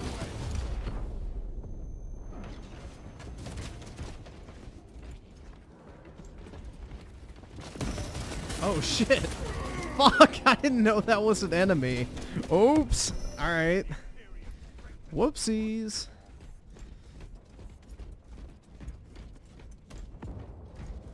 Dude, Spyro remasters aren't new games.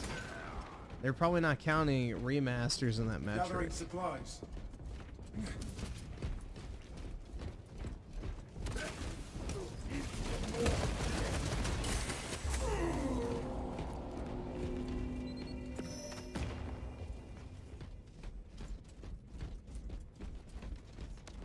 Get me back in there.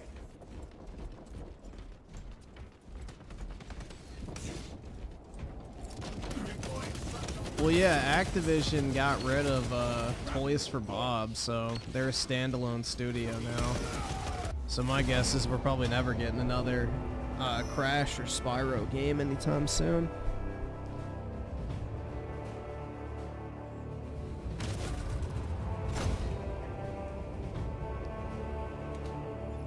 Yeah, Ratchet and Jank is garbage. I didn't like it at all. It was boring, man. 2.5 hours of cutscenes in a 5-hour game. Like, are you fucking kidding me? Like, god damn, bro. Just don't make a game at that point. Like, shit. Why are you even making video games if you're gonna fucking make, you know, 50% of a 5-hour game cutscenes? It's just insane. That's weird, dude. But yeah. How about Concord? Well, that's a masterpiece, bro. That game can't be defined by a singular genre.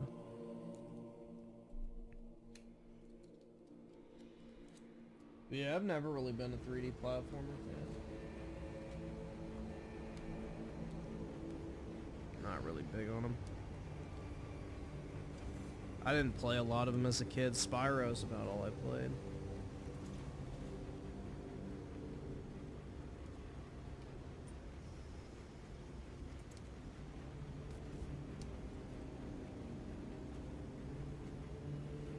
Got bored with the Switch. Now I'm crawling back to PS5. Well, you can have both. Damn, man. Yeah, if you got a PS5 and a Switch, I'd say you're set. Basically, you can play everything that's worth playing.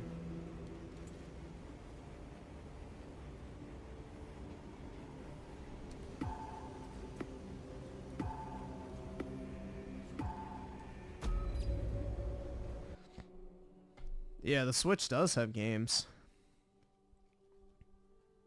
The Switch has probably the best Nintendo game lineup of any Nintendo platform, I would say, personally. I just wish they would port Mario Galaxy 2 over to the Switch. That would be sick.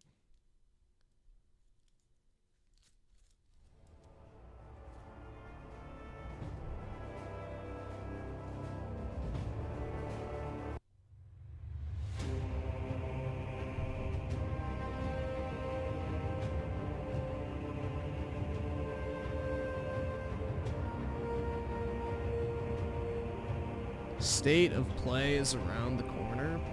I mean, unless Sony does like a tonal shift with their first party games, I'm gonna be honest, I really don't care if they announce more like Ghost of Tsushima, Last of Us, and all that type of shit. Like, honestly, I just want like actual video games. Like, if they start making shit in line with Astrobot and things like that, then maybe I'll get excited, but if they just come out with more movie games, I honestly could care less if they even came out at all. Chapter, brothers.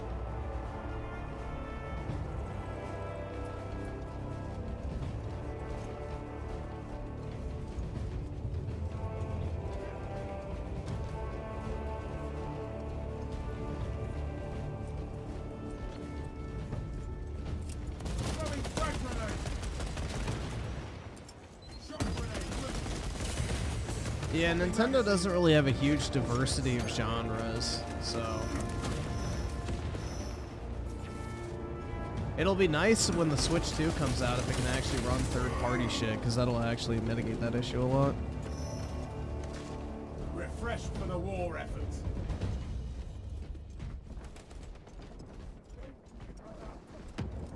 Giving them a shrapnel bomb.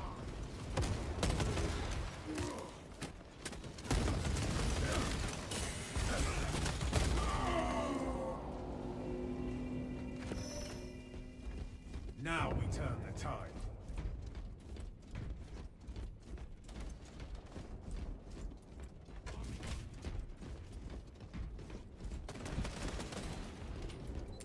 Clear a blast radius.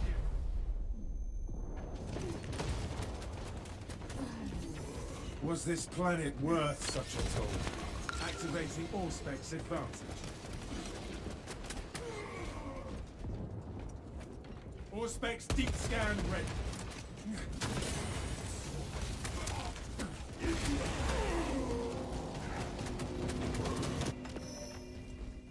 Recovery complete, brothers. Bro, this game is actually really fucking addicting to play. I don't know, man. I really like this multiplayer a lot. Releasing frag grenade.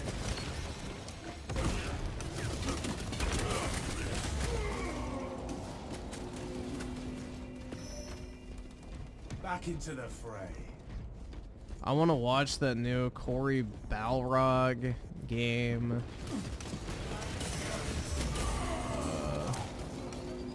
What that guy is making other than God of War, Insomniac, and Naughty Dog, I'm not interested.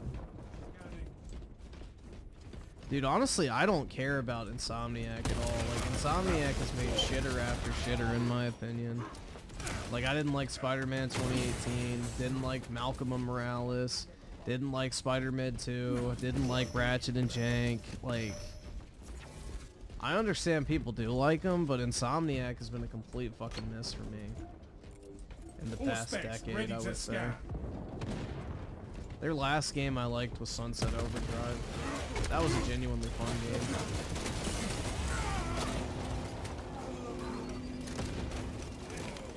I just don't like movie games, bro. Like, I don't know. The Sony formula just does not work for me.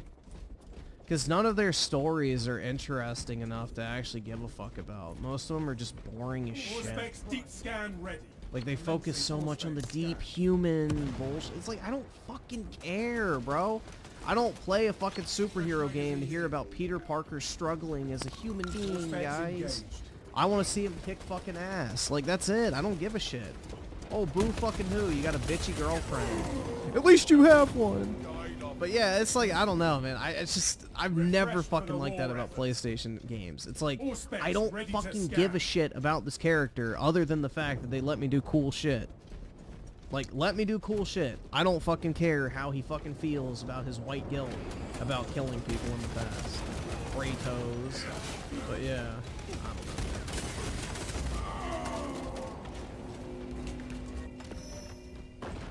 Back into the fray. Our brother died in valor, not in vain. Like, I just missed, like, actually playing games and doing cool shit. It's wild, isn't it?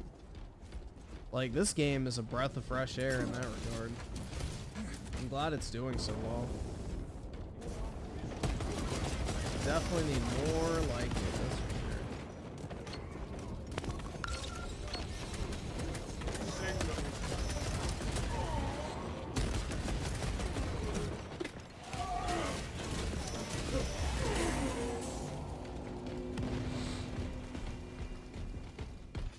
I don't really like roguelikes, though. That's the thing. So, Returnal, I'm kind of like, eh.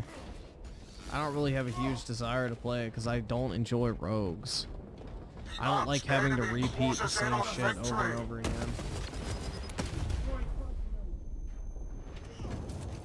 It makes you afraid to play the game. Our allies are halfway done.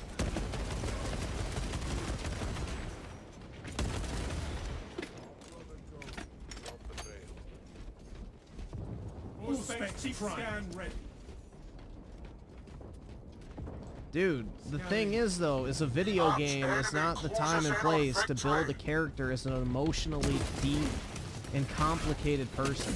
I buy a Spider-Man game to shoot ropes all over the bad guys of whatever fucking universe. Pause. But yeah, I don't want to fucking hear about, oh my god, dude, I'm still struggling with my identity, and I want to save the environment and my girlfriend. Like, yeah, fuck off. When that's 80% of the fucking game, I don't give a fuck. That's wrong. It doesn't matter if that's what makes the character the character. Swapping magazine. Casualty reported. Like, Spider-Man is a known entity. Everyone already fucking gets all that shit. Nobody's playing Spider-Man 2 for the first time and be like, who's Spider-Man, bro? Who is this guy? I've never seen him before. Like, everybody already knows what the fuck Spider-Man is. We don't need a fucking 8-hour backstory about why the way he is every single fucking game. Just make a game where you're fucking kicking ass and, you know, doing cool shit. And stop making him a fucking pussy. He's a fucking superhuman. Where are my feelings? It's like, yeah, I literally could not care, bro. Like, Sony games just have horrible fucking writing. Like, it's one thing to make a movie game, but it's another thing to make a bad fucking movie. Like, if you're gonna make a movie game, at least make the fucking movie good. The arch enemy closes in on victory.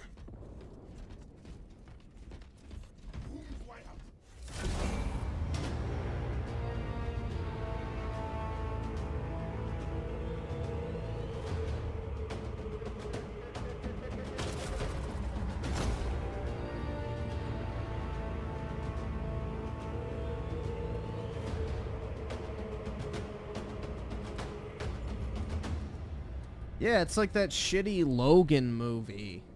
Like, oh my god, we get to see Wolverine in a humanized form. You know, he's not just a violent, ruthless killer. He's a human just like you and me with feelings. It's like, shut the fuck up, you literal, you know. Skip it up, fucking loser faggot. Like, oh my god, dude, I'm so sick of everything being so fucking gay. Everything's so fucking gay nowadays. Oh, my feelings. Like, yeah, go kill yourself, you piece of shit. Nobody cares. Swallow 7 rounds, just to be sure. Like, bruh. I don't know, man. It's just, I am so sick of everything being emotional. And it's like, oh, boo fucking who, you big fucking sissy fox.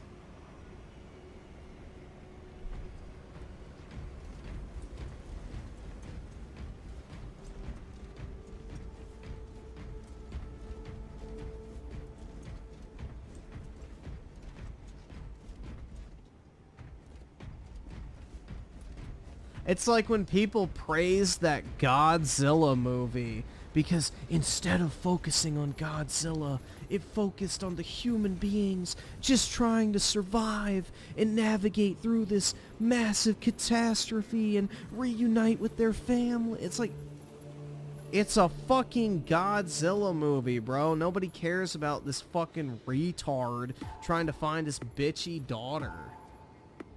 It's like, bruh. Stop making everything so fucking womanized, dude. It's like just to appeal to women. That's it. That and gay men. Movies appeal to women and gay men nowadays. That's it.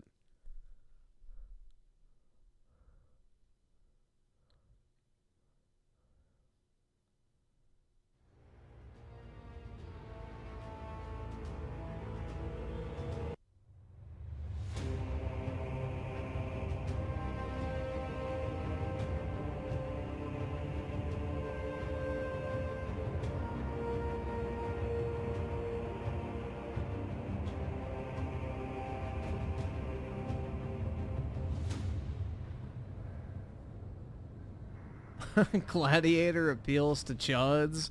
Yeah, Gladiator's a based movie, man.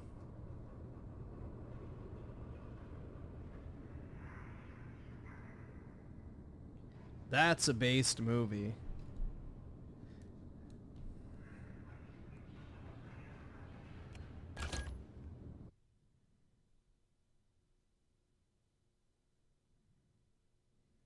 Bring honor to the chapter, brothers. That and Braveheart's another really good movie. I'm trying to think of the other movies I liked. Troy was pretty good. Not as good as the other two, but it was decent. I'm trying to think what else. I mean, Lord of the Rings obviously is fucking based as shit. The original 3 Pirates of the Caribbean movies were fire. What else? We've lost the advantage. Reclaim it at once. Why do hate movie games but glaze Rebirth, bro? Because 1, Rebirth has more fucking gameplay than cutscenes. And 2, the part of which I just said, if you're gonna make it a movie, at least make it a good one. Rebirth has a top fucking tier story to it. So even if you want to classify it as a movie game, which it's not, because it has majority gameplay over cutscenes. Iron Halo Protocol. It's actually a good fucking story and interesting, and has good characters, and isn't fucking homo as shit. Deadlock.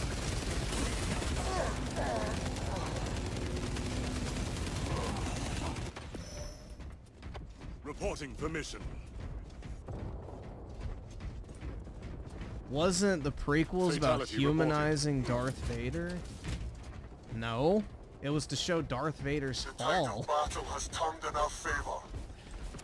It wasn't about humanizing Darth Vader, it was about showing how he became evil. Conversion field operating. No, the 6th movie was about humanizing Darth Vader. I return, ready to take my vengeance. At least the last scene. But yeah, no. The prequels was to show his fall from grace.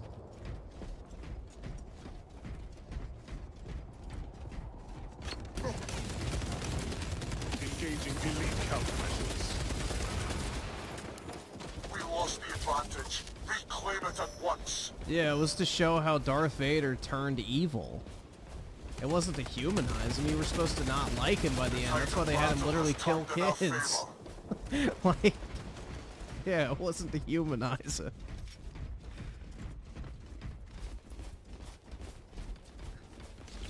Iron Halo ready. Resupply. All specs ready to scan. Yeah, the original trilogy is overrated. It's a good, like, foundation, but, you know, the prequels really built the Star Wars universe, in my opinion. Like, Star Wars, the first 3 movies, like, I guess the original trilogy, just felt like a couple, like, you know, random space battles, and that's it. The prequels actually built the universe, I feel like. Like, it made Star Wars feel like a living, breathing universe. And, you know, I mean, that's obviously due to budget and technology constraints at the time. But yeah, the original trilogy just never had the same scope to it. It just was like, okay, wait, so the fucking Empire with this planet-destroying fucking space ball literally has like 4 fucking TIE fighters defending it. Like, that was always the disconnect I had with the original trilogy. Brother killed in action. As it was like, okay, yeah, this is like completely unbelievable. But, you know, it's just kind of like a dumb fun type movie. But, you know, I've never been of the mentality of taking Star Wars super seriously, but it's like, okay. So this Empire controls the entire fucking galaxy, but they're able to just fly right in. And they only have like 4 TIE fighters to defend the trench. Like, that shit always kind of bothered me as a kid. So. And then when you watch the prequels, you're like, holy fuck, dude. There's like millions of fucking ships like fighting each other all at once. And I don't know, man. It just made it feel way more grand in scope and made it feel like an actual living, breathing universe instead of just a couple of random space battles.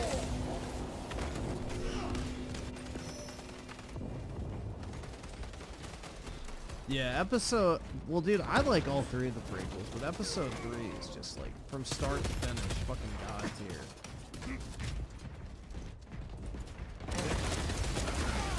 That movie never gets boring, at any point. The arch enemy closes in on victory.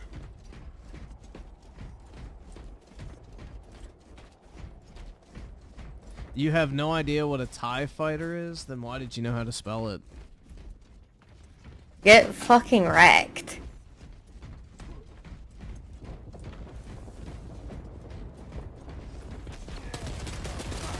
Casualty confirmed.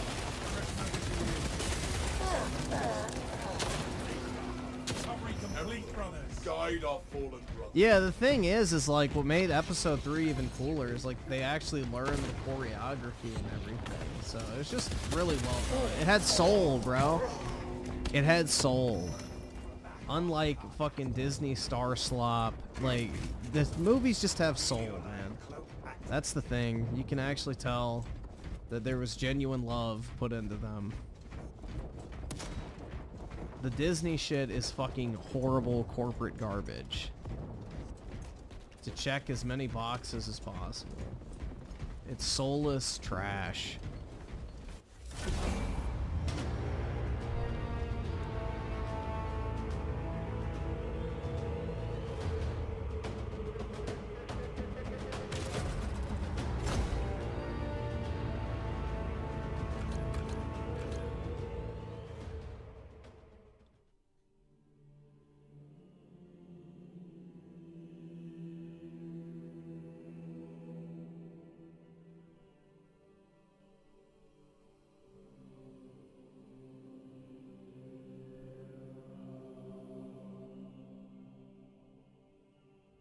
Yeah, dude, the Grievous fight was awesome. Like, I can't even tell you, like, how many of, like, my friends and shit, like, that part where he spins the fucking lightsabers and shit, like, everybody was trying to recreate that shit with, like, fucking sticks or random things, or, like, the toy lightsabers.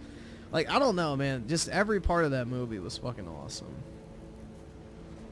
And there's so many great, you know, prequel quotes as well. So, it's just an iconic movie.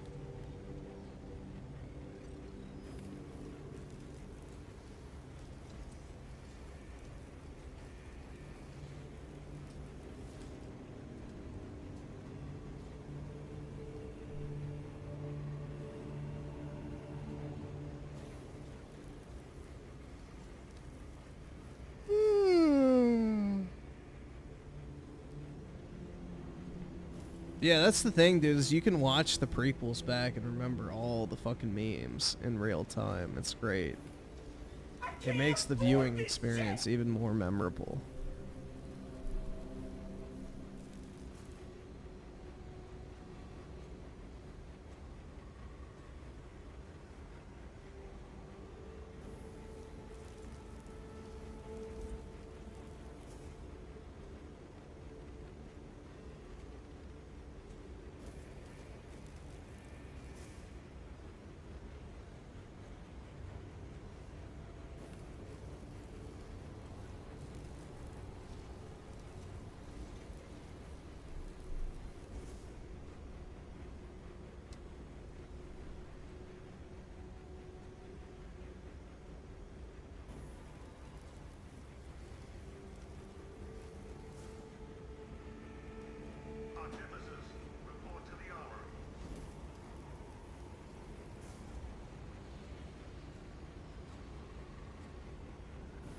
Let's see. Oops.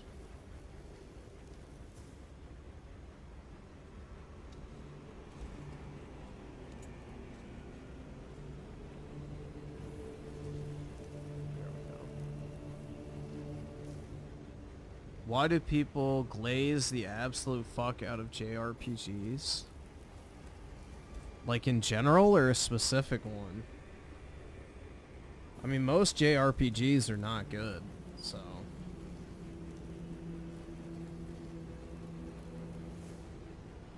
Most JRPGs are garbage, in my personal opinion. They have shit gameplay, shit graphics, mediocre music, and horrible writing, so... And they're just generally boring to play through.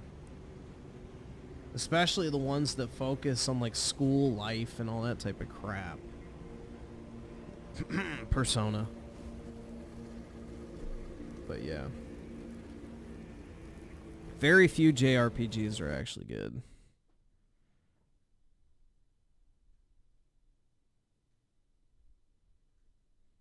When a hood dude dates a white girl, where's the black eye?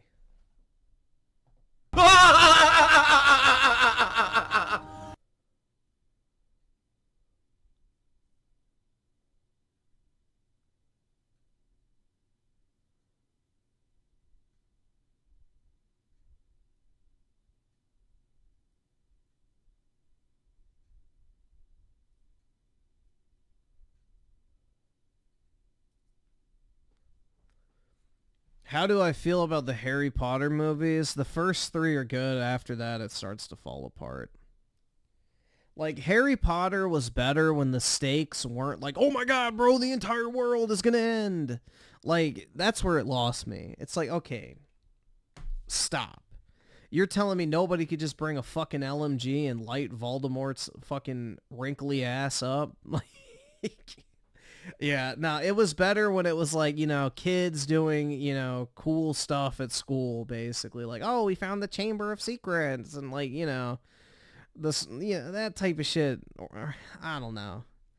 Once it started getting way too like, oh my god, guys, the entire world rests on the scar on Harry Potter's forehead. Like, it's just, that entire shit was retarded. That's when it just was like, okay, yeah, nah. The stakes are way too high for this type of series. Like, Harry Potter was better when it was more of like a lower stakes type series, and it was just like kids at school discovering things and figuring out like the secrets of magic and all that type of stuff. When it becomes like an all-out fucking magical warfare type thing, it's like, oh my, nobody has a gun? Really? You're gonna tell me a fucking wand flick can outspeed a fucking bullet? No.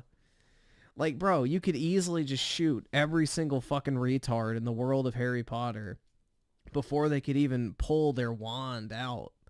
Much less say the fucking words and cast a spell. So, yeah, that's where the fucking franchise lost me. It's like, okay, yeah. It was better when it was more simple. Like, dude, Voldemort, shot. Harry, shot. Hagrid, shot. Dumbledore, shot. Snape, shot. Take your pick. They would have been shot. If they had a gun, they could have killed that snake in like 3 seconds flat, too. They wouldn't have even had to chase it. You know? If they were packing a fucking mini Uzi when they discovered the Chamber of Secrets, they could have lit that fucking snake up like nothing. I don't know, bro. So they should have just stayed strapped.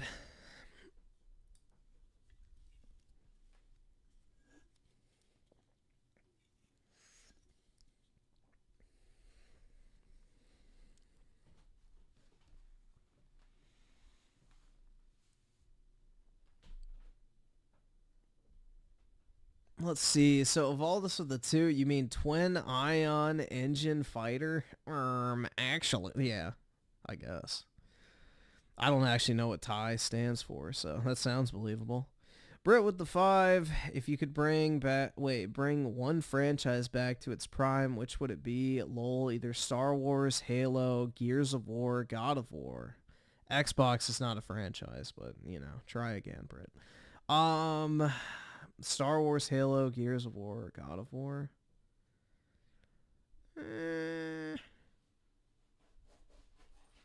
Probably Star Wars, because then you would get movies, TV shows, and video games. So, that'd be the best pick.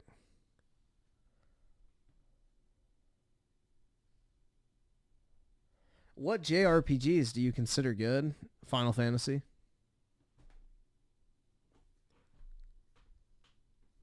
Easy.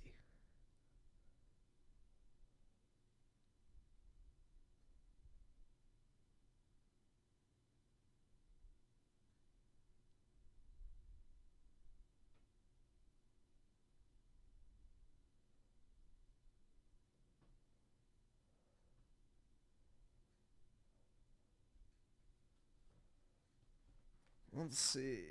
Put my headphones on. All right. Ooh. Yeah, but overall, it's a top tier fucking franchise. And of course, certain games are kind of like meh compared to others, but overall, name a better JRPG franchise than Final Fantasy.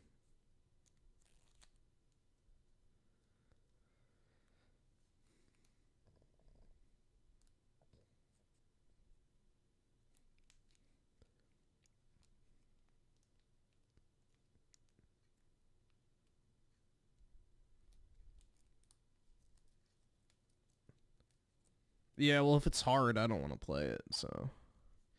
If a game is too difficult, I don't want to play it, personally. I just don't enjoy difficult games at all.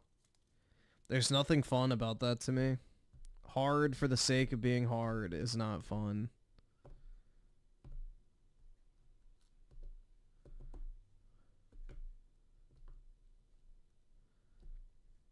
Like, I understand there's a market for that, but it's like, yeah. Unless there's a way to, like, cheese it, then I don't want to play it. Like, you know, Dark Souls is hard to be hard, but they have so many ways to, like, you know, get around that. You can go and grind souls. You can get OP weapons. Every boss has, like, an exploit you can use, that type of shit. So as long as you have that type of stuff, I don't mind difficult games, but I don't enjoy just beating my fucking head against a wall.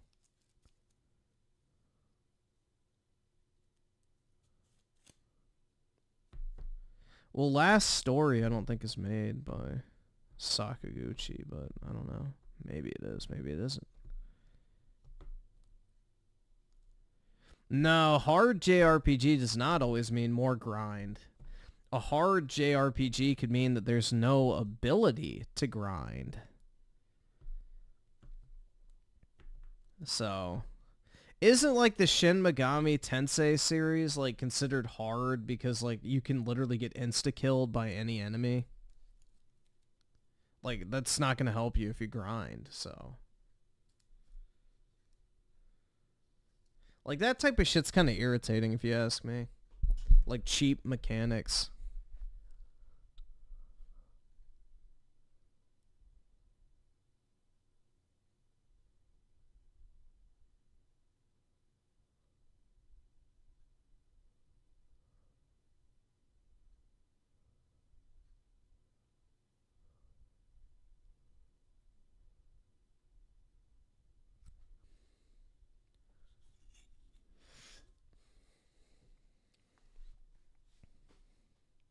Overhyped games that were media. Hold on, let's just see what these were.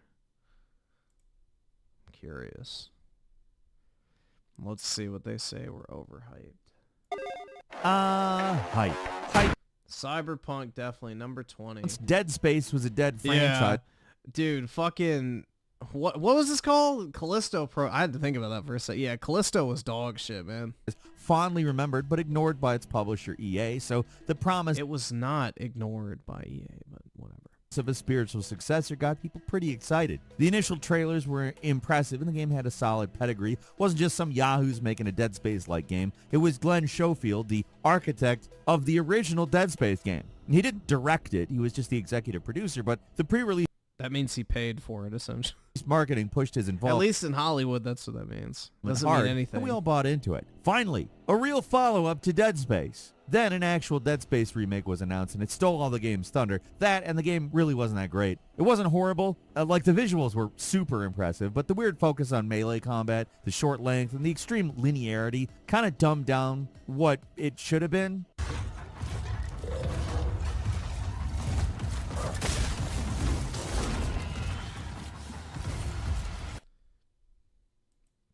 A monumental shift in games as we know them. If there was one game that ended up being a lightning rod for all those hopes and dreams about next gen, it was Watch Dogs. The first trailer, something we have relitigated many, many times, was stunning and total BS. We didn't know at the time, at least the less cynical among us didn't, so the hype just kept building. Ubisoft games were already seen as being formulaic at the time, but it seemed like it was going to be something different. The game got glowing write-ups, and it was the most pre-ordered game for the 8th generation of video game consoles. Then reviews started coming out, and people started playing it, and yeah, you know the rest of the story. Here's the thing. I actually liked the original Watch Dogs. I thought it was pretty good for the most part.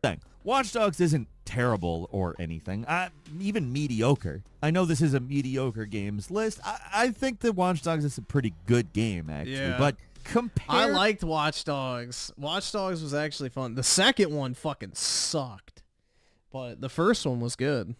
I liked the first one. Compared to what we were shown, it was a pretty big letdown, and regardless of how over many years people have come to appreciate it for what it is, when it came out, it absolutely, under no circumstance, lived up to the hype that Ubisoft had generated for it.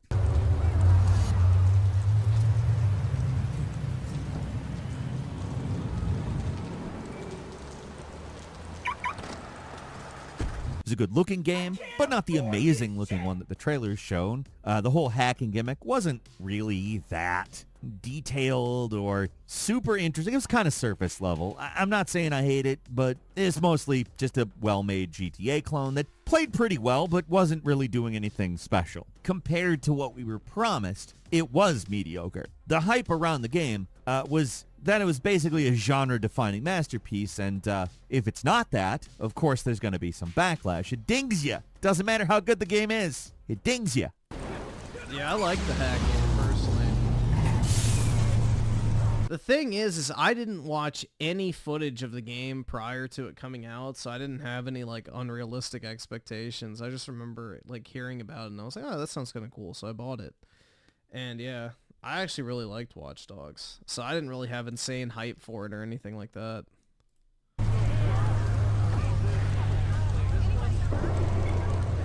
At number 18 is Homefront. Yeah, dude, I remember this. All my friends were hyping this dog shit up. Holy fuck. Whenever a company tries to generate a vast transmedia empire out of nowhere, the results tend to crash. Yeah, dude, that shit fucking sucked. I don't even need to watch that.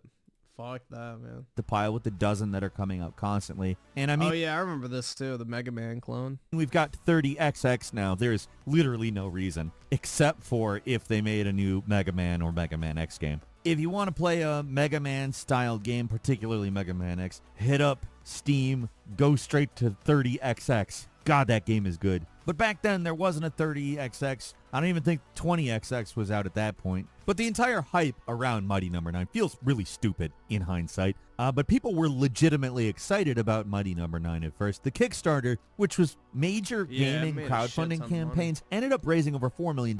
And it got people talking. At that time, a lot of people were pretty unhappy with how Capcom was handling the Mega Man franchise, and at least during the Kickstarter, it was framed as hero Kenji Inafune coming and taking on Goliath, the monster Capcom, who just didn't let the man make the Mega Man game that he always wanted to make. The real story of Mega Man's decline as a franchise is a lot more complicated than that, and it doesn't really matter because he's only credited as the writer of the game. He had almost nothing else to do with it, so it was really just a cynical attempt to attach a major name for publicity purposes. And it's another one of those games where they tried to create a media empire before it came out. They were talking about manga and TV shows. They tried to push another game called Red Ash before this one was even done, and it only made the backers more frustrated with the slow pace of development. When the game finally came out, it wasn't great. It certainly wasn't the worst thing ever. It was just some random indie game with no expectations. That's more like it.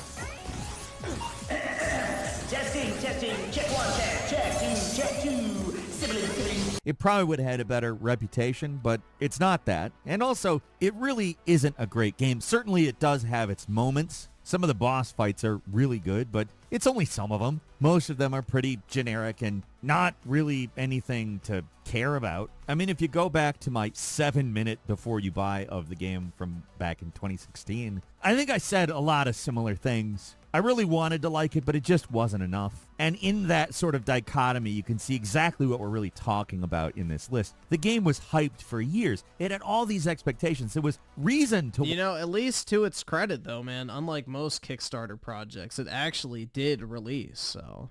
want to like it. But it just didn't live up to any of it.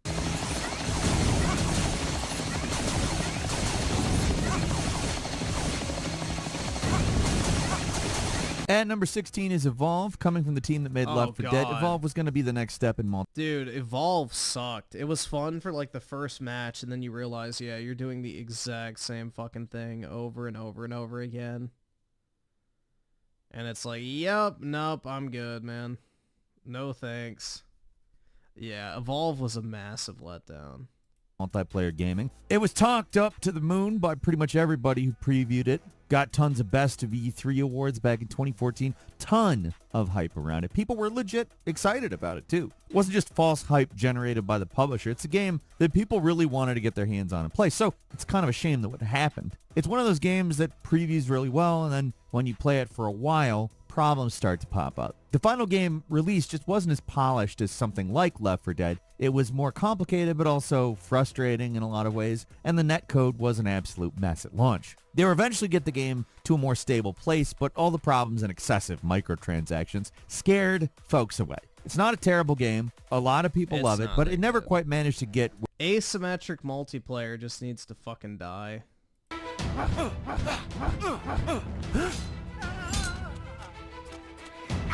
Platinum. Asymmetric multiplayer is just not good. Britt with the 2. By the way, EA canceled Sims. Oh no, I'm so sorry, Britt. I hope you can make it through this hard time. Was making the game. Platinum Games. The Japanese action game studio was in a shaky spot at that point. Their previous games, The Legend of Korra and Transformers Devastation, were real work for hire type stuff, but this was only a few years off from Revengeance, and their work with Nintendo had always been pretty high quality, so there's no reason to assume the game wouldn't live up to expectations. The preview footage looked great, but when people actually started playing it and found out how it actually controlled, that sentiment changed, let's say. This game has forced gyroscope aiming. You cannot do it the traditional way. You had to aim by tilting the Wii U screen. Also, critical information was on the gamepad screen, which forced you to divide your attention between the main screen and the gamepad screen in the middle of this frenetic action shooter. I mean, by all accounts, it probably could be a good game if not for the controls.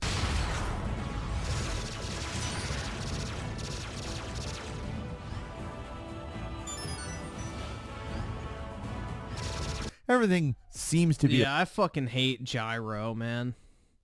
Gyro controls are great if you want to use them, but holy fuck, they're bad if you don't want to. About right. I mean, if anything, they played it a little bit too safe in terms of the actual content. They just remade Star Fox 64, basically. Instead of doing something new, they basically repeated the winning formula of the old games, which was honestly not enough. Not with those controls, especially. Star Fox 64 was basically a remake of the original Star Fox, so it was a remake of a remake, a Xerox of a Xerox, as one might say. When you get accustomed to the controls, it's not so bad. It does have the platinum polish, but it should have been a lot better, and I think if somebody took the code of the game and rebuilt the mechanics of it, it could actually be a really damn good game. It's just somebody needs to do that. Remove the second screen, remove the gyroscope, bring us traditional controls, that's it.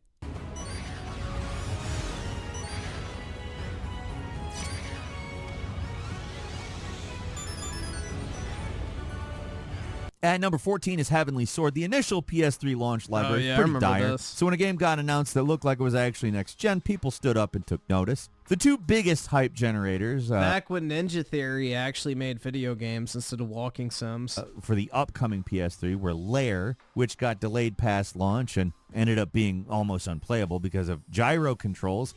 Almost like that's not a good idea. But Heavenly Sword also got delayed, but it ended up being kind of okay. Like a lot of launch games of this generation and the next, it was all flash and no substance. The campaign was short, completely linear, and full of invisible walls. Combat was simplistic, there were a few gyro gimmicks, and you couldn't even jump.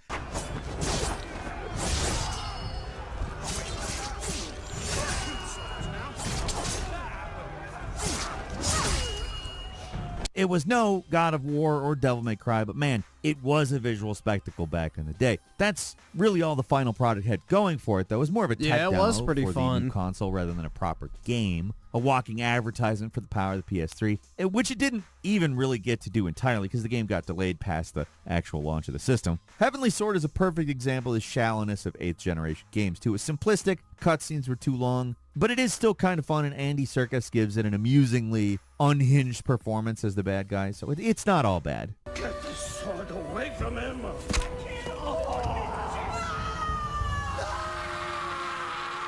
Kill her.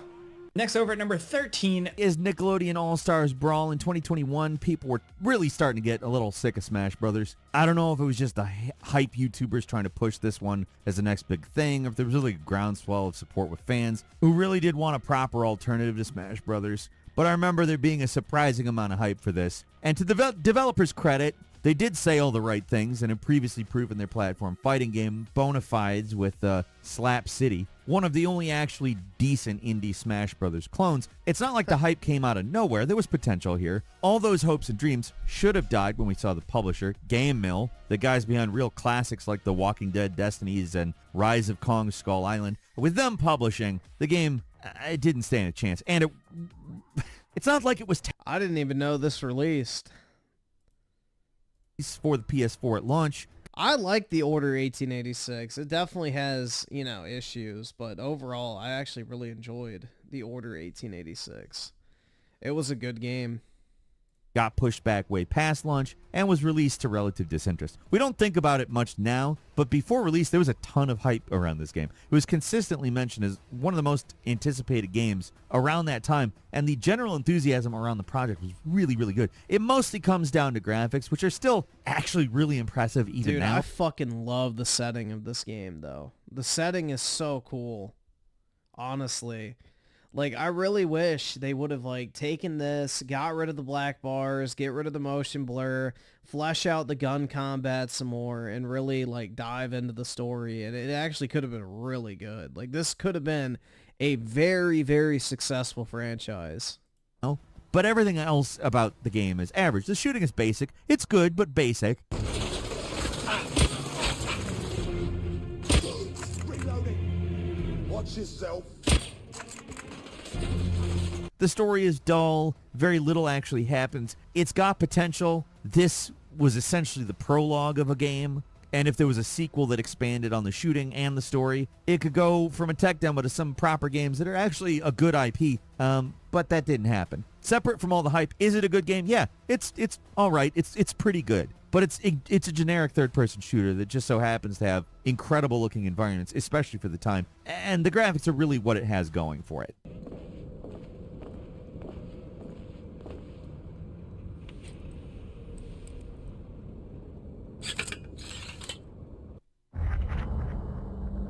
This game, you're not ready for it. You're and right. number 11 is Haze. Easy to look back and laugh at Haze, the PS3's big Halo killer, but you got to remember Yeah, that there was dude, some this real shit talent was behind this ass. thing. It was made by Free Radical, the guys behind the Time Splitters series. It was good reason to be excited about the game. Magazines hyped it up hard. Everyone was pumped to play it. In the immortal words of Jonathan Davis of Korn, gaming for me is a religion, and Haze is the shit. Really, PlayStation players were just desperate for something that was Halo-shaped, even vaguely at the time, to come to the shiny black brick, and they put their hopes into what was ultimately a false prophet that led people down and was cast out. It's not a terrible game. Free Radical knows what they're doing with an FPS, but it feels like about a generation out of date. Looks and plays like something from the Xbox PS2 era.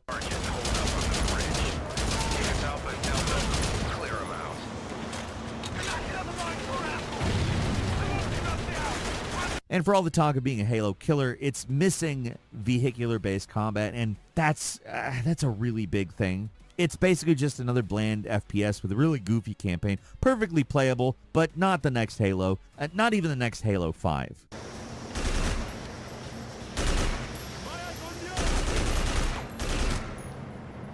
May God be with you.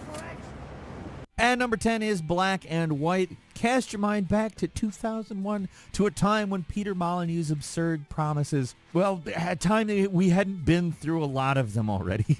I still haven't ever played the original Fable. He said something that still held some weight. The man is an expert hype man, especially when the games he made still ended up pretty good, despite how ridiculously overblown his promises were. Originally I was planning on putting Fable here, bring up some of the classics, like how he said you'd be able to plant a seed and see the tree grow in real time. But for all the false promises he made about Fable, I think the final result is a pretty damn good game, actually. I like the Fable games. But Black and White's legacy is a lot more mixed. It was a really ambitious game with a crazy amount of hype behind it. It was going to revolutionize AI in video games. It was a god game. It didn't have a user interface. It was going to be a whole new kind of game that would change the industry as we knew it. It should come as no surprise that when Black and White did finally come out, it wasn't quite the game Peter and Lionhead promised. It was short, it was shallow, it was very bug. I mean, I will give that it was unique. That is a definite thing that's true.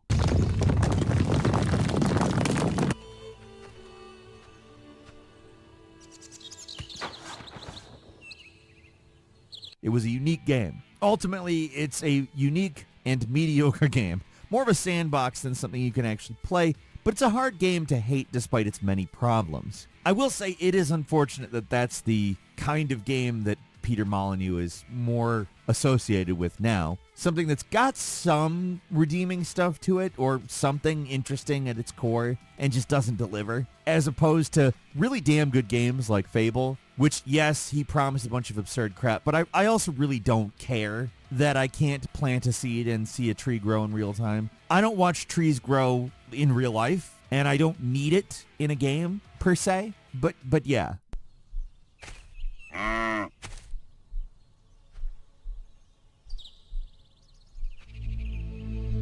What the fuck? And number 9 is State of Emergency. It cannot be understated how hyped this game was. It was Rockstar's follow-up to Grand Theft Auto 3. That game was an absolute masterpiece, so of course this was going to be good. Hell, it could be better. I don't know if you've ever played State of Emergency. It's been a while since the GTA follow-up era, but it is not better than Grand Theft Auto 3. The gameplay is very simplistic. It's pretty shallow. There just isn't a lot to it. The Warriors was a much better beat-em-up, and it was more fun creating chaos in a Grand Theft Auto game. So State of Emergency just didn't have a lot worthwhile to it.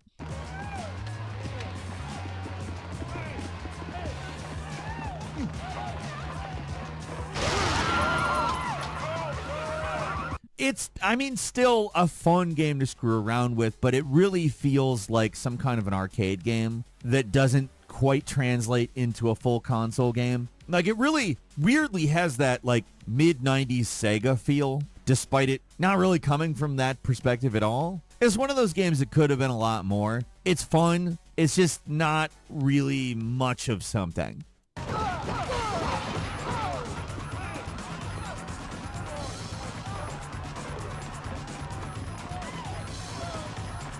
And number 8 is Brute Force. Oh, remember Brute Force? Yeah, trick question. Nobody does. But back in 2002, 2003, this was one of the first Halo killers and was getting so much attention. It was one of those games that magazines love to puff up to get people to buy them. Because if you inflate a quote-unquote Halo killer, or really a oppositional thing to any popular thing, you factionalize people. You get an argument. People engage a lot more. It's more interesting. I think we've taken this principle a little bit too far as a society, but that's besides the point. Magazine covers were the original clickbait. They made insane promises that the games themselves could never support. I mean, look at this game. It's nothing like Halo, but that didn't stop magazines from claiming it was going to kill Halo.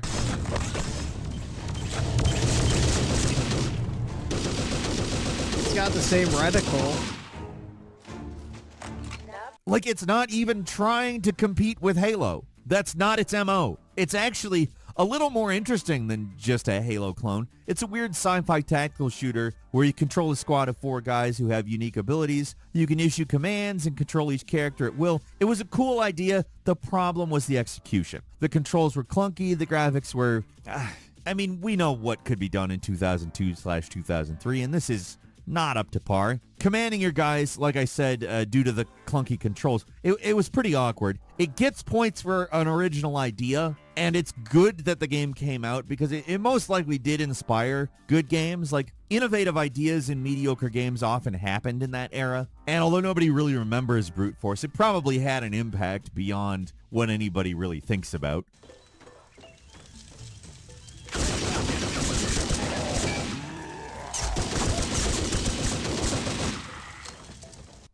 One night, after staying back late at his clinic doing admin, Dr. Tom was buried alive by...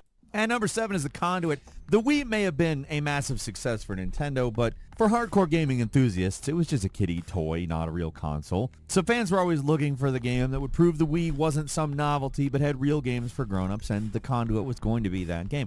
Look at it. It's got particle effects and normal mapping. Nothing is cel-shaded or playing party games at all. It's an FPS. It's got guns. It's a real game, guys. Man. We swear. People were calling High Voltage the next Rare, like hype was out of control. And I'll tell you why that hype was there. It was just low self-esteem over liking something that had a reputation with the real gamers. The Wii was fine. There's no problem. The Wii was great even. And of course, the final result did not live up to the hype. The game released to mostly middling reviews and a muted fan response. It wasn't terrible, but it was okay. And obviously fans moved on to the next big mediocre FPS to get hyped over because they needed their Wii to be a real gaming console. It was a real gaming console, guys. I hope people have healed since then.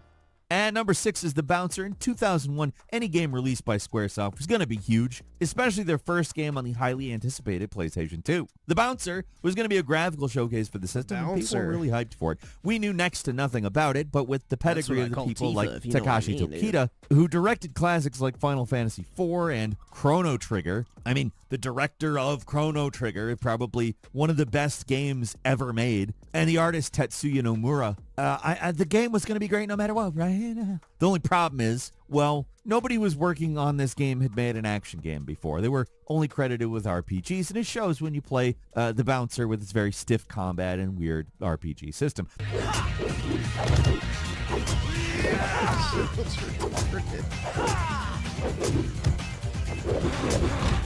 They could have just made a solid beat 'em up, but The Bouncer is a weird narrative game hybrid with branching story paths. Too much story, combat doesn't feel that good, camera's infuriating. It's a messy game with a lot of problems. It's not terrible. It's got this Squaresoft charm from the late 90s, early 2000s, but it's nowhere even close to the hype that it had. It was a weird experimental game that is entertaining, but it definitely has its problems.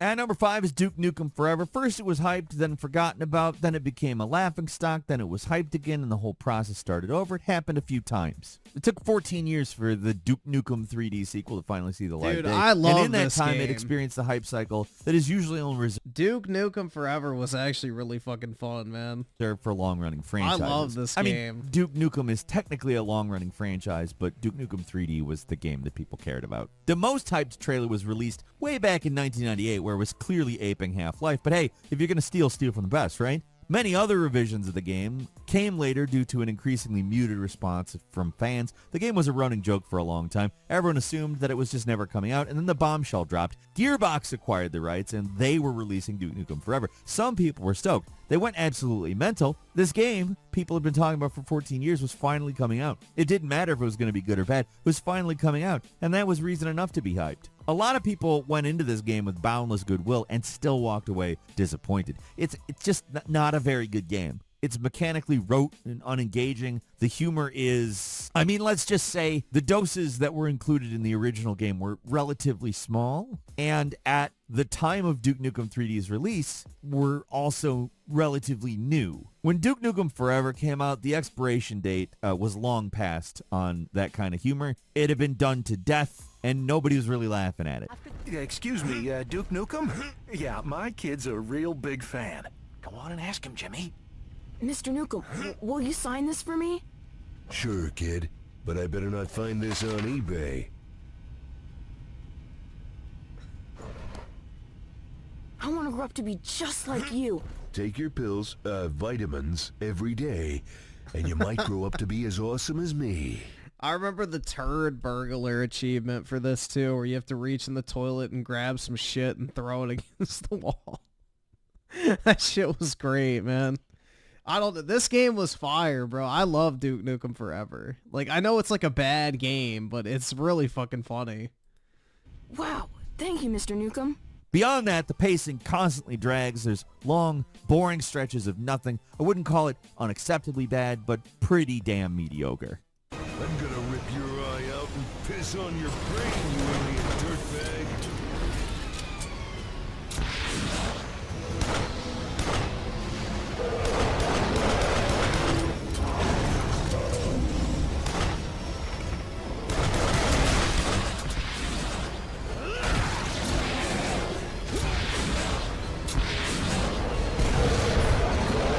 Yeah, like, bro, after the tutorial, I remember, like, it's him sitting on his couch, and then there's two bitches that were sucking him off, like, the whole time. Like, the game is fucking great, man. I don't know. I really liked it. Yeah, the tits, yeah.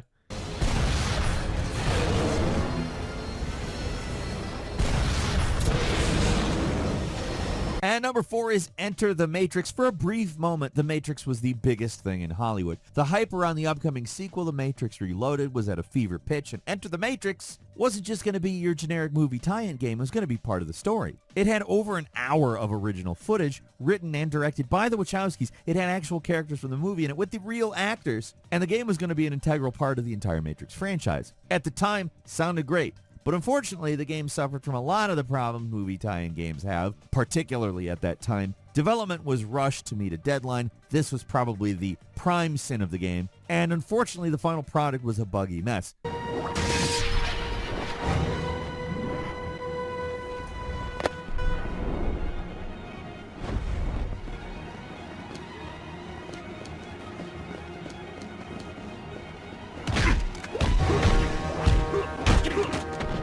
Shiny Entertainment, the guys who made the game, are mostly known for making weird but memorably janky games like Sacrifice and Messiah, games with personality if not polish. That's them at their best, and Enter the Matrix is them at their most time-crunched. The game feels like it's held together by hopes and prayers. It feels like it's going to fall apart at any minute, and it often does. It's a disaster of bugs, but that being said, it does definitely still have its charms. Far from being a definitive Matrix game, everything that you need in a Matrix game is there. It's just a miracle that it works at all, and often doesn't.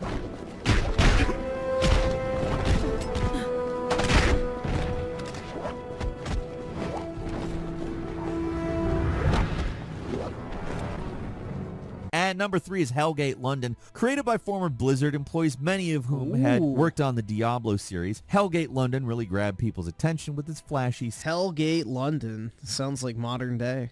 CGI trailer and an intriguing mix of Diablo-style looting and first-person perspective. It was a looter shooter, probably the first one I can remember, and people were pretty excited about it. Even with it being a subscription-based game, people were hyped. A lot of people even bought the $150 lifetime subscription, which in hindsight maybe wasn't the best value. The game lasted for less than a year before shutting down, and all those lifetime subscriptions just went up in smoke. By then, mainstream interest in the game was well and truly dead. It really wasn't very good. It's got a fun premise and some cool looking classes, but the game is not good to play. It is easy to fall into trap builds that make progress a slog, and you're barely doing any damage. Enemies slaughter you. The only way to survive is tedious grinding, and the environments are just like boring copy-paste crap. It's really hard to want to keep moving through the game for both aesthetic and mechanical reasons. There's a kernel of a good idea here, but it's buried in boring garbage.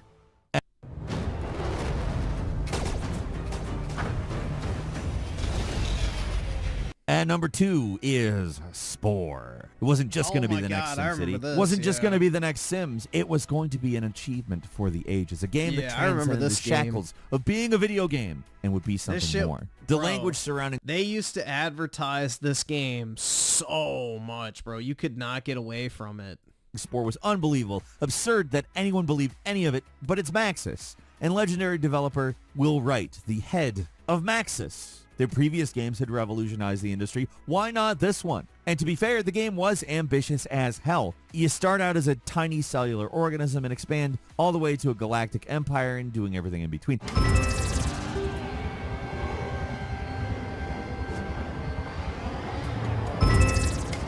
The gaming press sung the game's praises. We all speculated about the crazy stuff the game would let us do. Sounded like the ultimate sandbox. It was The Sims, SimAnt, SimCity, all at once. It was going to be amazing. Instead of that, we got a walking phallus simulator. That's the lasting legacy of Spore, people making dick monsters. Now, to be fair, the alien monster was legitimately impressive, but everything else about the game was far too shallow, and making dick monsters is really funny. Once you've experienced one evolutionary stage, you're pretty much done. There's not really anything else to do. The whole gameplay loop is really simplistic, and it just turns out to be boring. So all that's left to do is see what kind of messed up monster designs, right? Making dick monsters is funny, I said. It's true. And then you got to upload them before EA blocks your account. Spore is like a lot of games on this list where it's got some cool ideas. There's a lot of potential here if they had a chance to expand on the ideas, but they didn't. Spore could have been that era's No Man's Sky if it had gotten the chance. Getting constant updates for years, it would have added much needed depth to its various systems, but that didn't happen, and what did was just a big disappointment.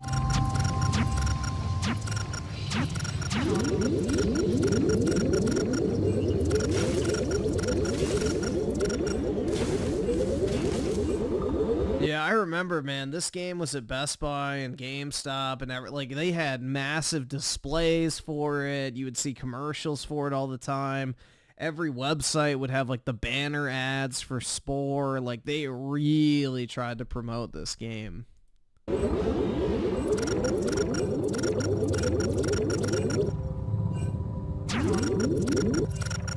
At number 1 is Advent Rising. When most people talk about Advent Rising, they usually focus on the marketing campaign, the delusions of grandeur from the game's director, the $1 million sweepstakes, the Orson Scott Card involvement, all that stuff. They rarely actually talk about the game itself. It's almost an afterthought to all the chaos surrounding it, and for good reason, because in comparison to everything else, the game just isn't all that interesting. The most unlikely of the many Halo killers, heavy scare quotes on Halo killers, by the way, Advent Rising was dreamed up by a few guys at Griffin, a studio that made box art and marketing materials for games and nothing else. It was a game literally dreamed up by marketers, and they pushed this thing hard. It was spotlighted in every gaming magazine. It was all over G4 TV.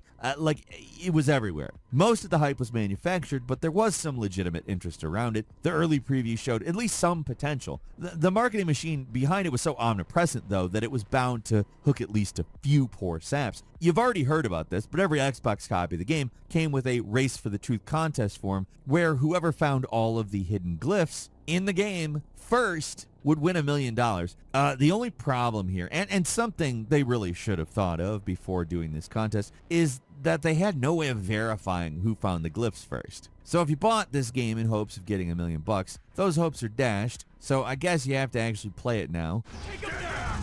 Keep back! Die, you bastard!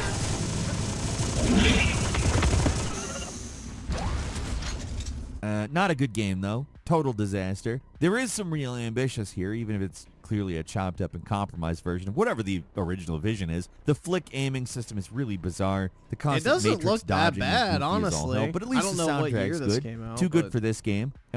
Honestly, it's so bombastic all the time. It feels like someone put it in as a joke. Never has a game with so much money and hype behind it disappeared off the face of the earth like this one.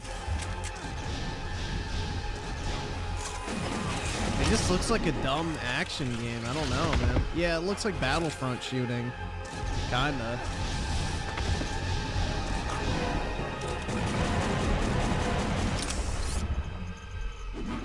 Bro, I've definitely seen worse action games. And that's all for today. Leave us a comment. Let us know what you think. If you like That this video, does not click like. even look If that you're not bad. subscribed, now's a great time to do. I mean, that was a pretty decent list. I mean, some of them I'd heard of. A lot I didn't. The biggest that were actually mediocre: God of War 2018, God of War Ragnarok, Horizon Forgotten West, Horizon Zero Dawn, Ghost of Tsushima. What else? Spider Mid 2. What other games have been mid? Breath of the Wild.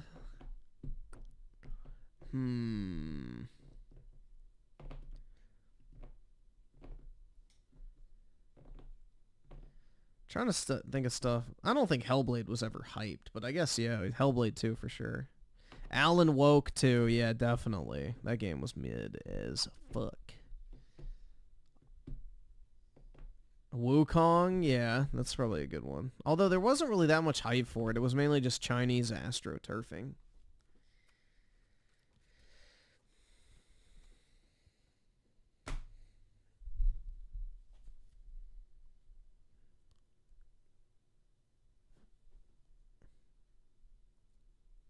What was wrong with Pokken Tournament? That game was actually kind of fun. I played a little of it.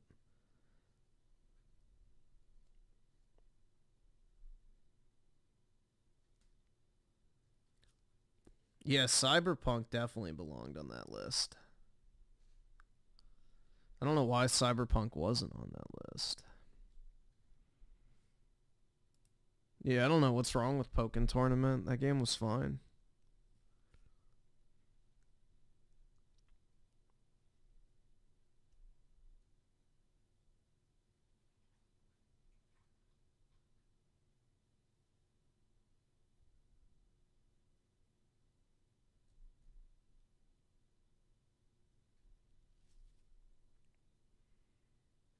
Alright, so we'll see what this is. No clue, so don't ask me. Doesn't have much to offer. She has no policies, no solutions. But the one thing her campaign has is money. They get it from a lot of people that you don't want to hear about. These are not the people that you agree with. Here, let's see. Oh, hold on. Give me a second, I gotta change.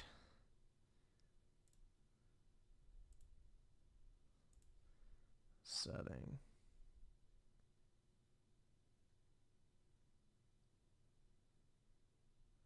Alright, so yeah, it just takes you to the landing page. Alright, so I'll do it. We'll donate to Trump. Alright, give me a second. I'll donate to God Emperor Trump. Give me a second. I wish it was the video. Alright, let me see.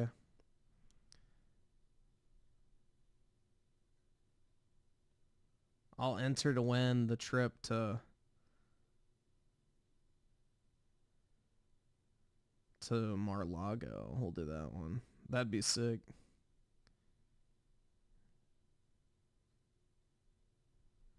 So self.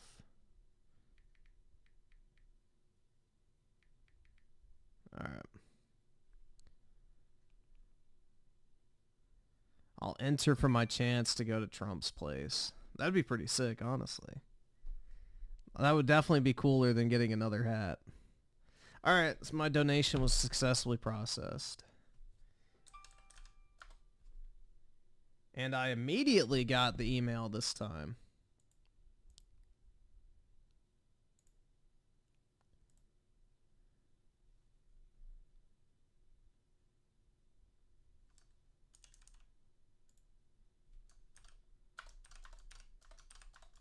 There you guys go.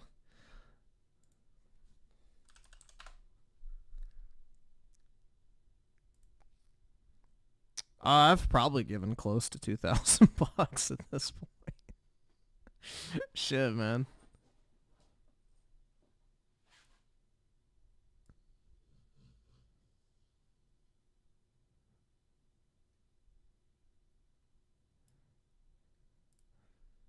There we go.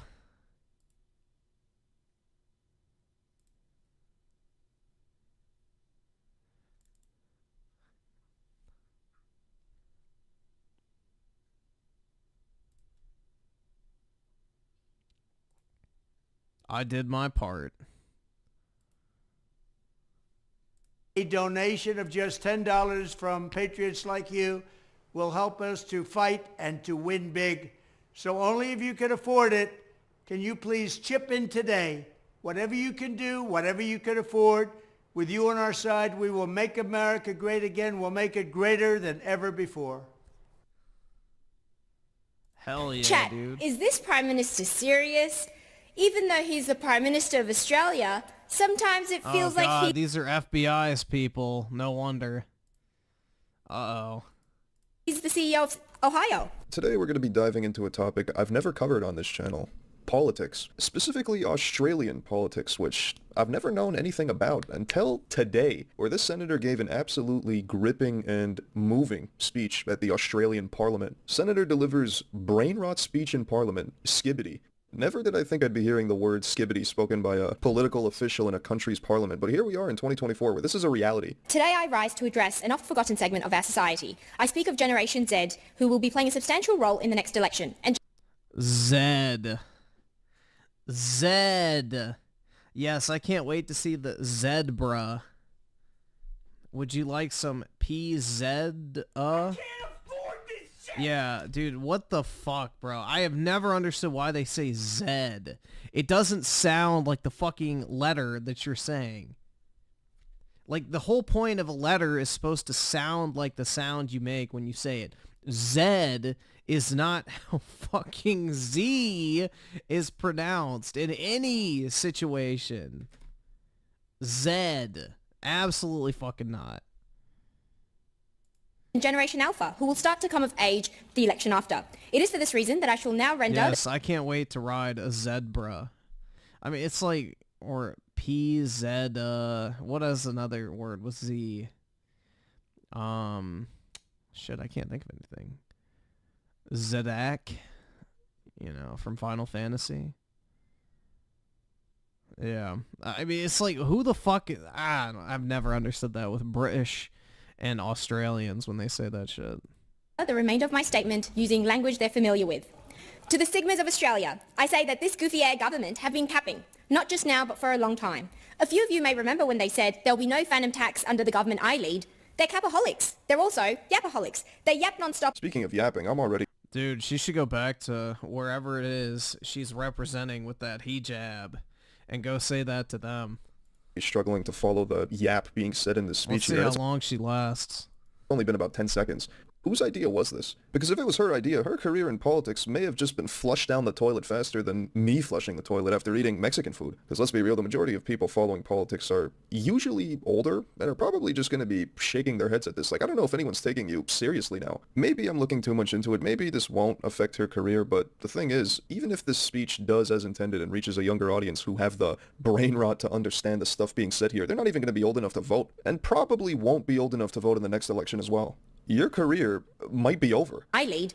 They're capaholics. They're also yapaholics. They yap non-stop about how their cost of living measures are changing lives for all Australians. Just put the fries in the bag, little bro. They tell us that they're locked in on improving the housing situation in this country. They must have brain rot from watching too much Kai Cenat and forgot about their plans to ban social media for kids under 14.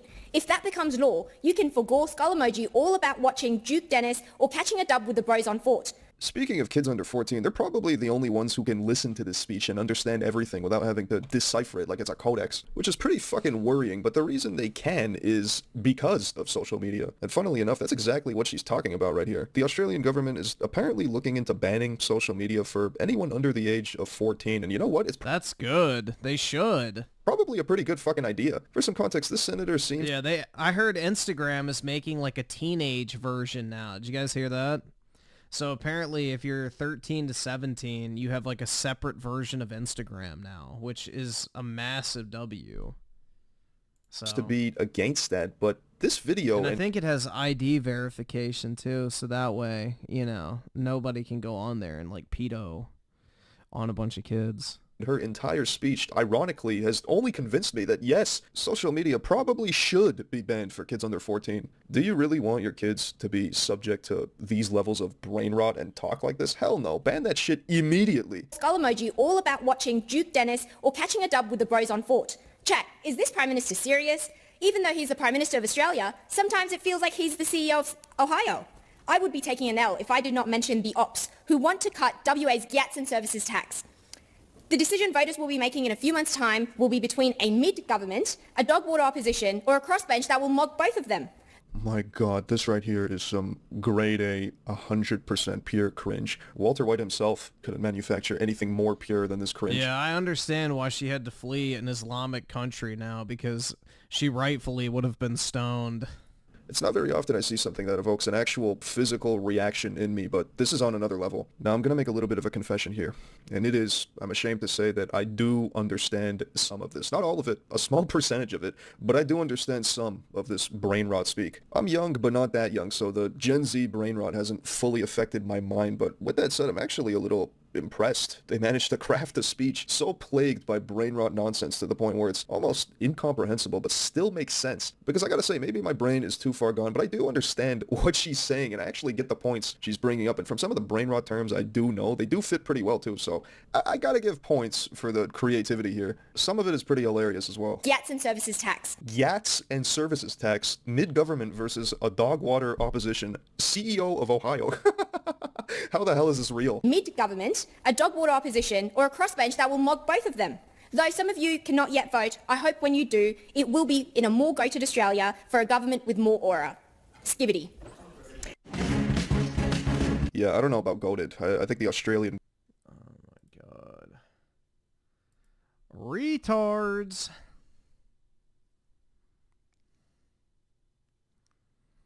Griffin is the Riz King of Ohio. I've never been to Ohio, but thanks. I'll be the king of anything, bro. Sign me up.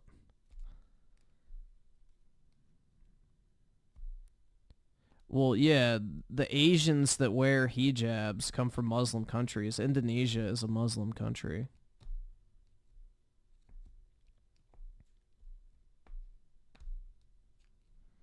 Hijabs are like a purely Muslim thing. So, yeah. Griffin can fix Ohio? Yeah, I probably could, man.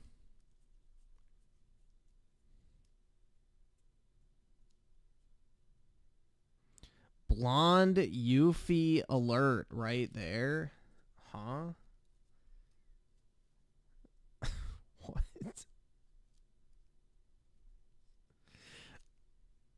Down to the left?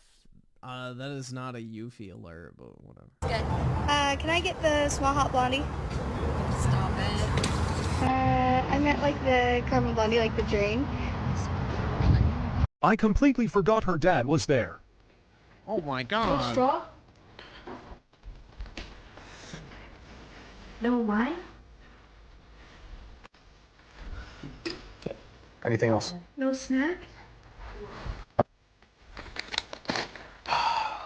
No kiss?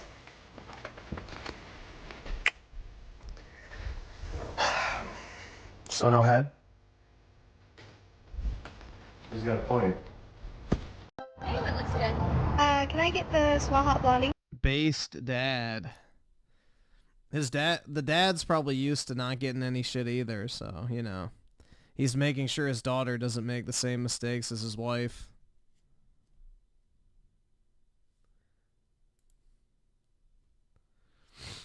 But yeah, I didn't see any Yuffie, bro. She looks completely of age to me, but...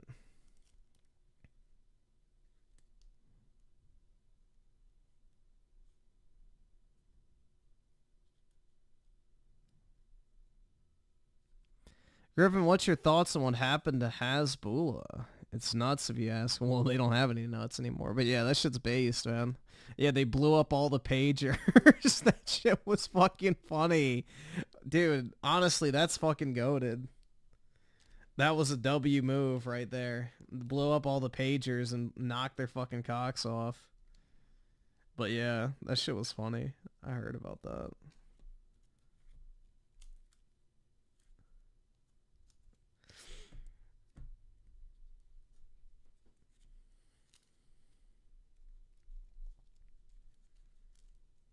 Yeah, that shit's funny, man.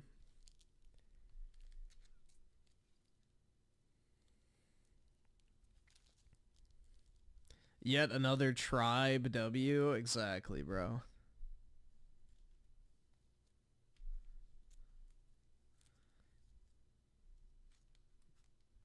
That's a hot Tunisian face? What is? Oh, right here. What makes Tunisian faces so attractive? I guess. I don't know.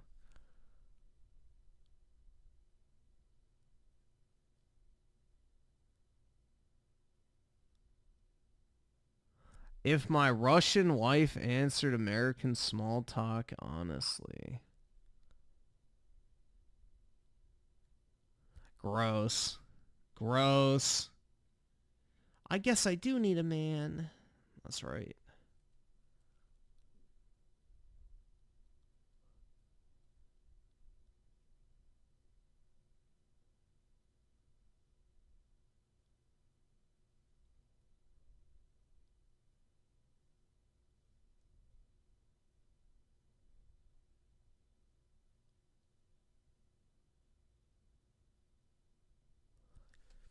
Normies see any video with a girl and watch. That's right. Like, let's see. Refresh. Hell yeah, dude. I saw the word girlfriend and edge.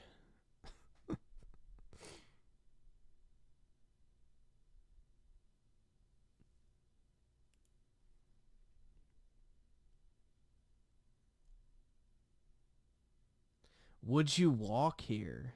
Oh my god, let's find out.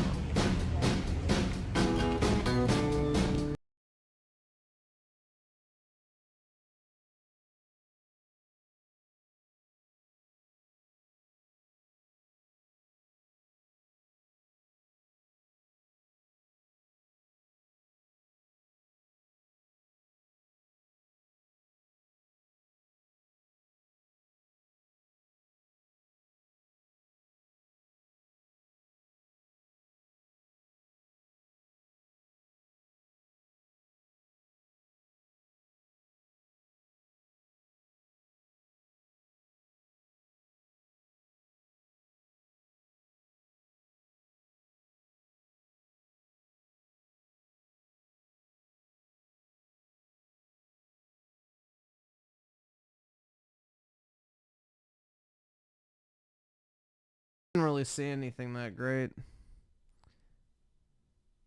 Wow, Griff is a sexist loser? That's right, man. Believe it.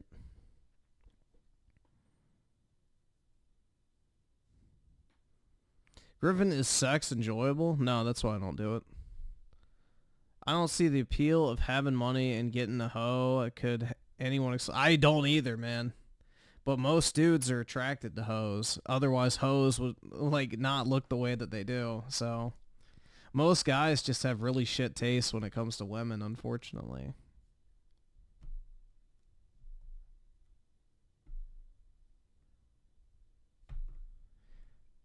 But yeah.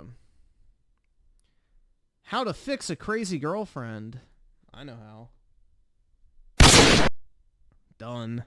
Problem solved. The best pickup line, dude. Alright, let's hear it.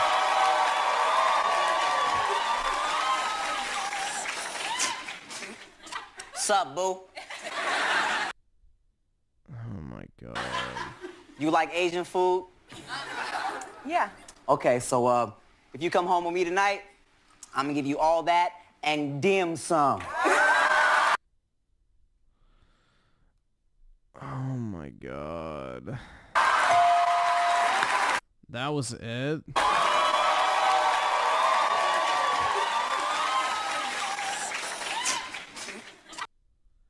Yeah, that was weak as shit, man. That was weak. Very weak.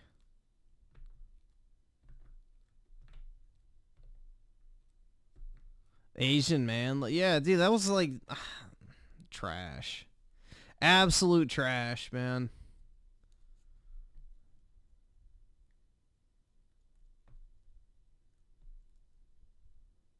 Yeah, we just... Oh, look.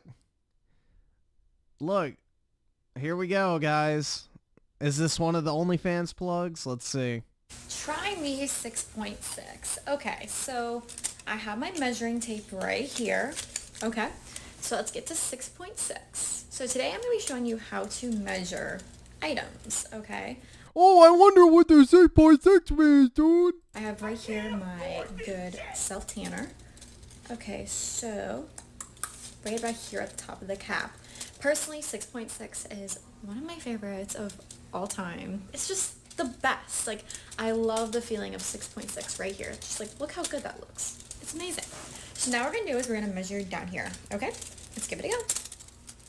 Oh, try me 6.6. Ha ha ha ha ha ha ha ha, dude. Wow, it's so funny.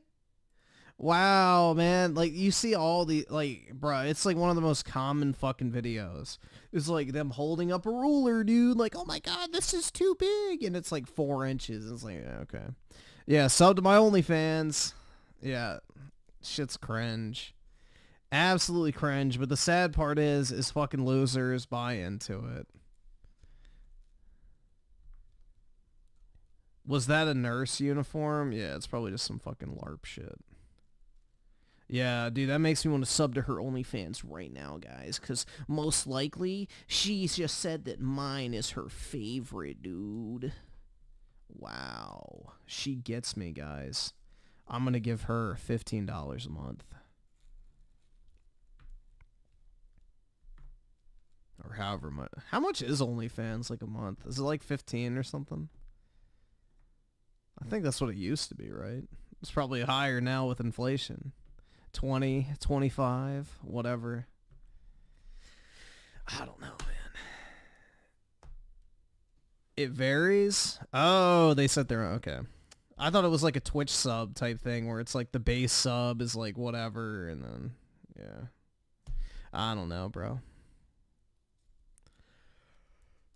Girls can pick their price. Okay. So they can decide to be a cheap whore or an expensive one. Interesting.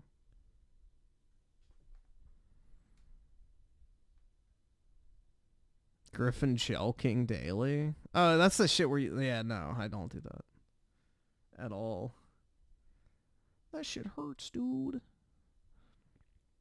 7 Minute Man with the 2. Did you see the Camel ad that went viral today? No, I did not. And Oski with the 2. Bruh, I want Mario and Luigi Brothership now. Well, I think it comes out soon, right? A month or two. So that's not too bad. Griffin acting like he isn't subscribed to 20 OnlyFans chicks. Nice acting. I told y'all the only way I would subscribe to an OnlyFans chick is if I knew them, like, in real life. Out of pure curiosity. Like, say you went to college or something, and one of the chicks there does OnlyFans. You'd be like, oh, you know, I've seen her in real life. I might as well, you know, take a look just to see what else. I don't know. Like, that's the only way I would do it is if I knew the person, like, in real life, just out of pure curiosity. But otherwise, I really don't fucking care. I have no interest in, like, some random bitch on the internet. Like... You're never going to actually bang them. So it's like, what's the fucking point of lusting over them? I don't know, dude. Like, porn's free. If you really want to see porn, just fucking Google that shit. So the only way I would ever actually pay for something like that is just if, like, curiosity, I guess, got the best of me. And, like, I knew the person in real life. You'd be like, oh, yeah, well, you know. Research purposes, obviously. But, yeah. Oski Woski 2 with the 7 months. Also, did you see the Steelbook for Brothership? Yeah, I did. Wasn't it, like, I think UK exclusive or something like that? But, yeah, I saw it. Either subscribe, donate, or get the fuck out. Most simps pay for the messaging and custom vids. Yeah, and fucking, you know, Steve in India is the one answering their messages, not the chick. So it's fucking funny. They don't even run their own messages. So it's fucking crazy.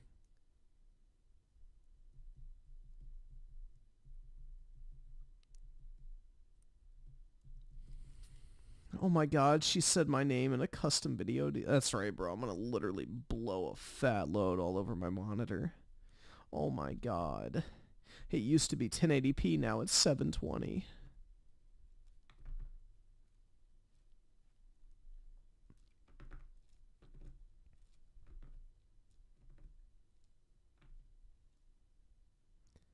Oh, dude. Yeah, I guarantee you Andrew Tate was the guy talking to him. He probably enjoyed it, too. He probably enjoyed flirting with men. I guarantee you.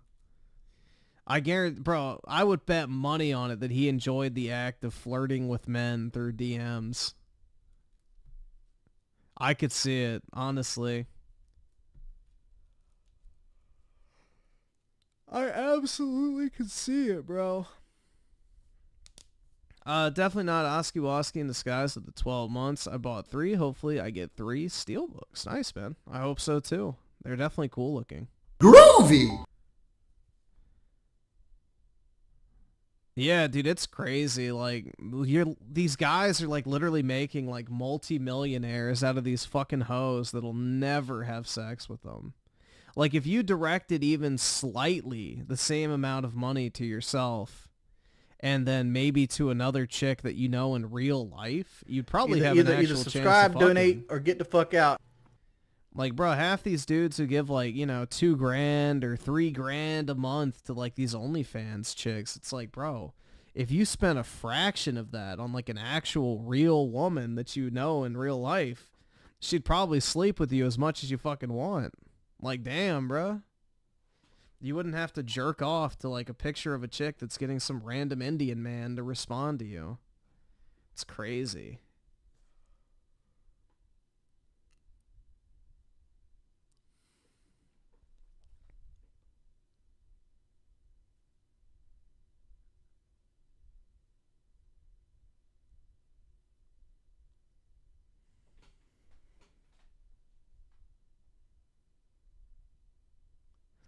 $2G a month is getting you laid. Yeah, exactly, man.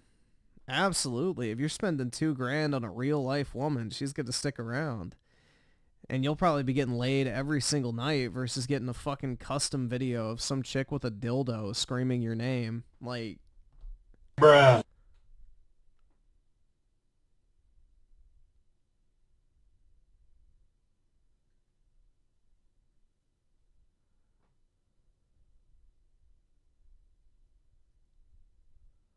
Oski Woski with a 5. The previous entries never got anything like that. The fact that Brothership got a steelbook is fire.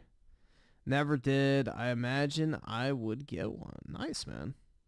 Yeah, I think now, because it's like a Switch title instead of like a DS title, because I don't think any of the DS games used to get steelbooks at all, now that I think about it. I can't recall any, at least. Maybe the Pokemon games, I think, did, actually. But, yeah, DS and 3DS games typically never got steelbooks. That's right! That's right! I can't afford this shit! Did Dreamy? I can check. Let's see. It's been kind of a boring day today, all things considered. Oh, yeah, he did. He uploaded 2 reviews. Here, we'll watch this one first, since I have to.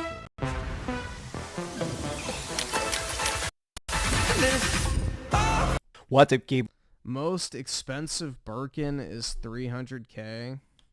Yeah, that's the type of shit you buy if you're just like super loaded and you're bored. So, I don't blame people for buying that type of shit. Personally, I don't think I ever would, but, you know, let's say I was worth millions and millions of dollars and my wife wanted it, then sure, why not? I don't care. But personally, I wouldn't buy something like that for myself. Rooster Casca here, and today we're talking about the Dead Rising Deluxe Remaster because I have been playing this for the last couple weeks, and it's essentially a complete remake. Now, I say this as a massive fan of the original Dead Rising. This is better in almost every single way.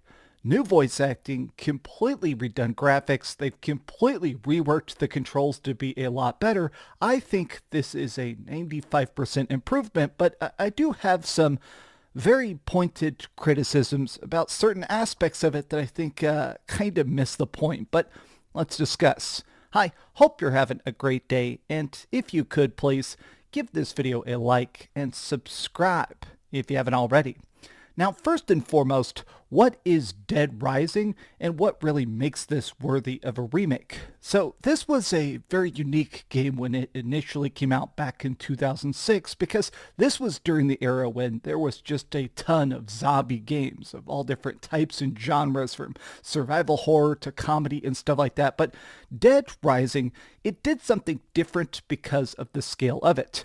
We're playing as photojournalist Frank West, who's been airdropped via helicopter into a mall in a city that's been completely destroyed by the Walking Dead. So the goal is that now you have 72 hours to try and crack the case, to figure out what caused the dead to rise and either get out or die trying, you know? But what makes this game so incredibly fun is that timer to it, that while you're doing this, you have a lot of options, from goofing off to helping survivors to just collecting stuff or leveling up or just murdering as many zombies as you want in very creative fashions. Well, with this remake, what will immediately just hit you is how much they've retooled the cosmetic aspect of it. This game has been entirely reconstructed in the RE engine, which is what you've seen. Pretty much everything that Capcom does is in the RE engine. It looks crazy good. Every face, every bit of animation, the way that zombies look. A big problem with the original was the fact that because it was made for the Xbox 360, the technology was not really there yet for the sheer scale of having hundreds and hundreds of unique zombies on screens, so they kind of looked very copy and pasted. Whereas now, not only do we still have that sheer size still, but now every zombie looks appropriately gory, so detailed, so gross and awesome and good to dismember with all sorts of different weaponry. But what makes this game extra fun is the fact that no uglification of women, no girl bosses, checks all boxes for me. There you go, man. And Oski Woski with the 2. Okay, spending spree done. Time to wait for Aerith. Hell yeah, bro. 7 inches? That's pretty big. Gonna grab this on sale for $10 max. Yeah, Capcom games get cheap very quick. Honestly, now that we have better graphics, you can kind of appreciate the original vision with this mall so much. Willamette Mall is very big. It's got food courts, it's got tons of stores, and you can bust into everything and throw diamonds or steal skateboards or even just get a car and drive around in the courtyard doing donuts. And now, honestly, the lighting engine, the graphics, everything looks incredibly good, but this does bring me to a point of contention that I think some fans will enjoy and some fans won't. So they remade how all the characters look, and I think they look very different. Frank West, the main character, a lot of the people we team up with to crack the case of the Willamette Murder Mall mystery, there is a lot of redoing to how the characters are actually presented, but I think they are all better. Some people I think I personally enjoyed more in the original, but I do think that objectively they do look better. The animations, especially with a lot of the faces, are much more expressive. Now, the other part of this I think might be controversial is that they decided to completely re-record the entire game. Every iconic line from "I've covered wars, you know," to a lot of the screaming of "Jesse" and stuff like that. Every part of this has been re-recorded by a new cast, and I think they did an incredibly good job. I think they even did a better job, but as a fan, I'm sure. They probably had a way bigger budget for the voice acting this time around. Miss some of the clunky weirdness of the original game. Like, when they came out with this in 2006, some of the lines just felt so wooden and silly. I mean, it felt almost like the point. This is very obviously based on old zombie movies, specifically the George A. Romero ones. I mean, the movie Dawn of the Dead is pretty much the exact plot of this, and I'm so obsessed with Dawn of the Dead, I actually met the director, George A. Romero. So, I mean, I'm a big fan of that. So, the new voices, though, they are better. I feel like I can take a step back and say the new voice acting is better, but I miss the original. I wish we had the option of playing the game with the original audio, because I did like the characters, even if it is a little bit worse. I've just played through the game so many times, I miss those original voices, as silly as they were. But let's talk about the revamped gameplay. So, in the original game, it could be pretty tough because it essentially had an early version of permadeath. Frank West has 3 days to try and crack this case, but every time you mess up, every fatal mistake you make, whether it is getting attacked by cultists or going toe-to-toe with a psychopath and not making your move appropriately, it makes it so that when you died, it would actually restart the game. So you have to live through the whole 72-hour mode. You could create these manual save points, but a lot of times when you died, you were dead. The only thing that would carry over is your level itself. By actually killing zombies, doing quests, and helping people out, you So get a experience roguelike. points, which permanently gives you a bigger inventory, more health, faster run speed, higher attack. So there was always this system in the original game of trying to be careful and navigating all the different gauntlets and not making a mistake, because dying meant you had to do it all over again. Now, I appreciated that in the original game because it created a very tangible sense of fear of like, okay, every time I was going on a mission, I would purposely go to the food court and get extra healing items and stuff. I'd stock up on bullets and guns and swords every time I ventured out to make sure that I could not possibly die because I didn't want to restart. Now, the game autosaves completely constantly. If you die, you can just instantly continue from that exact point. So they've pretty much removed even the slight soft permadeath system, and they did improve the Mega Man controls a blaster. lot. The new way you can play, it plays completely like a modern game. From running to movement, you actually used to have to stand still to fire a gun in the original version. They've completely redid that. Driving controls are better. Like, across the board, this is just so much improved, every single aspect of it, that I think it almost has that problem that a lot of remasters have. I review a lot of games. Dreamy meets everyone but not Griffin, and he probably never will, man. And I've spoken on this, but a lot of these games that have a slightly clunky interface or some parts of it that just aren't super fluid, the difficulty is kind of just wrestling with the game itself. And the original Dead Rising certainly had that. Even as you leveled up, even as you could jump off of zombies or do all sorts of stuff like that, a lot of times when you messed up, it was because of the controls. It made this clunky stiffness to it that made it where you felt like a photojournalist instead of an Olympic level Tom Cruise badass. In the new controls, a lot of the bosses, even the ones that used to be tough, are laughably easy. Like, I beat the entire game for this review 3 separate times. I got all the endings, I got the secret ending, I did everything. And so when I did that, I realized that it's just so goofy now that it's just so easy to out-dodge, outmaneuver, run, headshot, kill everything. Like, it is so easy. It's not a detriment. It just feels weird how much that by fixing the clunky controls, the game is... I don't think it was... But that's the thing, is like these type of games are never supposed to be hard. They were always supposed to be easy. It's just they were a symptom of their time where the controls fucking sucked. Suddenly kind of a joke. Now, the complaints I've had so far are obviously just a matter of taste, of picking between the old version and Yeah, I've never gotten the vibe that Dead Rising was supposed to be hard. I always thought it was just kind of like a fucking, you know, dick around, have fun type game, like a sandbox. But yeah, I don't know. In the soul state of the industry, everything has to be like a fucking impossible challenge. The new version, saying, okay, here's something that's been improved, or here's something that personally I enjoyed more in the original version. But this last complaint is my biggest problem. It is what I said at the beginning of the video. It is the 5% that I think, in my opinion, kind of sucks. Now, some people are not going to be happy about this, so I really want to try and explain this properly. Uh-oh. In the original game, being bored was part of the game mechanic. Now, let me explain. In the original movie of Dawn of the Dead, the whole point of it is that they get trapped in this mall and they kill time. They decide to goof off and be friends and make coffees and just put on silly outfits and stuff like that. They're killing time during the zombie apocalypse.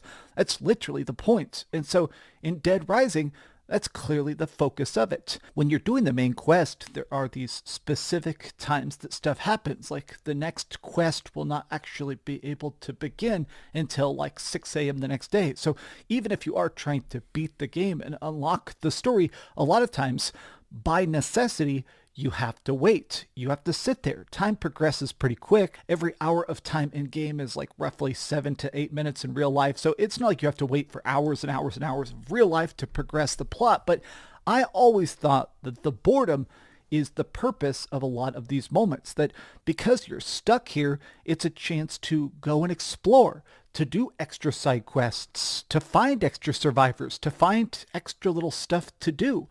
Like, I always enjoyed going out and trying to save everybody I can, or while scrounging for extra supplies, a lot of times on the weird times of night, you'll encounter extra killers, extra lunatics, extra cool items that only appear in limited time events.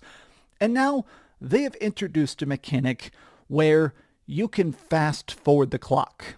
At any time you can go back to the safe room and just fast forward time. Now, I'm not saying this is game breaking, but it makes it where a game that takes about 20 hours roughly, to actually beat the game, you can beat the entire game now in about 3 hours. If you know what you're doing. That sounds great. You can beat the game in 3 hours because you can just achieve a quest, go back, fast forward time a bit, What the fuck is wrong with that? It's an optional feature. Why the fuck would you choose to be bored in a game? Quest, fast forward time a bit. Now, I'm not saying this is bad. I'm just saying that I almost feels like this kind of defeats the purpose of Dead Rising. And I'll go a step further. I wish they had an option to remove this. I wish there was a game mode that I could play that did not let me speed up the clock. Just don't do it then. Why is he upset about having player choice? Because this acceleration thing actually exists even in Infinity mode. This is a special mode where... So wait, he's mad that it just exists? Bro, why the fuck do you care? Just don't fucking use it. Don't use the optional feature. Like, what is the issue here? Instead of just trying to beat the game and escape, the goal is instead to live as long as possible, where all the supplies that would typically respawn, like different health items or pies over in the food court and stuff like that, it stops respawning, and instead it's now just a matter of trying to live as long as possible. In fact, as you sit here, Frank West actually has a hunger meter now, so you have to constantly be scrounging for that next bit of food and healing kits and stuff like that to keep alive, and you're trying to live as long as possible. A lot of achievements and trophies are linked to this. In fact, this used to be considered to be one of the hardest achievements of all time. I got it on the original Xbox 360 version, and I loved that 7-day survival. Now you can just stock up on healing items, go back to the safe room where nothing can get to you, and fast forward time and just keep drinking milk to get past it. Like, it literally, in my opinion, ruins Infinity mode. Like, maybe people would say, oh, you don't have to use it though. This is so retarded. You're breaking the game for yourself. He's upset that people can get an achievement that he worked hard for, guys. He worked so hard to get that achievement, guys. Like, you shouldn't be able to just fast forward the game. That's not fair. But I almost feel like time acceleration should be limited to a certain amount or something. I don't know. It just... No, it's a fucking sandbox game. Don't use it if you don't like it. He's pissed off that other people are going to get the trophy easier than he did. It feels odd. The quality of life improvements of this are undeniable. I mean, the amount of stuff they've tweaked and changed and improved across the board, I definitely think this is worth the money. If you're a new fan or a classic fan coming back, especially some stuff like... Dude, this is like those fucking Souls elitists who get pissed off when they like nerf a boss. And then unless you beat the boss before a certain day, you didn't actually beat him. Like, it's literally that, bro. It's like Radon from Elden Ring. If you beat Radon before they nerfed him, then you actually beat him. If you beat him after they nerfed him, then you didn't actually play the game. Like, it's the same shit. It's the same fucking shit as these Souls elitist retards who fucking jerk off with sandpaper about how fucking miserable they were playing a game. And because they were more miserable than you, their experience is more valid. Like, it's the same mentality. There used to be this thing where in the game, Otis in the control room, there's a guy in the safe room who has a walkie-talkie. He can call you and tell you about other events. When he sees survivors, it's like a way of getting extra side quests. And that's always been cool.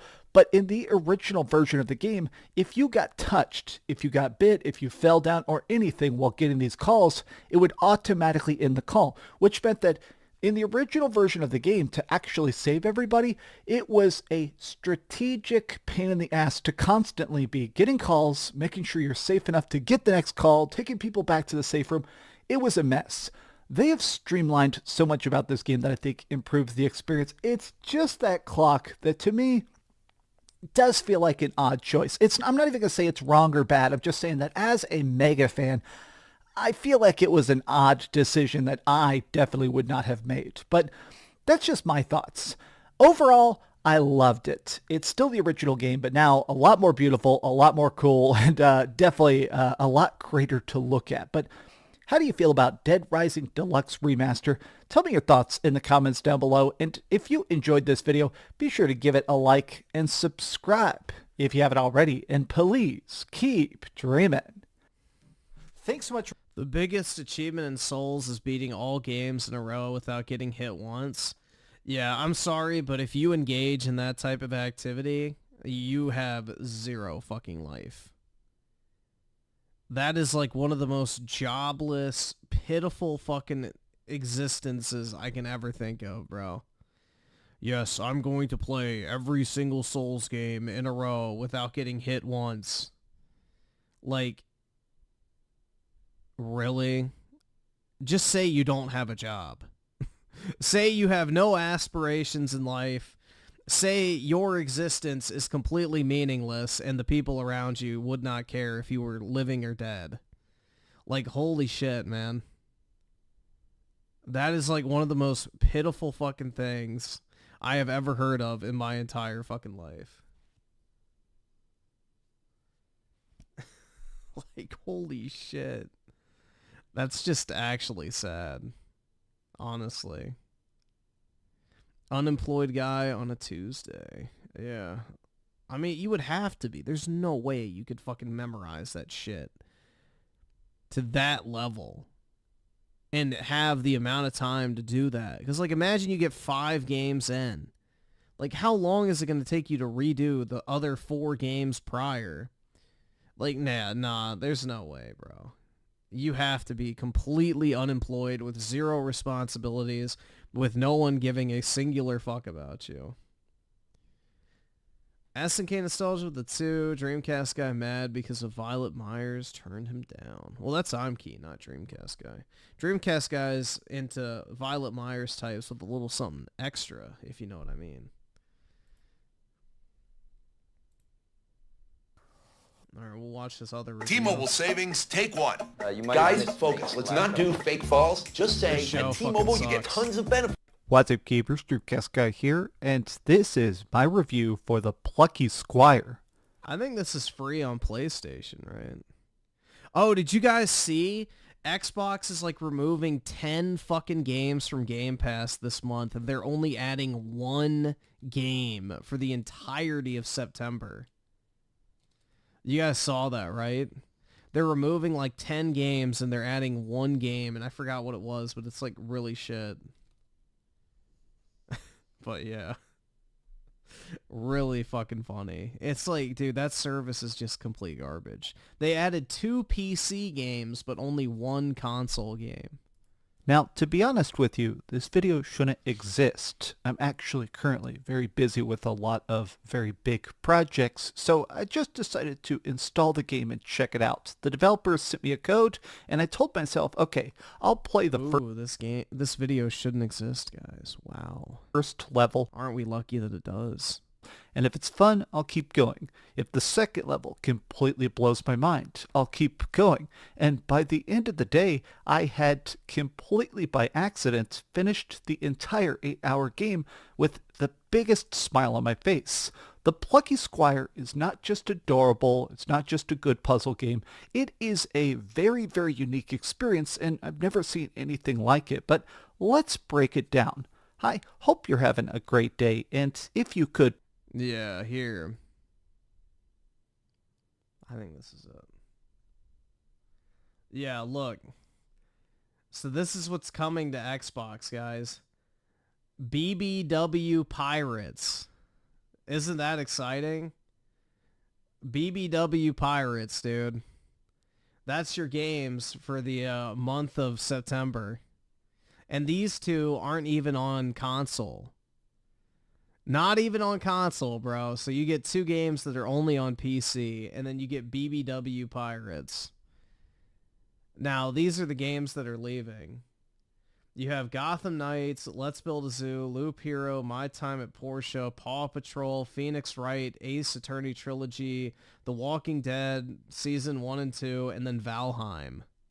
So you're losing all of this, and you're getting BBC Pirates, or BBW Pirates, whether it's male or female, I don't fucking know. But yeah, that's what they're adding. Isn't that the greatest value in gaming, guys? The greatest deal in all of gaming? $20 a month for fucking BBW Pirates? Wild. Absolutely fucking wild, man. I'm sure glad I paid $20 a month. Jesus Christ. Like, what a sick joke, bro. What an absolute joke. Please give this video a like and subscribe if you haven't already. So what is the Plucky Squire? In this, we're playing as the titular hero of Plucky. He's like sort of Zelda-y style character, but he's stuck in a picture book. Every single day he wakes up, he hangs out with his friends, he goes on little adventures, and every day he beats the evil wizard of Humgrump. Now, Humgrump is very sick of this. He has somehow been able to use his dark magic to realize that this is all just a story. It has to happen in this exact way. So he gets the ability to kick Plucky out of the picture book. So throughout the course of this game, there is so many interesting... I mean, at least it's a unique premise. I'll give it that. I don't know if I would play this, but at least it sounds like a unique premise to, you know, give it some credit. Meta levels to it, because Plucky wants to be a writer, but he's also a person now that can go into and out of the book. So this is both a 2D RPG that's incredibly fun and a 3D RPG that's incredibly fun. You go on these multiple tiny quests where each of the 10 chapters typically has you doing a mix of the 2D and the 3D. So you'll go out across the desk and go in little castles built out of little crafting materials, or phase in and out of different pieces of drawing scrap paper or cool little jots on the wall.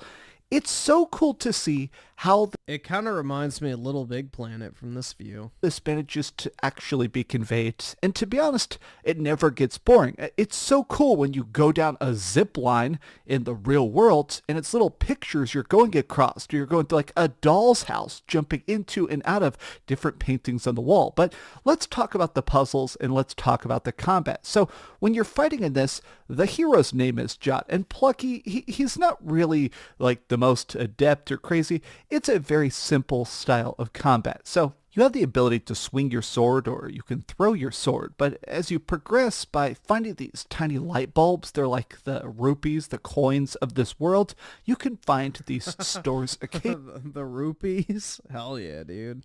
Usually they give you additional abilities to do jump attack. Go. Or my favorite was this style of skill where you can throw your sword like a boomerang and then magnetize it back to you. You can also get upgrades to these from the stores. You can do more sword damage or make it so that your DSP is gonna wage quit Astrobot. Oh man, how is he not beating that shit yet, man? It's been out for a fucking week. That game is like 10 hours, and I guarantee you he's not doing everything. So it's probably even shorter than that. What the fuck? How is he not done with it? If you just do the main stages, it takes like literally maybe 6 to 7 hours at most. Boomerang sword will now actually hit people multiple times and then come back. So it's little teeny tiny upgrades. There's not like a ton of depth to it. The real appeal of this is that ability of Jot to write. Because he wants to be an author as well as an adventurer, it's got this interesting mechanic where in a lot of rooms you have to solve a word puzzle and a block puzzle at once. So say there's like a thing that says the bridge is broken and it's written in that storybook font. You can bust up the sentence and maybe take the word broken and find a different sentence that says the bridge is fixed. Take that word, move it into place, and now the bridge is repaired. Now, this sounds simple at first. This is a pretty unique concept. I'll give, like, I don't know if I would play this or not. I mean, it's free on PlayStation, I'm pretty sure I saw, but I don't, like, I'll give it credit. It's something unique. I have never seen anything like this, so, you know, at least it's creative. First, but I'll fully admit, some of the puzzles in this game really stumped me because you can still leave the book. Anytime I don't know. I'm not going to hate on it because, like, at least it looks unique. Like, you know, in a world of fucking copy-paste indie games, at least this looks like they tried to do something, you know, unique with it. Find these green portals, you can pop back out into the 3D worlds and then pick a page. Instead of just being in a current area, you can actually go back to other places. You can flip the pages and tilt the book to even solve puzzles like that. So you end up having to really think not just about the current puzzle, but previous puzzles as well. And this is a really interesting mechanic because I really think it challenges you to think about this in such a grander scale. Like a lot of puzzle games, you kind of just sit there and stare at it. But with this, with Jot, I thought it was really cool that a lot of times I couldn't just stare at that and wait for the answer. I end up having to wander around, to backtrack, to go to previous pages and find that extra little clue that will push me forward. I love the puzzles in this, but additionally, I think it's so cool the extra abilities we unlock to manipulate the book, to do extra stuff. It's more than just a meta-narrative. I like the fact that it feels like a mind bender. Now, some people are going to think this is a bit hyperbolic. My favorite puzzle game of all time is obviously Portal. I mean, everybody loves Portal, but the original Portal back on Xbox 360, I mean... Another really good puzzle game, if you guys haven't played it, is... what was that shit called? Fuck. Of course, right when I'm about to say it, I forget. Hold on, give me 1 second. Shit. What was that fucking game called? Let's see.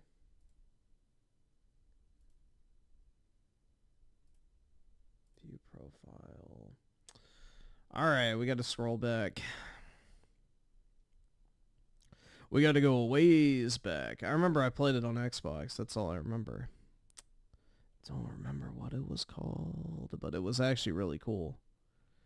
It had an awesome art style to it. Let's see.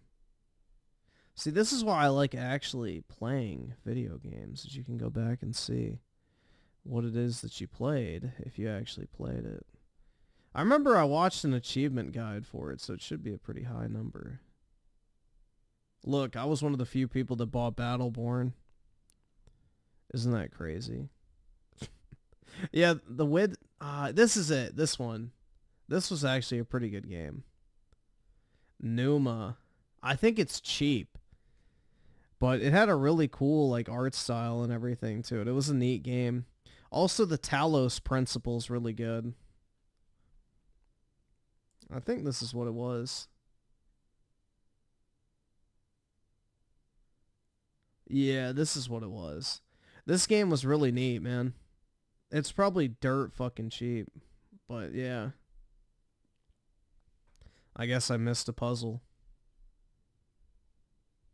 Yeah, I need to finish The Witness. I started playing it. I remember that was like one of the first games they showed off the PS4 with. Like if you go back to the...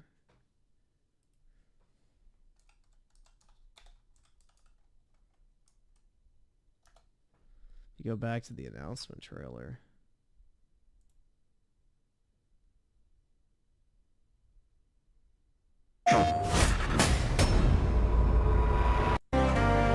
Right here, this is The Witness. What we're trying to create are things that people have never experienced. Magical moments that they're going to... Right here, too. I would like to make a... Knack. Hell yeah, dude. But yeah, that's The Witness. But yeah, I need to play that. That's like one of those games I have to play like in my own time though, because like streaming a puzzle game would be ass, because you'd just be angry. Like streaming a game, you have like the pressure of like actually trying to make progress. Whereas if you're just playing it in your own time, it doesn't really matter. So also you have to, you know, be engaging, and you can't just think and be quiet. So it completely melted my brain. There are spots in this that reminded me of Portal, in that it's just such a well-crafted, smoothed funk of awesomeness. I like the fact Portal is one of the best games ever. It's Valve's best game, hands down. Like, without a doubt, Portal is the best game in Valve's like lineup, in my opinion. That it is just a game that has puzzles that feel like they want you to scratch your head a bit. Now, let's talk a bit about the characters. This is a fun game because not only are all the characters incredibly adorable, they've all got, each of the people we party up with, Jot's friends, each of them has like a job and a hobby. So you've got a friend that's a wizard, but she also wants to be an artist herself. So she'll talk about painting or different stuff of collecting puzzles. You've got a buddy that's a rock climber that also has his own ambitions. Or even our main character, Jot. He's the hero of this, but he also wants to be an author. So when you encounter characters, they'll talk about not just your real adventures, but they'll be a fan of your books. I don't know. I think this is just so cute that it shows that you don't have to be a two-dimensional character, even a two-dimensional world. That's just such a cute idea. But I have to say, my favorite part of this game is certainly that it has a good shock to it. When you leave the book and actually have to... Oh my god, dude! Magic the Gathering! I don't play Magic, FYI. Explore the 3D world. Not only does it look cool, not only does it have incredibly good design, it looks very realistic. It actually conveys this messaging of you're breaking into another dimension in such a fun way. I mean, 3D Jot looks great. The monsters look great. Trying to sneak around before you get your weapon in the real world and stuff like that. Every part of this just plays so good. I was impressed the whole way through. But let me talk about my two complaints. The first one is, did anybody play the Legend of Zelda Link's Awakening remake, right? Okay, so that game had this like blur effect. I own and it. it does that in this as well. So when you're in the 3D world, 99% of the time, everything looks good, but occasionally the camera gets blurry. I think it's trying to like simulate the eye focus, but I don't understand why it would do this. I mean, the game seems to run at a rock solid 60 FPS. I'm not sure if they have a fake blur effect to try and like hide texture pop in or what, but I think the blurry effect looks incredibly bad, even if it is trying to fix performance somewhat. I wish there was an ability to turn that off. And my other tiny complaint is that at certain aspects of the game itself, I wish it explained things a bit better. Griffin leaked his nudes? Fuck, man. Damn it. Yeah, but they wouldn't be mine if I leaked nudes. FYI. I've never taken a nude, right hand to God, and I probably never will. So this game is kind of one of those puzzlers that like... If I ever leak nudes, they'd definitely be of somebody else. To just throw you in the deep end. It'll kind of just let you figure stuff out. And for almost every single puzzle in the game, that's good, but I think the game does not teach you about the backtracking, and I kind of wish it did. Like, the first time I got stuck in a puzzle, it's because I only had the pieces that were on that page, and I'd never even considered the fact that I could pop out of the book, personally flip the pages back, and check previous zones to steal blocks and keys and puzzle pieces. And so it's not a problem. I do wish that they had just given a hint or something that said, hey, you should check back where you came from. But overall, this game is cute, it's short, it's fun, it's 8 hours of absolute freaking awesomeness. I did find some of the collectibles throughout the 10 chapters of the game. There's all sorts of like little hidden book stuff and extra art, but more than anything else, the game is just cute. You know, I just feel like there's not enough games that sit down and try and be adorable. I got a lot of friends with kids, and honestly, this is the kind of game I feel like if I were a kiddo, it would absolutely melt my brain. I feel like if they released a physical edition of this, I'm not sure if they did, I want to buy this for my friends' kids because I feel like it's just such a great game. And why not just buy it for him digitally? Why do you need to get him a physical copy? It's also free. Oh, because he wants to impart the love of game collecting on them? On PlayStation Plus for this month. So, heck yes. Off the cuff, great. This has just been some rough thoughts on it because I just finished the game and I wanted to ramble about it. But hope you have a good day, and I'm going to go back to editing other videos. I love you guys very much. Thank you so much for watching this video. Please give it a like, subscribe if you haven't already, and please keep dreaming. Thanks so much for watching that video. If you want to see something else, you can always click this link to see. Oh my god, guys, it does have a physical release. Oh my god. Oh my god.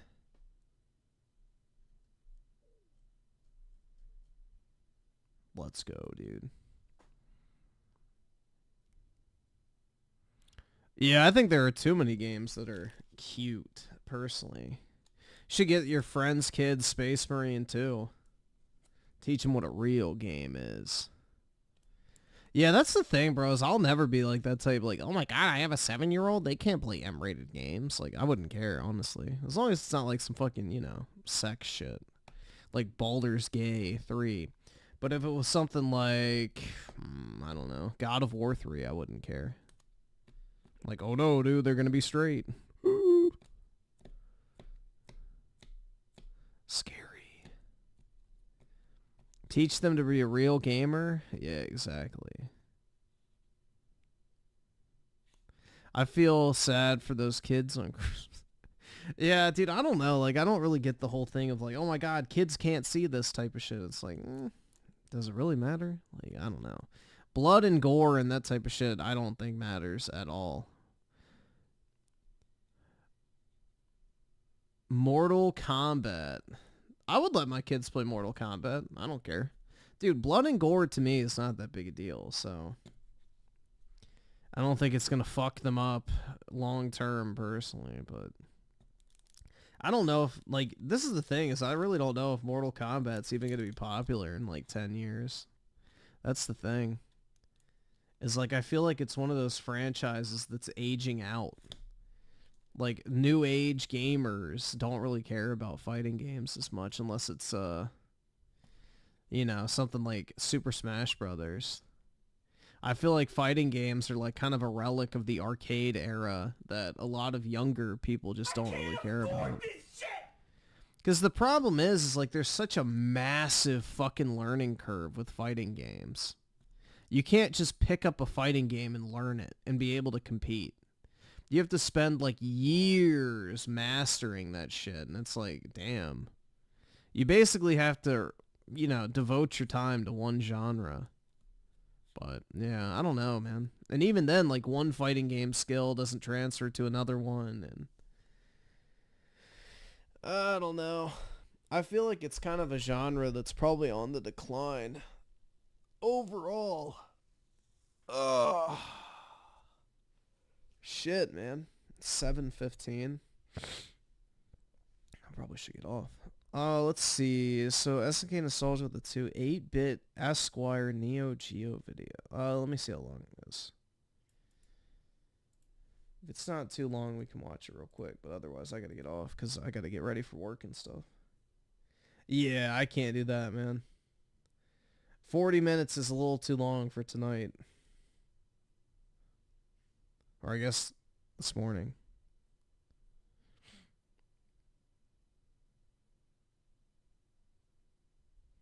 Yeah, I can't do that today. But, yeah, I'm going to go ahead and hop off, guys. Have a wonderful Wednesday, everybody. I'm going to go take a shower, I guess, and maybe take the dog out, so.